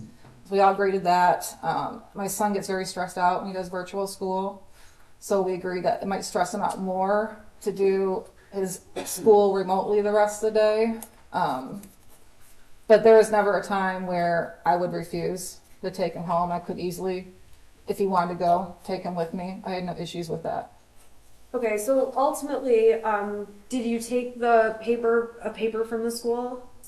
The counseling papers, yeah. Okay. There was a stack, like maybe 10 sheets with multiple counselors listed on them. Okay. And were you planning to do anything with that sheet? Yeah, actually, we were going to start. I gave it to my husband out in the parking lot, and I told him I had phone calls at work the rest of the day, so I told him to start making calls once he got done doing his DoorDash. Okay. Now, the prosecution introduced and admitted an exhibit, which was a search off of Yahoo about clinical depression treatments. Do you recall ever I'm saying Googling, but do you recall ever searching that topic? I don't, and I don't usually use Yahoo as a search engine. I always use Google, so I don't know. I don't recall it, no. Okay. Do you recall how or if you ever saw anything on Yahoo about clinical depression? I don't remember specifically seeing anything. I might have looked at something when my husband was going through a really hard time after his mother passed away. He was he was drinking a little bit more than usual, and you just tell that he wasn't right. So I might have looked at something at that time, seeing if he was depressed, but not. I don't know where Yahoo came from. You don't know how the Yahoo came to No. be? Okay. When you're on Facebook and Instagram and all those things, do you ever hit the clickbait stuff? Sometimes on accident. Sometimes I do on purpose. Okay, so that search on Yahoo, you don't remember ever putting that in the search bar? No. Okay. But you are saying it's possible you looked at it. Is that? It's possible. Okay. All right. So let's go back. So you're at the meeting. How did the meeting end? So we all decided that my son was going to go back to his class. So we wrote him a pass to go back to class. After he left, all four of us were in the meeting, and they asked if we had any questions, and we did not. And then I said, I'm going to go back to work. And we left, and I went to work, and my husband did DoorDash. And Did you mean to be abrupt about ending the meeting? I didn't think I was abrupt. Did you think you ended the meeting? I think it just automatically ended when they asked if we had any questions, and I said no. Okay. So when there was testimony about that, I'm sorry, strike that.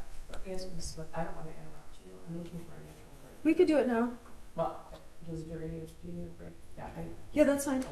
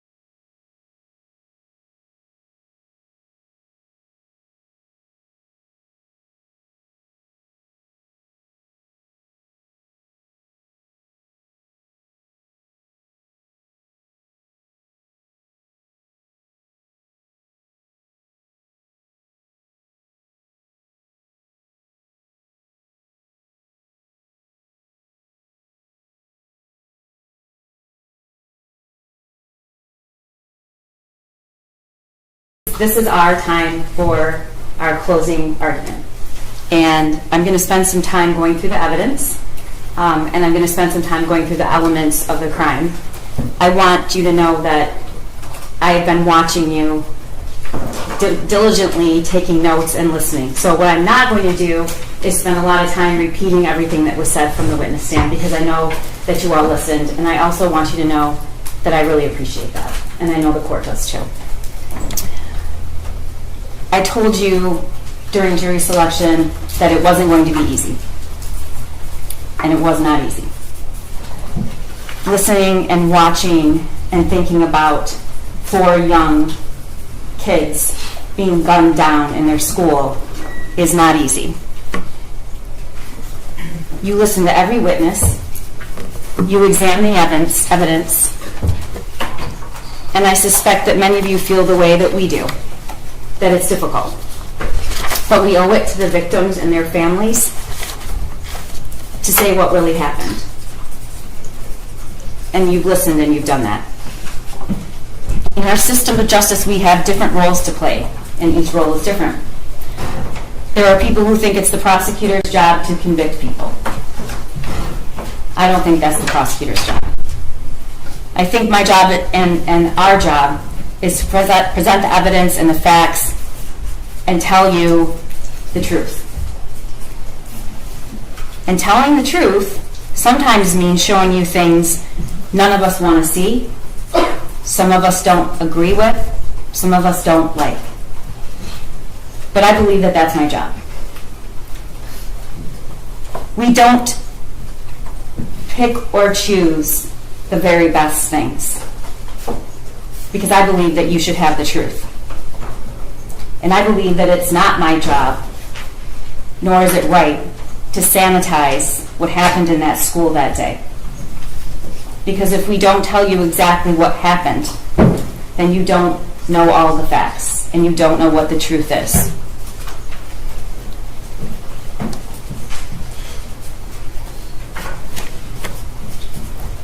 My job here, our job, that I believe we have done, is to meet our burden to prove that Jennifer Crumbley is guilty of 4 counts of involuntary manslaughter. The burden is high. I told you that during jury selection, but we embrace it. And I believe that we have met that burden. It means that you had to sit and listen to a lot of very emotional things, a lot of emotional people who sometimes aren't emotional, but we're emotional for this. Because what happened on that day,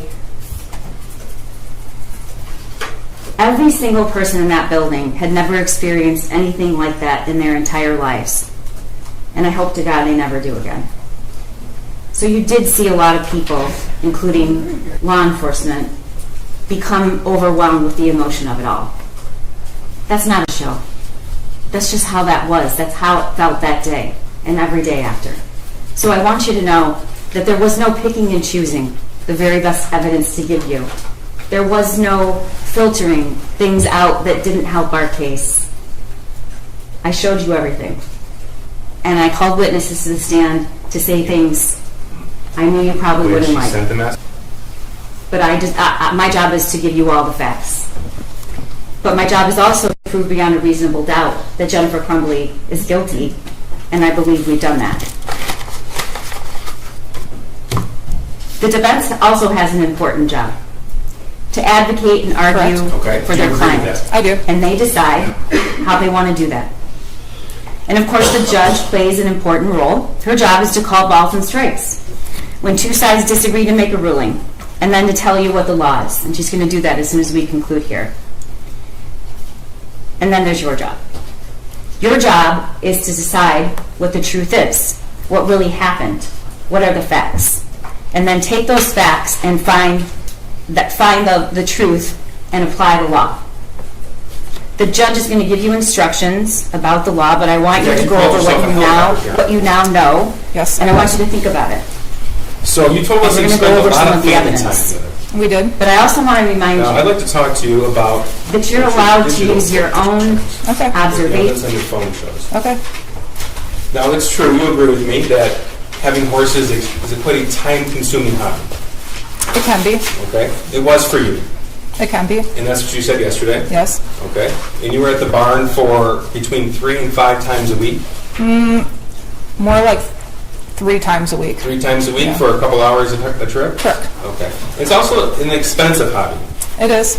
So your banking records show that in the year 2021, you spent over $20,000 on the horses. Is that correct? Probably. Okay. And that's not including cash. That's just from Capital One and Flagstar Bank. Correct. In fact, you told a coworker that half of your salary basically goes to the horses. I might have, yes. Now, except on rare occasion, you didn't bring your son with you to the barn.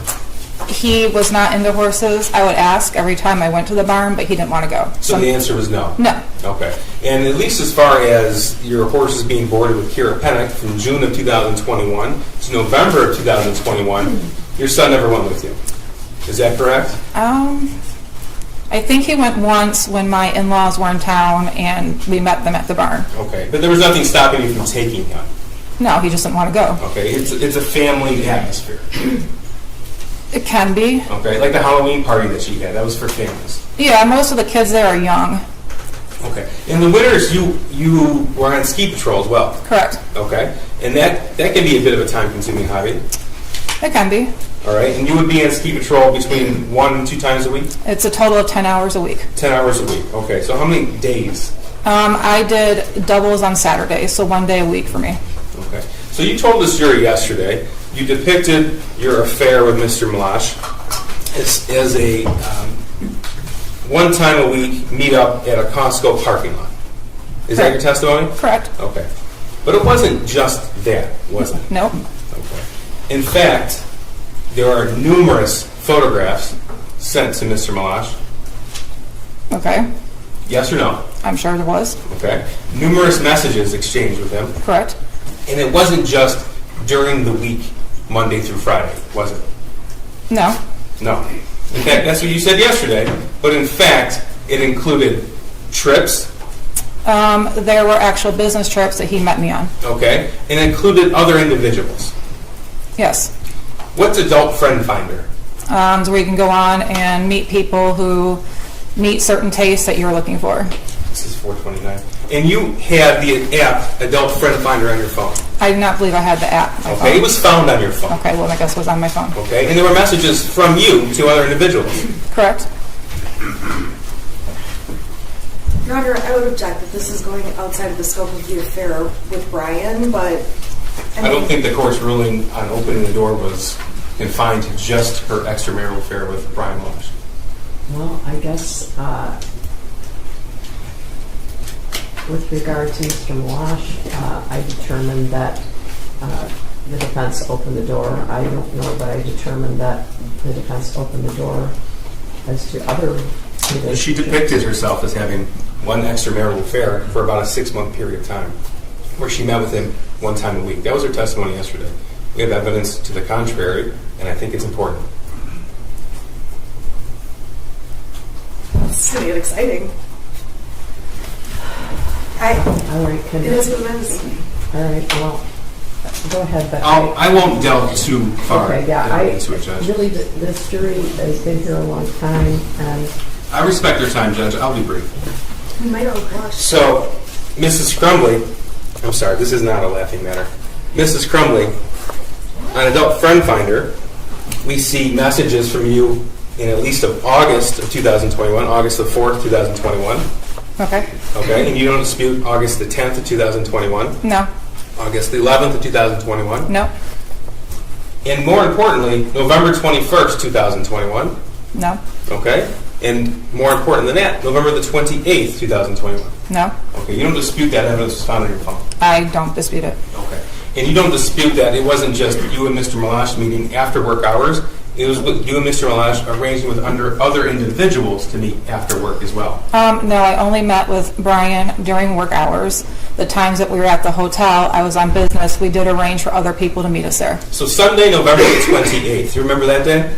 It was the day after you took your son to the shooting range. I don't remember it. You don't remember that day? No. 2 days before the high school attack? No, I don't remember what I did that day. Okay.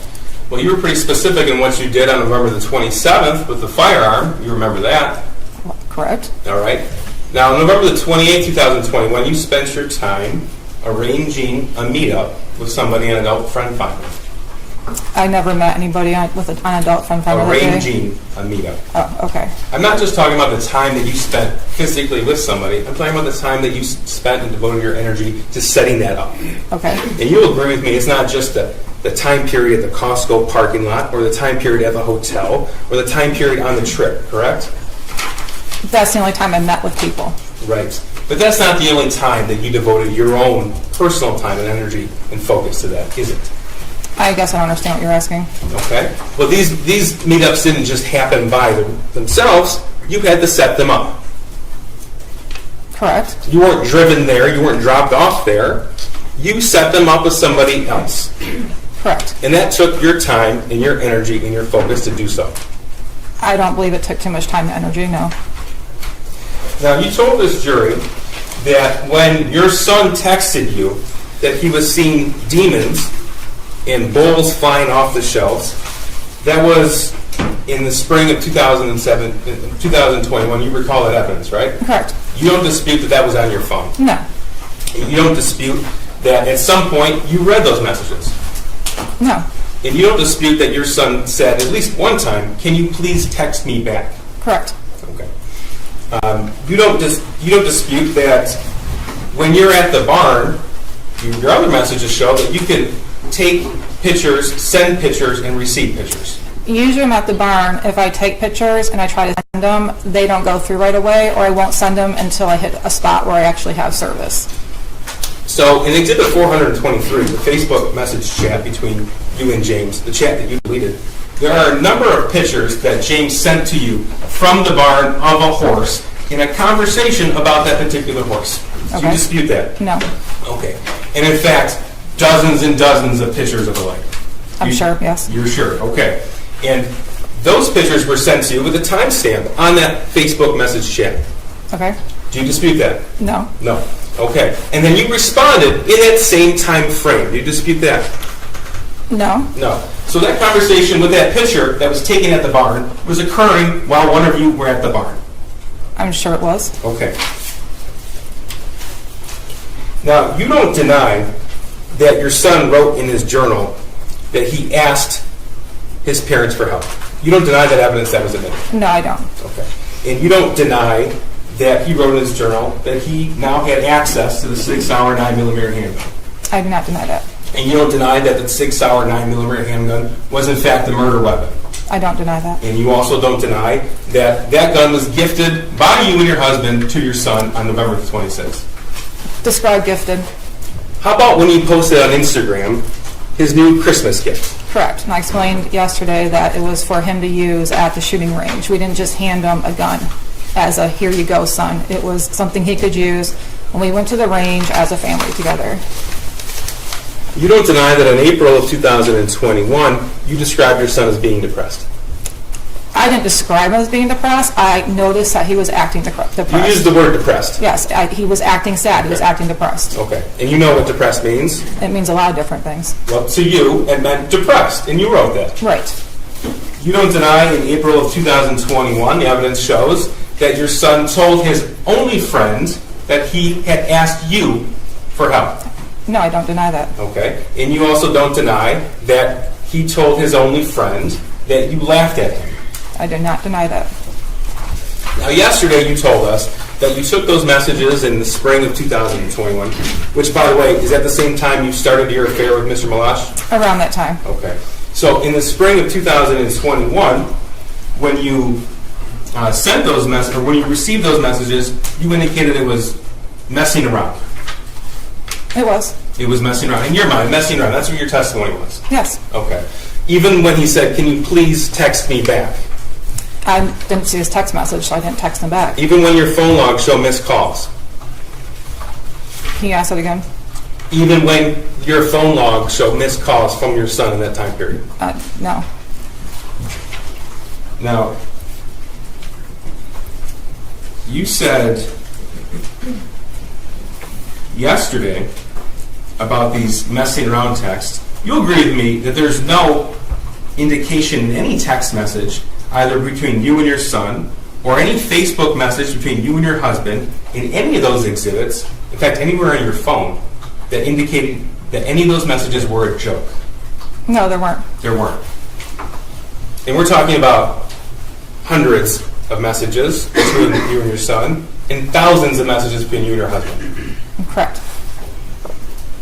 And you don't deny that you never once took him to see a therapist or counselor.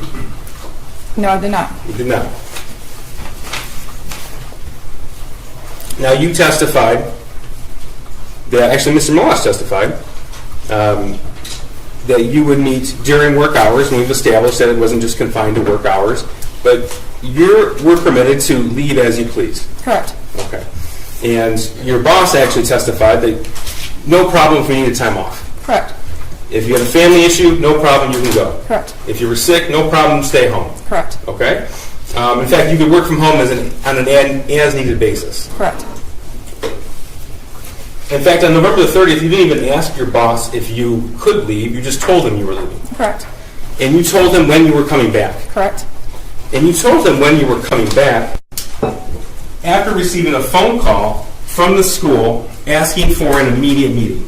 Correct. Because that was at, what, 10:05 a.m.? Around that. Okay. Now, had you ever been called... You have the TV on, please, Mr. Williams. Had you ever been called... It takes some time for all three of them. Sure, Judge. I have a few more questions I can ask before we get to these. Okay, go ahead. Have you ever been called to the school on an immediate basis before? No. Have you ever been told that your son had suicidal ideation before? I was never told he had suicidal ideation before. Okay, that's your testimony. But you've never been called to the school once for a meeting, I need to see you now. No. Correct? Okay. So even before you had made it to the school, you had told your boss when you were coming back. Correct. So you could already put a limit on that meeting. Not necessarily. Well, you said, I'll be back in about an hour. Okay. Right? That's your words. About an hour. Okay, those were your words. Correct.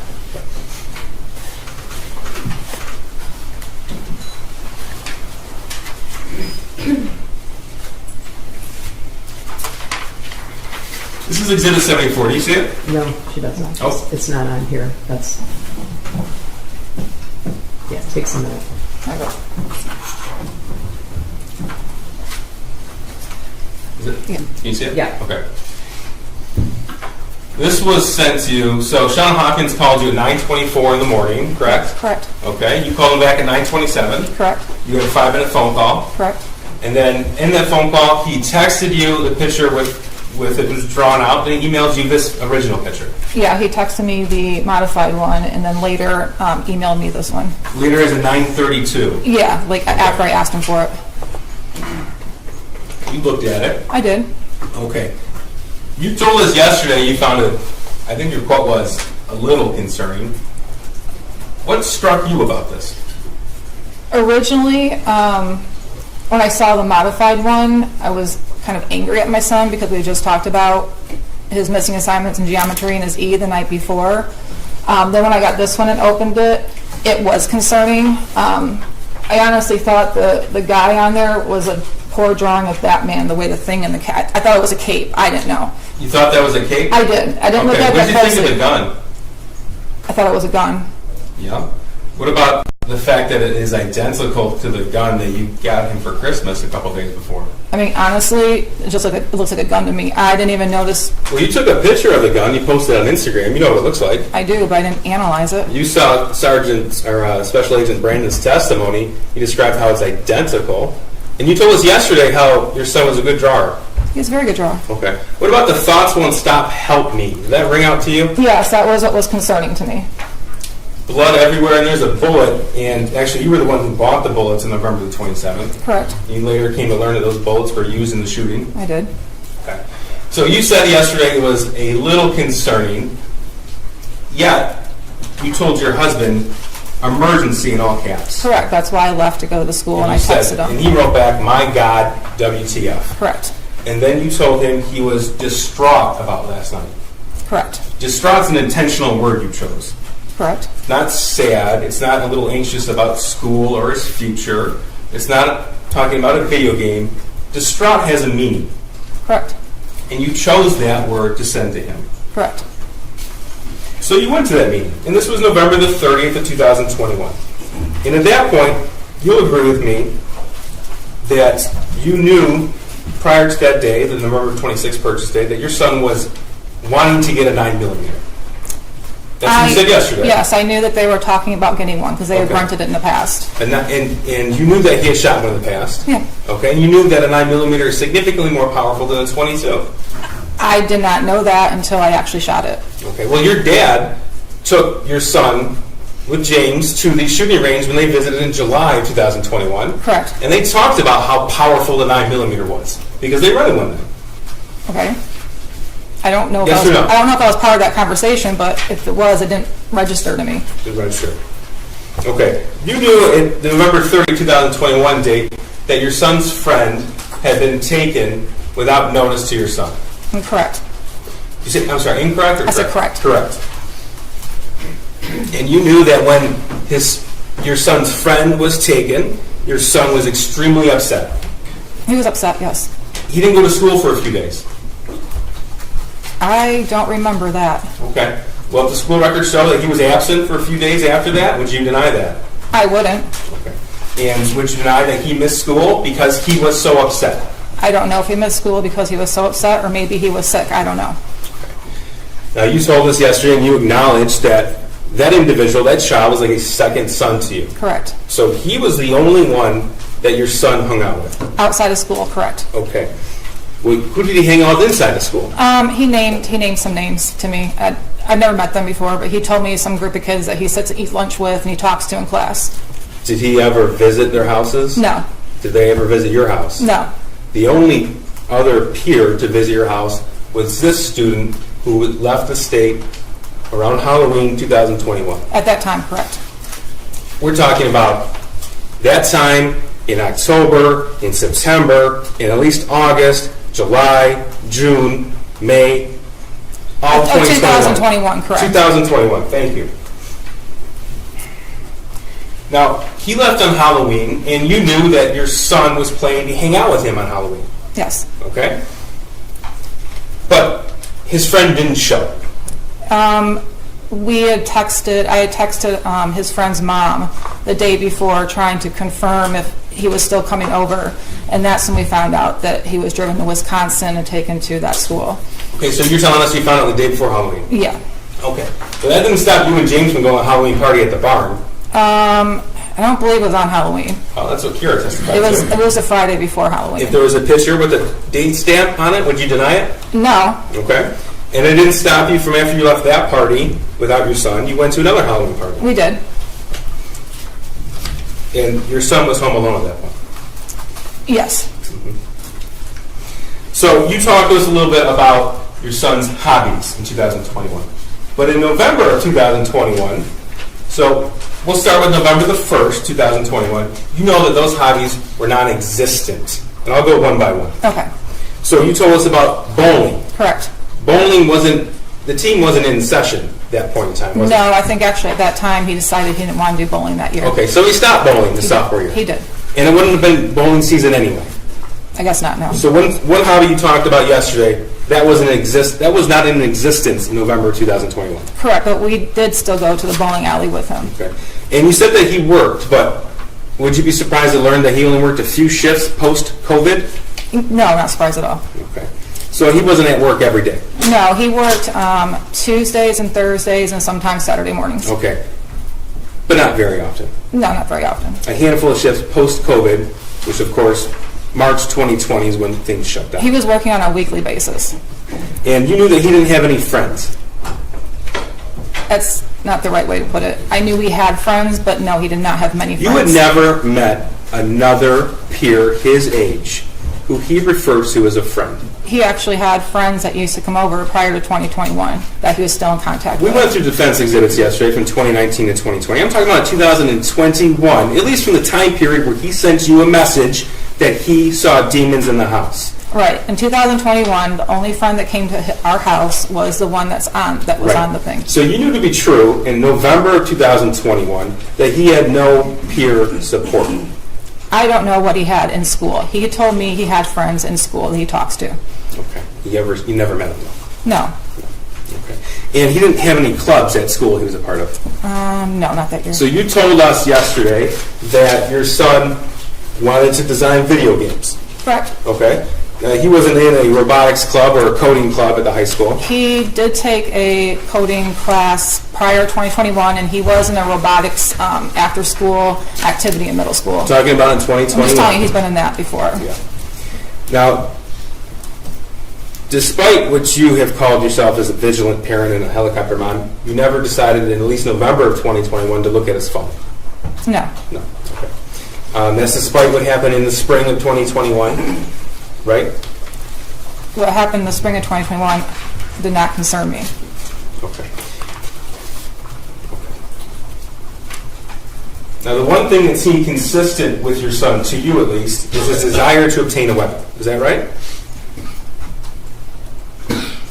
I wouldn't say that, no. He had a consistent desire to obtain a weapon. Not to me, he did not. Okay. You didn't know about the 9mm? Oh, I knew about it. Okay. You didn't know about the 22s? I knew about them. And in fact, you posted on Instagram that he got himself a 22 Correct. in June of 2021. Correct.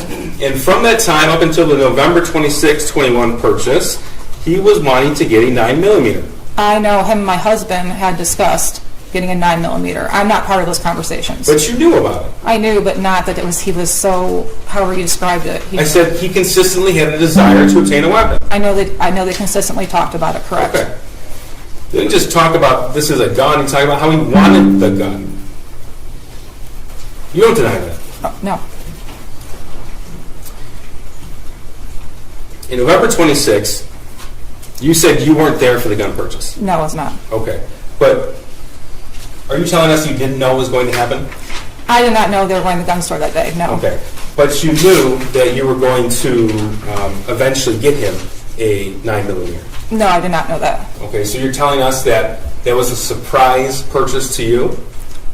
It was a surprise to me that they went to the gun store that day. Okay. It was not surprising to me that they purchased a gun that day. And it didn't upset you that they bought a gun? No, it did not. It upset you that they cut into your Christmas tree shopping time, but it didn't upset you that they bought a gun? Correct. Okay. And you told us that it was, in your words, James's responsibility to take care of that gun. Correct. Okay. Now, you don't deny that, at least according to the cell phone evidence, the photographic and video evidence, you're the last adult to have possession of that gun. Correct. Okay. You were with him at the range on November the 27th. Correct. You saw your son shoot the weapon. Correct. You saw him shoot the last practice round before the shooting on November 30th. At the range? Yeah. Yes, correct. You saw how he stood. Honestly, that didn't mean anything to me at that time until this whole case came about, and I've learned what a shooter's stance is. So, He knew how to use the gun. yes, he did. Okay. He's used one before. In fact, he showed you how to use the gun. Correct. Okay. And the stance he took, you saw from the Oxford High School video, was the same. You saw that, right? I don't know. I can't compare it. I don't know. But you entrusted this responsibility. Will you agree with me that owning a firearm involves a great deal of responsibility and trust? I do. Okay. And you entrusted this responsibility to your husband, James. I did. If you look at Exhibit 423, that's the Facebook chat thread between you and your husband. It's pretty clear you didn't trust James with much. Would you agree or disagree? Depends on what you're talking about. Okay. Well, you didn't trust him to get out of bed on time. Correct. You didn't trust him to cut the grass when it was time to cut the grass. He would cut the grass when it got to a length I didn't like. I didn't trust him. You didn't trust him to update you on his whereabouts. There's a reason behind that. You didn't trust him to not turn off or turn on the Ring camera in your home. Correct. You didn't trust him to keep track of your son. Oh, I trusted him to check my son. And those messages that we'll see in Exhibit 423, asking him, where is your son, over and over and over again, does that signify trust or distrust to you? That was when my son was walking home from school. Not that I did not trust my husband with my son. Okay. And you didn't really trust your husband to hold down a job. It's not that I didn't trust him to hold down the job. He had a hard time holding down one after COVID. Okay, and in those messages, you are constantly asking him about work, how much money he's making, and what he's doing to obtain employment. Correct. Okay. But this is the person you entrusted with a deadly weapon. I did. Why did you buy the Patriot defense rounds? That's the ammo? That was the ones my son told me to purchase. I didn't know anything about it. I'd asked him, and he told me to purchase them. So you told the jury yesterday, I think you repeated it again today, that the gift was for target shooting only. Correct. Okay. Yet you bought 100 rounds of ammunition. Correct. And you only shot 50 while you were there. Correct. Okay. And those 50, at least according to some statements you made throughout the investigation, you put somewhere. The box of them, yes, I did. I hid them. Now, on November the 27th, when you came home, you posted pictures of the gun and targets to your Instagram account. Correct. And then, according to the location data, your location data, you left. I think that's when we went. Well, I don't know. I must have, yeah. Okay. Well, you don't deny that. I don't deny it. And your husband James was gone all day, according to his location data. I think so, yeah. Okay. And you saw in the evidence that in the picture you posted, there's an ATF pamphlet on handgun safety for children. Correct. Did you read that? I looked it over, correct.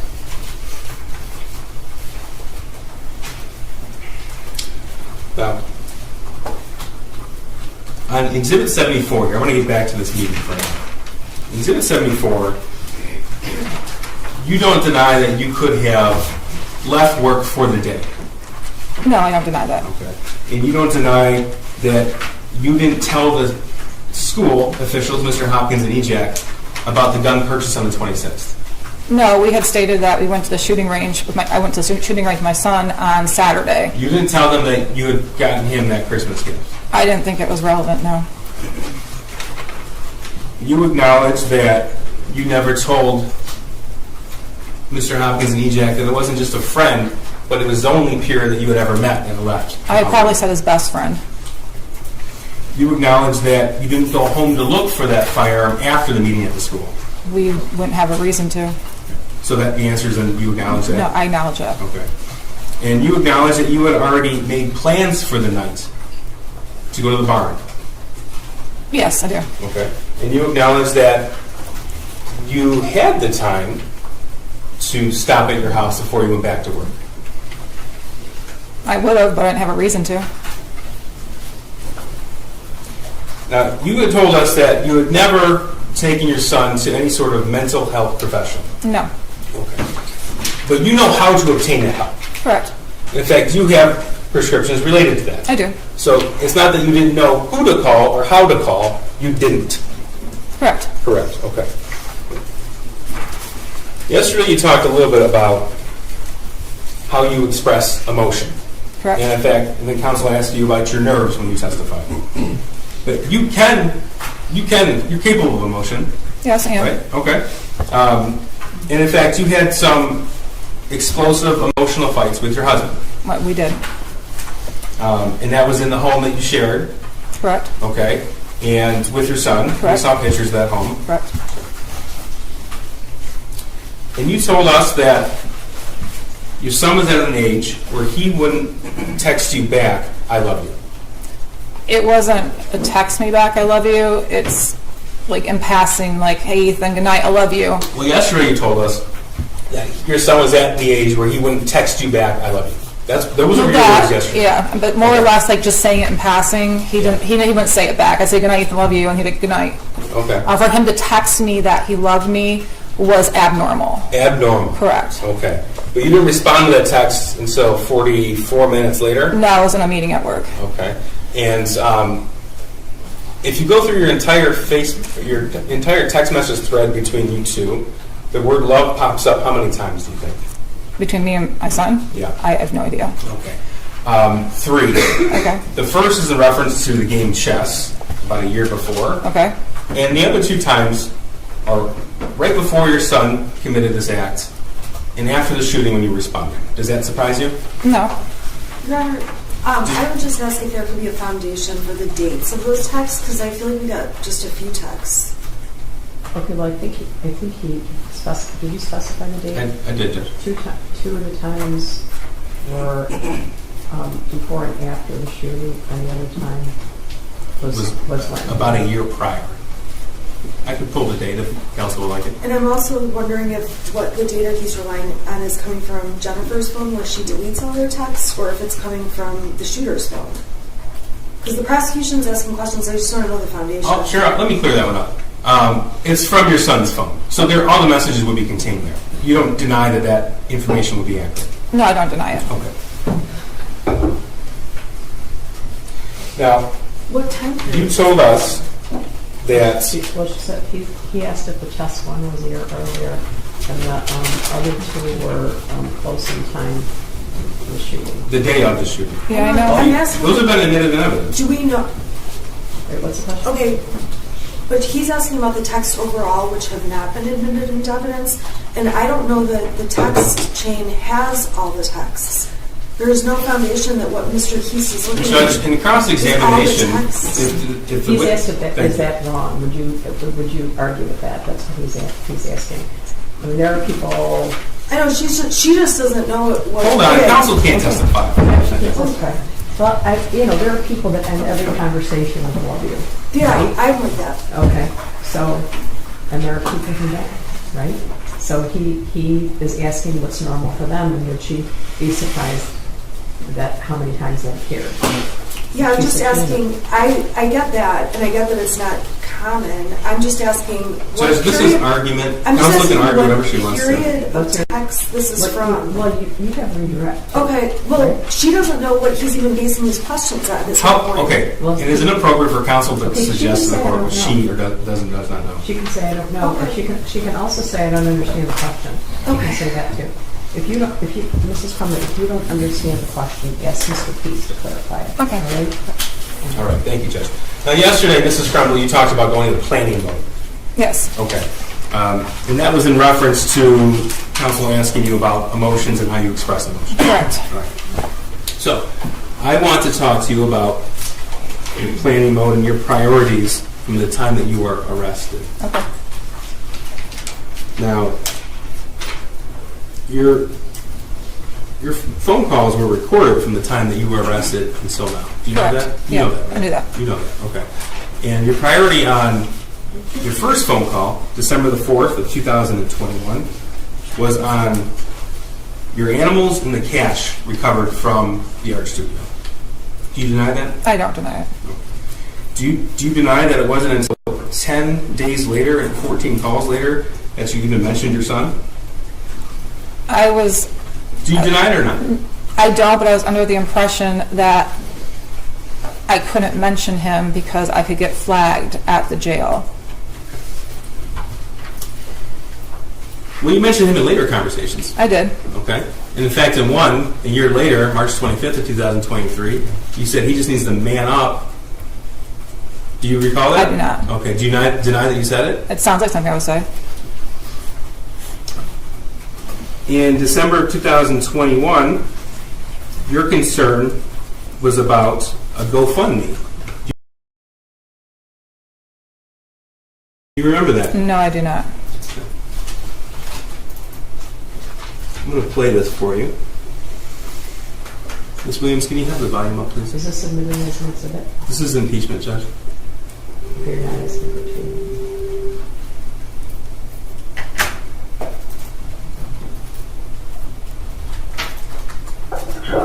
Hey, we hear some of the GoFundMe to help, like, pay for course support. Well, there's no, Jennifer, that's... I just mean, like, you know, that's for speaker base, but I know there's a lot of people that call the lawyer ask us about their my horses. So, I mean, I'm throwing shit against the wall to see what's fixed. What's that? I'm just throwing shit against the wall to see what's Oh, fixed. I know. Okay, that was between you and your dad? Correct. Okay.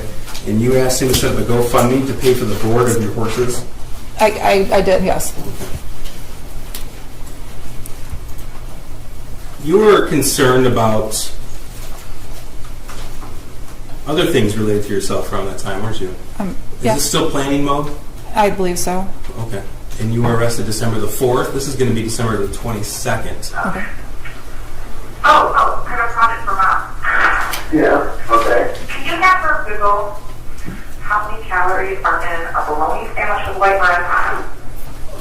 How many calories in a bologna sandwich with white bread? Yeah, American cheese. And what with American cheese? Yeah. You get some mayonnaise on it? No, just mustard. So there's nothing mustard. And then peanut butter and jelly on white bread. And peanut butter and jelly white bread. Okay, so he's looking up bologna right now. Is that what your lunch and dinner is? For the most part, yeah. There's the other stuff, my cereal is now some of the actual Well, American cheese, yeah, American cheese. And an apple and a banana. Because they really they're carb loading me, and I want to make sure I stay at like 1,000 to 1,200 calories. No, I know bananas are 100 calories. Is it okay? What about an apple? Yeah. So the sandwich is 140 calories. Oh, 240. Okay, I got 300, so that it doesn't take from 60 calories with it. And then peanut butter jelly and white bread. Yeah. Still planning mode? Well, I wasn't planning there, no. Okay. Now we're talking about how you describe planning mode.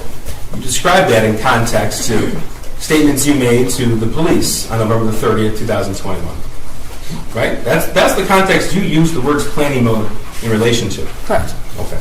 So you told us that the last phone call on December 31st, that was still you in planning mode. I want to make sure we can accurate depiction of what that is. And here's one from January 15th, 2022.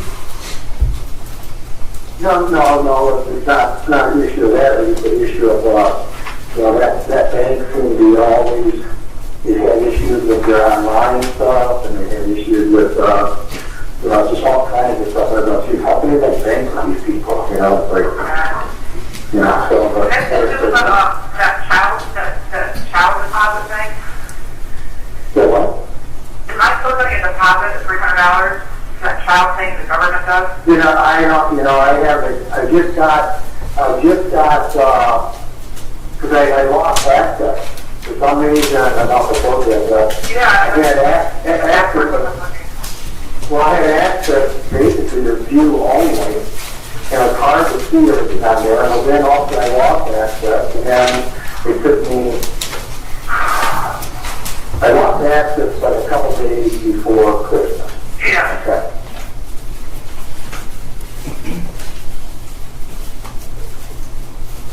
Okay. Is that still planning mode? We were talking about filing my taxes if you played the whole thing. You were asking about your child tax credit. Correct. You're still going to get that $300. My dad was doing my income taxes for me.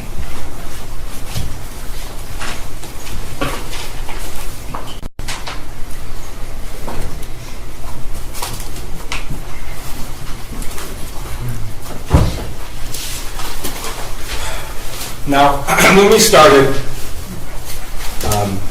we confirmed that you understood the oath that you just took. Correct. And the same oath you took yesterday. Correct. Okay.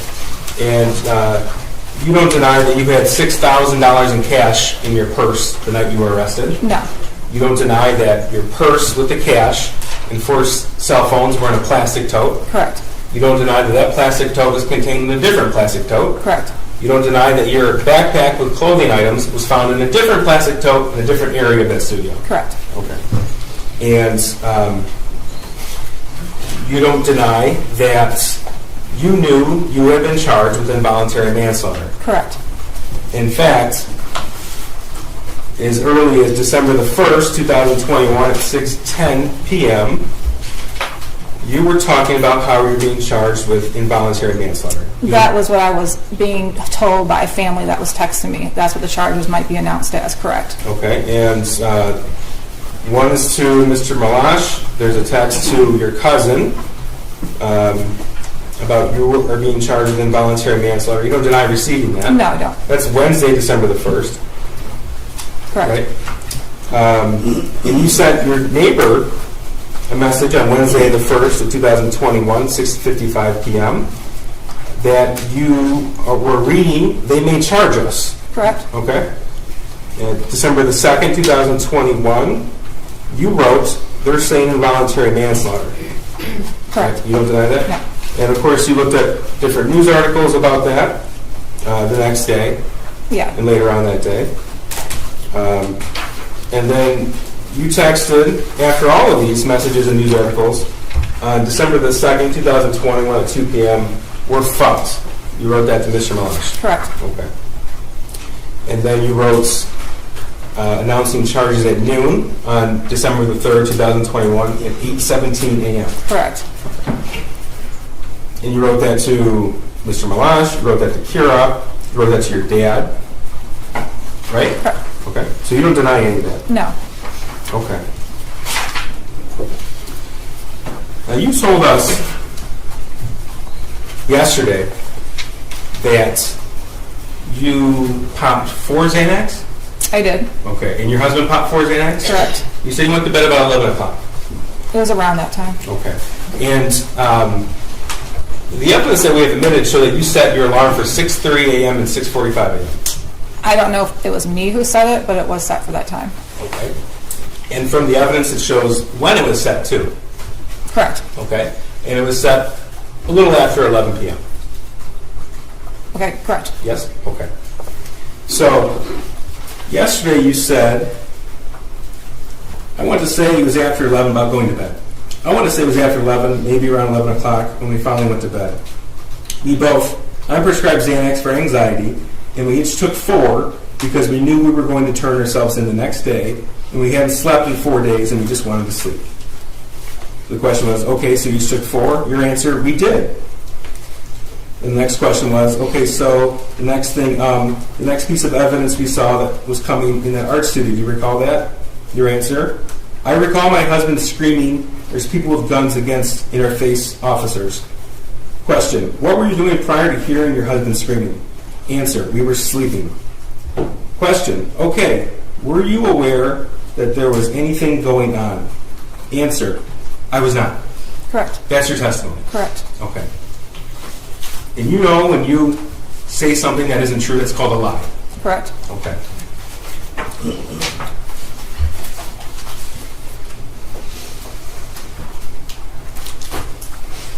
This is going to be Exhibit 430.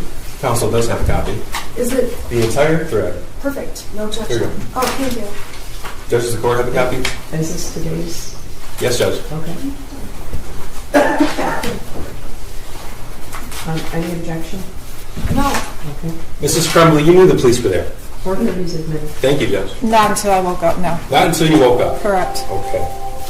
Now, we heard testimony yesterday, or throughout the trial, that 911 was called at 10:43 p.m. You recall that? Yeah, I saw in the video, correct. Okay, and on the video, the first officers arrived before 11 p.m. Correct. Okay. And either you or your husband, we couldn't tell from the video, but you tell me, was it you or your husband out there smoking? That was my husband. Okay. So your husband walks in shortly after the 911 caller walks in the building to call 911. Correct. That was on the video. Correct. Okay. And officers arrived.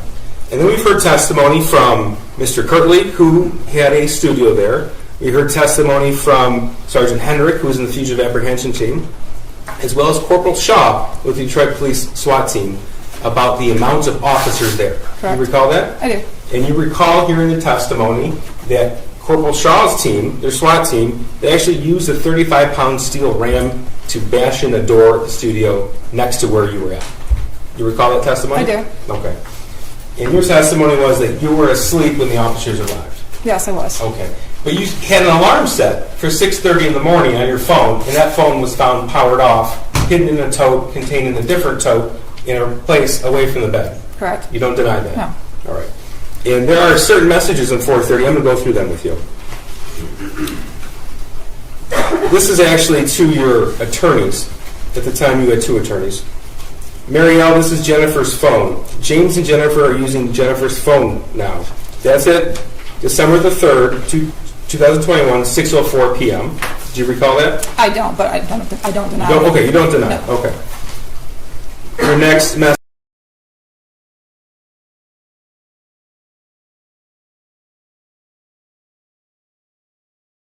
Who sits to my left?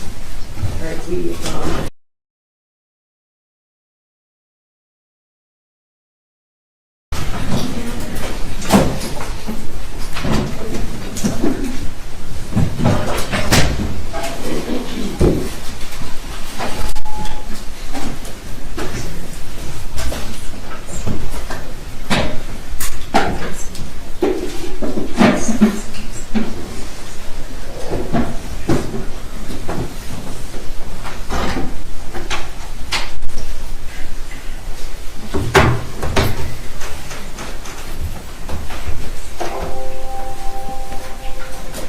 calling People vs. Jennifer Crumbley, case number 2279990FH. Mr. McDonald, appearing on behalf of the people. Thank you, Mark Keith, on behalf of people. Thank you, Shannon Smith, on behalf of Jennifer Crumbley, who sits to my left. all right, we, have been in contact with the jury. They said they want to stay till 4:45 and that they probably want to come back tomorrow.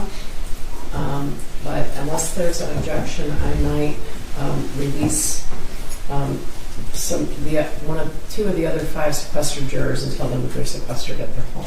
Do you object to that? Not at all. No. No objection. And then puzzles and Sudoku and that they're probably losing their minds. So I was going to release 2 or 3 and have them go about their business, but they would still be sequestered.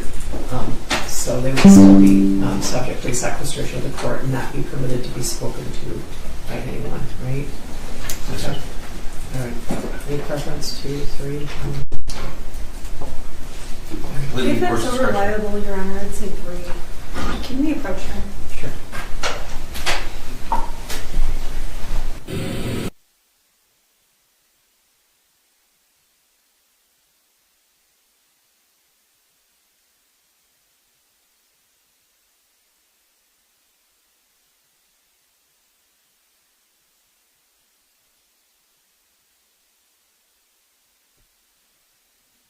You know, you have to unmute the microphone for it to work. It sounds like they are finishing up for the day in the next few minutes, and they're talking about possibly releasing, sounds like they have 5 alternates, either 2 or 3 of them, and letting them go home, but telling them that they're still technically sequestered at home instead of there. And so they're trying to decide how many they're going to do that to. It's kind of interesting, a trial of this magnitude, this much publicity, and not a single juror has been released.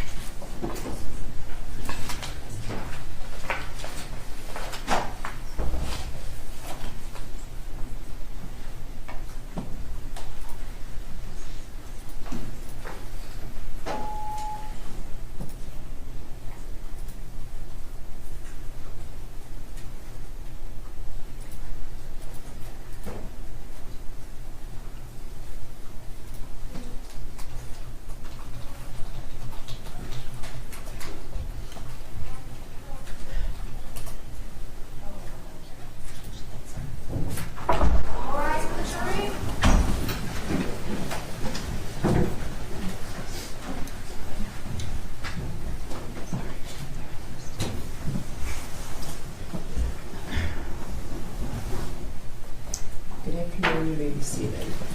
Now, I know you guys have all had an exciting day. We've completed puzzles, done Sudoku. I heard one of you was sleeping on the floor. I won't name names or pick on any of you. I'm so sorry. Hopefully you realize the reason behind it. Okay, so here, the 12 of you have not come to a verdict yet, so they're going to be returning tomorrow. But life happens, and in the event that one of those jurors was indisposed, we would need one of you to fill in for them, and they would be instructed to start deliberations all the way over again. So that's the reason for it. That being said, I'm going to dismiss 3 of you by blind draw today. Actually, I shouldn't use the word dismiss. I'm going to have 3 of you not return tomorrow, but you're still sequestered. You understand what I'm saying? So some of these people sitting out here would love to talk to you, but they are not allowed to talk to you when you're not allowed to talk to them. And it's the same as every day when you leave here. You're still sequestered. I just think that you would prefer to be doing your laundry or going to work or doing whatever it is, but I still have to trust you to not discuss the case. All right? Are there any questions about that? But I'm going to have 2 of you come back. I think you've already ordered your lunch, so I'm hoping that 3 of you ordered something you like. No? No. Yeah. My question is, if we are one of the 3 that go home and spend the day at home tomorrow, how do you know if will you call us as soon and let us know what to do the following day? Absolutely. I feel bad enough that I feel like I kidnapped you. Okay, so I feel bad enough that you're here. I know that you know why. Okay, because you know, when this is all over, I'll tell you stories about strange things that happen and jurors and, you know, just life happens. So as you know, this is a very long, emotional, and frankly expensive process. To start over would be devastating for everyone in the room. So I appreciate you. I feel bad, but I would feel worse if we didn't have enough jurors to finish deliberations. Okay, so 3 of you, I'm going to pick three numbers by blind draw, and then you can exit, and they're going to take you down to your car. And we have your phone numbers. You are still sequestered, all of you, and the other 2 have to return back in the morning. Okay. And I'm going to tell you again that during the trial, do not read, listen to, or watch any news reports about the case. Under the law, the evidence you consider to decide the case must meet certain standards. For example, witnesses must swear to tell the truth, and the lawyers must be able to cross-examine them. Because news reports do not have to meet these standards, they could give you incorrect or misleading information that might unfairly favor one side. So to be fair to both sides, you must follow this instruction. So do not go on social media, don't post anything, don't go on Facebook, don't do research, don't discuss the case with anyone, whether you're at home or at work or here spending the day with me again. All right? So I'm going to pick 3 of you by blind draw. The other 2 have to return at 9 o'clock in the morning. All right?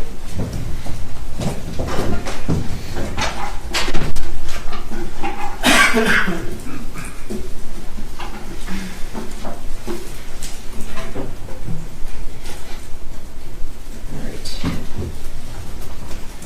Juror 17. You can be sequestered at home. Juror in seat 4. You can be sequestered at home. And juror in seat 10.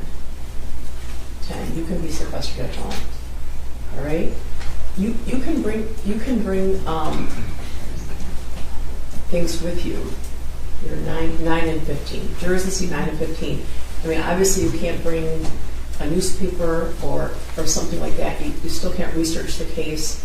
But if you have work, you can finish my crocheting for me. You know how to crochet. You know, anything like that. I know it has to be really boring, but I think you understand the purpose. Mm-hmm. You can't talk to anybody. Again, a lot of people here would love to talk to you, but none of you are allowed to talk to the press or discuss the case with anyone. All right? And we do have your phone numbers. So I'm going to release you to go back to Judge Anderson's jury room, and then you're going to be escorted out of the building, and then the 2 remaining jurors, if you could come here at 9 o'clock tomorrow morning. All right? Any questions about that? Okay. We appreciate you. Thank you for understanding. Mm-hmm. All rise for the jury.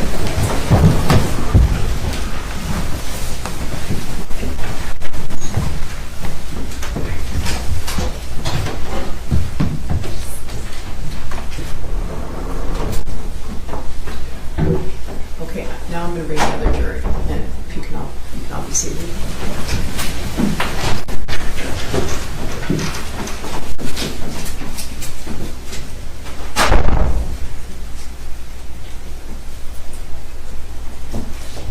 While she's bringing the jury in, Scooter, to answer your question, yes, they would have to restart deliberations. And the whole point is they are starting from scratch. And so that alternate wasn't influenced by anything anybody else said, I guess. I'm not really sure. You would think that that would be beneficial to have them overhear what had been done so far. However, they wouldn't be able to provide any input, because then that could be seen as swaying the verdict one way or another if they were able to say anything. The law is a very complicated and frustrating beast.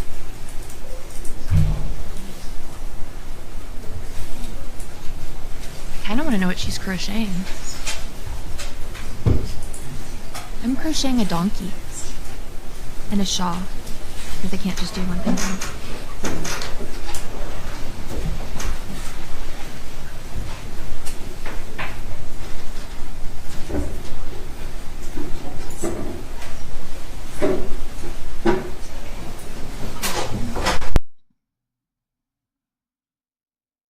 Any news reports about the case and the law, the evidence you consider to decide the case must meet certain standards.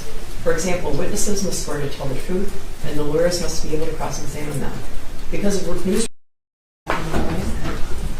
Yes, thank you. Just going to make sure. Thank you, Judge.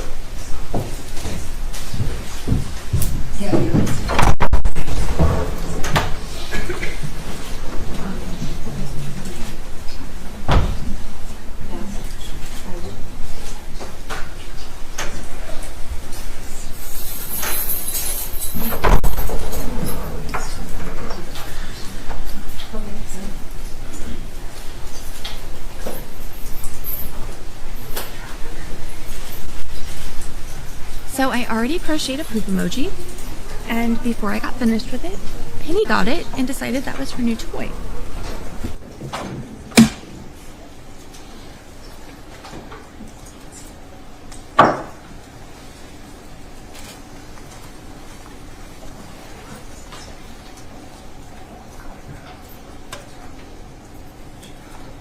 I crocheted tip poop emoji with rubber bands. That was a fun way to learn how to do it. It's little tiny rubber bands, and you basically crochet with them.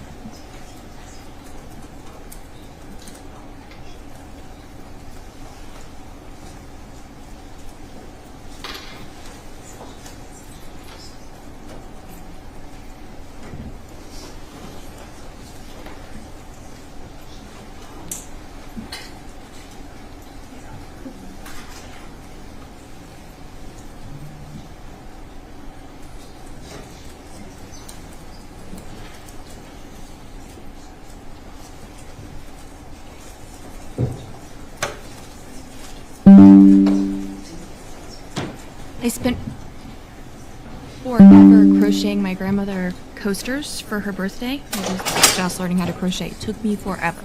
Really proud of them.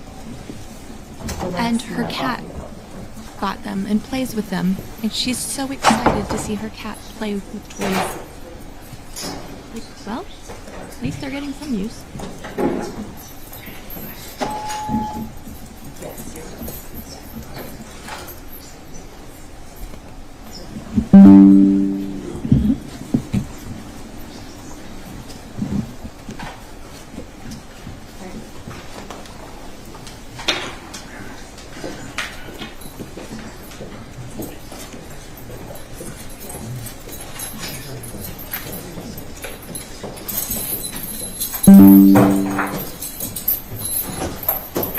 Okay, I think maybe I thought they were bringing the jury in, but I think maybe she just went back to release them. So she said 4:45, so I think she just went and released the jury. So they are done for tonight, and they will be back tomorrow morning. So we will finish this up until the cross-exam is done, and then we can run opening statements tomorrow morning.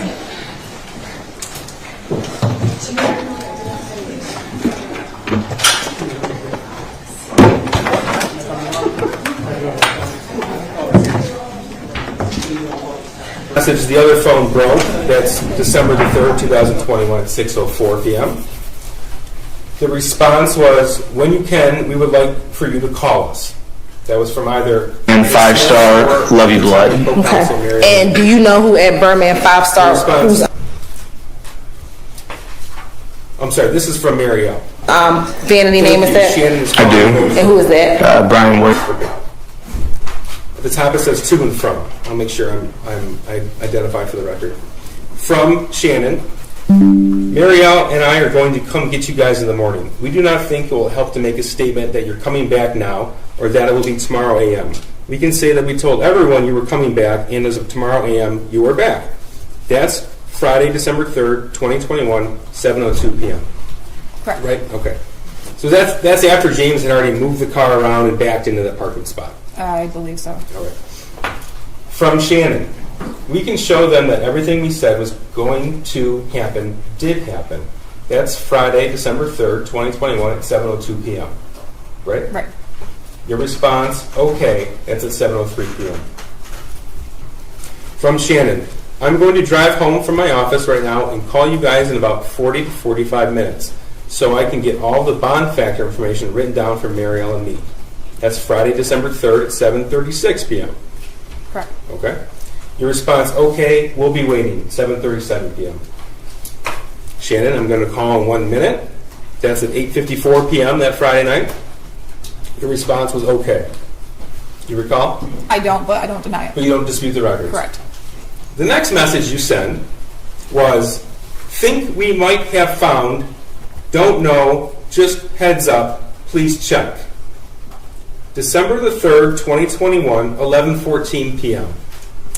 That was written, but I do not believe it was written by me. Okay, you don't remember. Well, you told us you don't remember any of these text messages. You just Right. specifically don't remember this I one? read through it, but You don't deny that this was on your phone, what we refer to as the burner or track phone. correct. We You were don't deny that. both using that phone at the time because my husband's broke. Okay. And then you wrote in quick succession, don't know, 11:16 p.m. We might have been found, 11:16 p.m. Laying low, 11:16 p.m. You don't deny that these are the records? No, I don't. Okay. Response from Shannon, oh shit.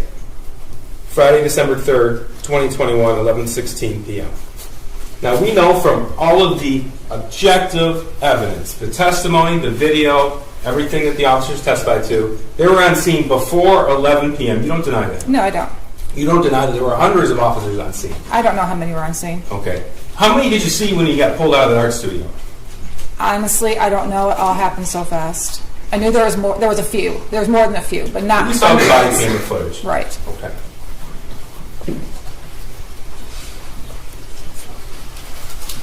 Because I do want to make a point so everyone's aware. This exhibit was just made admissible this morning. Correct. Okay. So we actually just received it this morning, and when you testified yesterday, you didn't know this exhibit was going to come into evidence. Correct. Okay. I want to talk to you now about the night before the shooting. Okay. November the 29th, 2021. You had testified that you got into a fight about grades with your son. Correct. Is that because you checked Power School? Yes. Okay. During that fight, did you lock your son out of the house? We did not. You don't deny that he was outside of the house? He did. He did walk out of the house. He was upset. Okay. You told us that you took his phone. We did. That's not true, is it? It is true. On we took November the 29th, 2021, your son filmed a 19-minute video while he was outside describing what he was going to do the next day. What time was that taken? 10 o'clock. I don't know if he got it back. I know we took the shooting range away and we took his gun away, so I don't know if he got it back. Okay. Now, all of the times that you were at the barn, there was nothing stopping you other than you told us he didn't want to go. Right? Correct. There's nothing stopping you on November the 30th, 2021 from taking him home. Correct. Nothing stopping you. You know, actually, I want to go back to what you just said. You took his gun away. We took the shooting range away. You said you took his gun away. No, I said we took the shooting range away.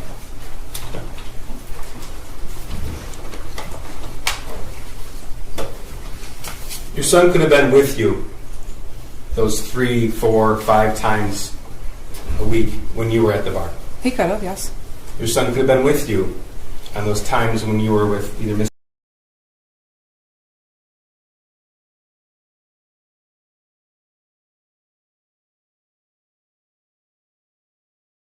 Malash or somebody else. No. In the weeknights, he could have been with you after school, after work. I wasn't with Mr. Malash at those times. Okay, the other individuals then. I wasn't with them either at those times. According to the I friend finder, might have messaged people at those times, but I was not with anybody at those times.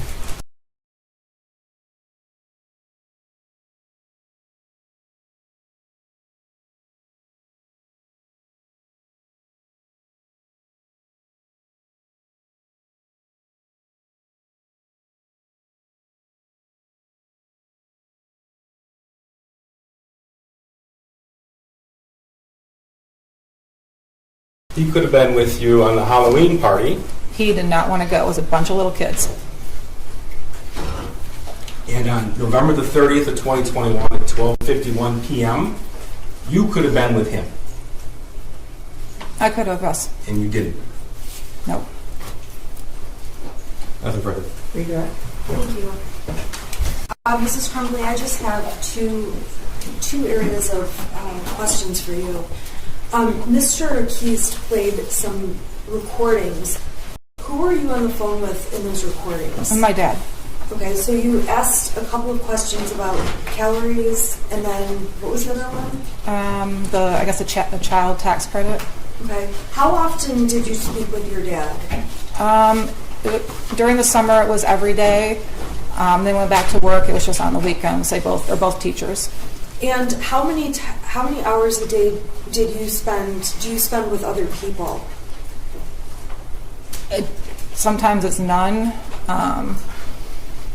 Sometimes it's when they walk by my cell, I'll talk to them. But I'm locked down 23 hours a day. I get 1 hour out by myself. I talk to my clergy lady weekly, so I see her. Sometimes I talk to the church priest, or I'll talk to my attorney. But it's about the most human contact I get.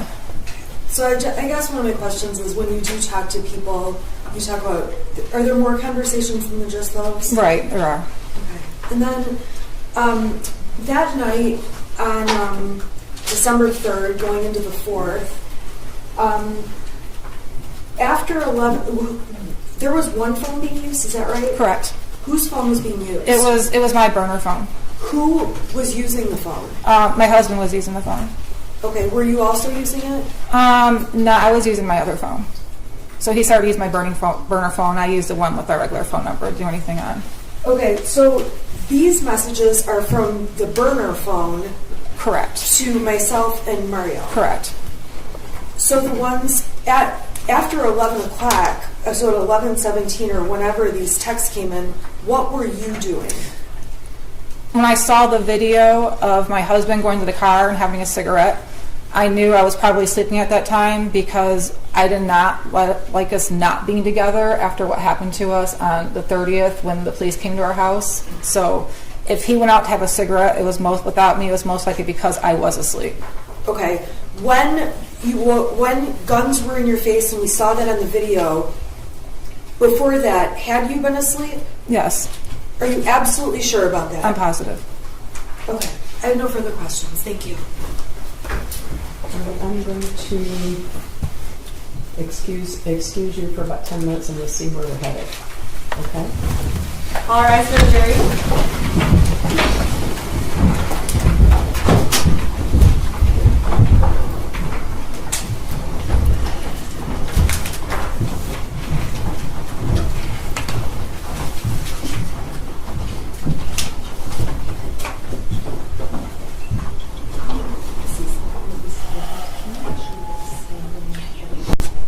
All right, you may be seated. You can rejoin your attorney. Okay, so tell me what's happening now. Can I have just a moment with my client? Sure.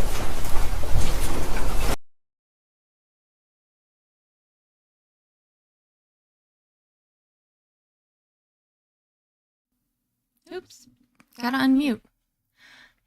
It has been a fun, long day, but I think I'm going to shut it down. I hope everybody has a fabulous evening, and hey, let's do it again tomorrow. I'll see you then.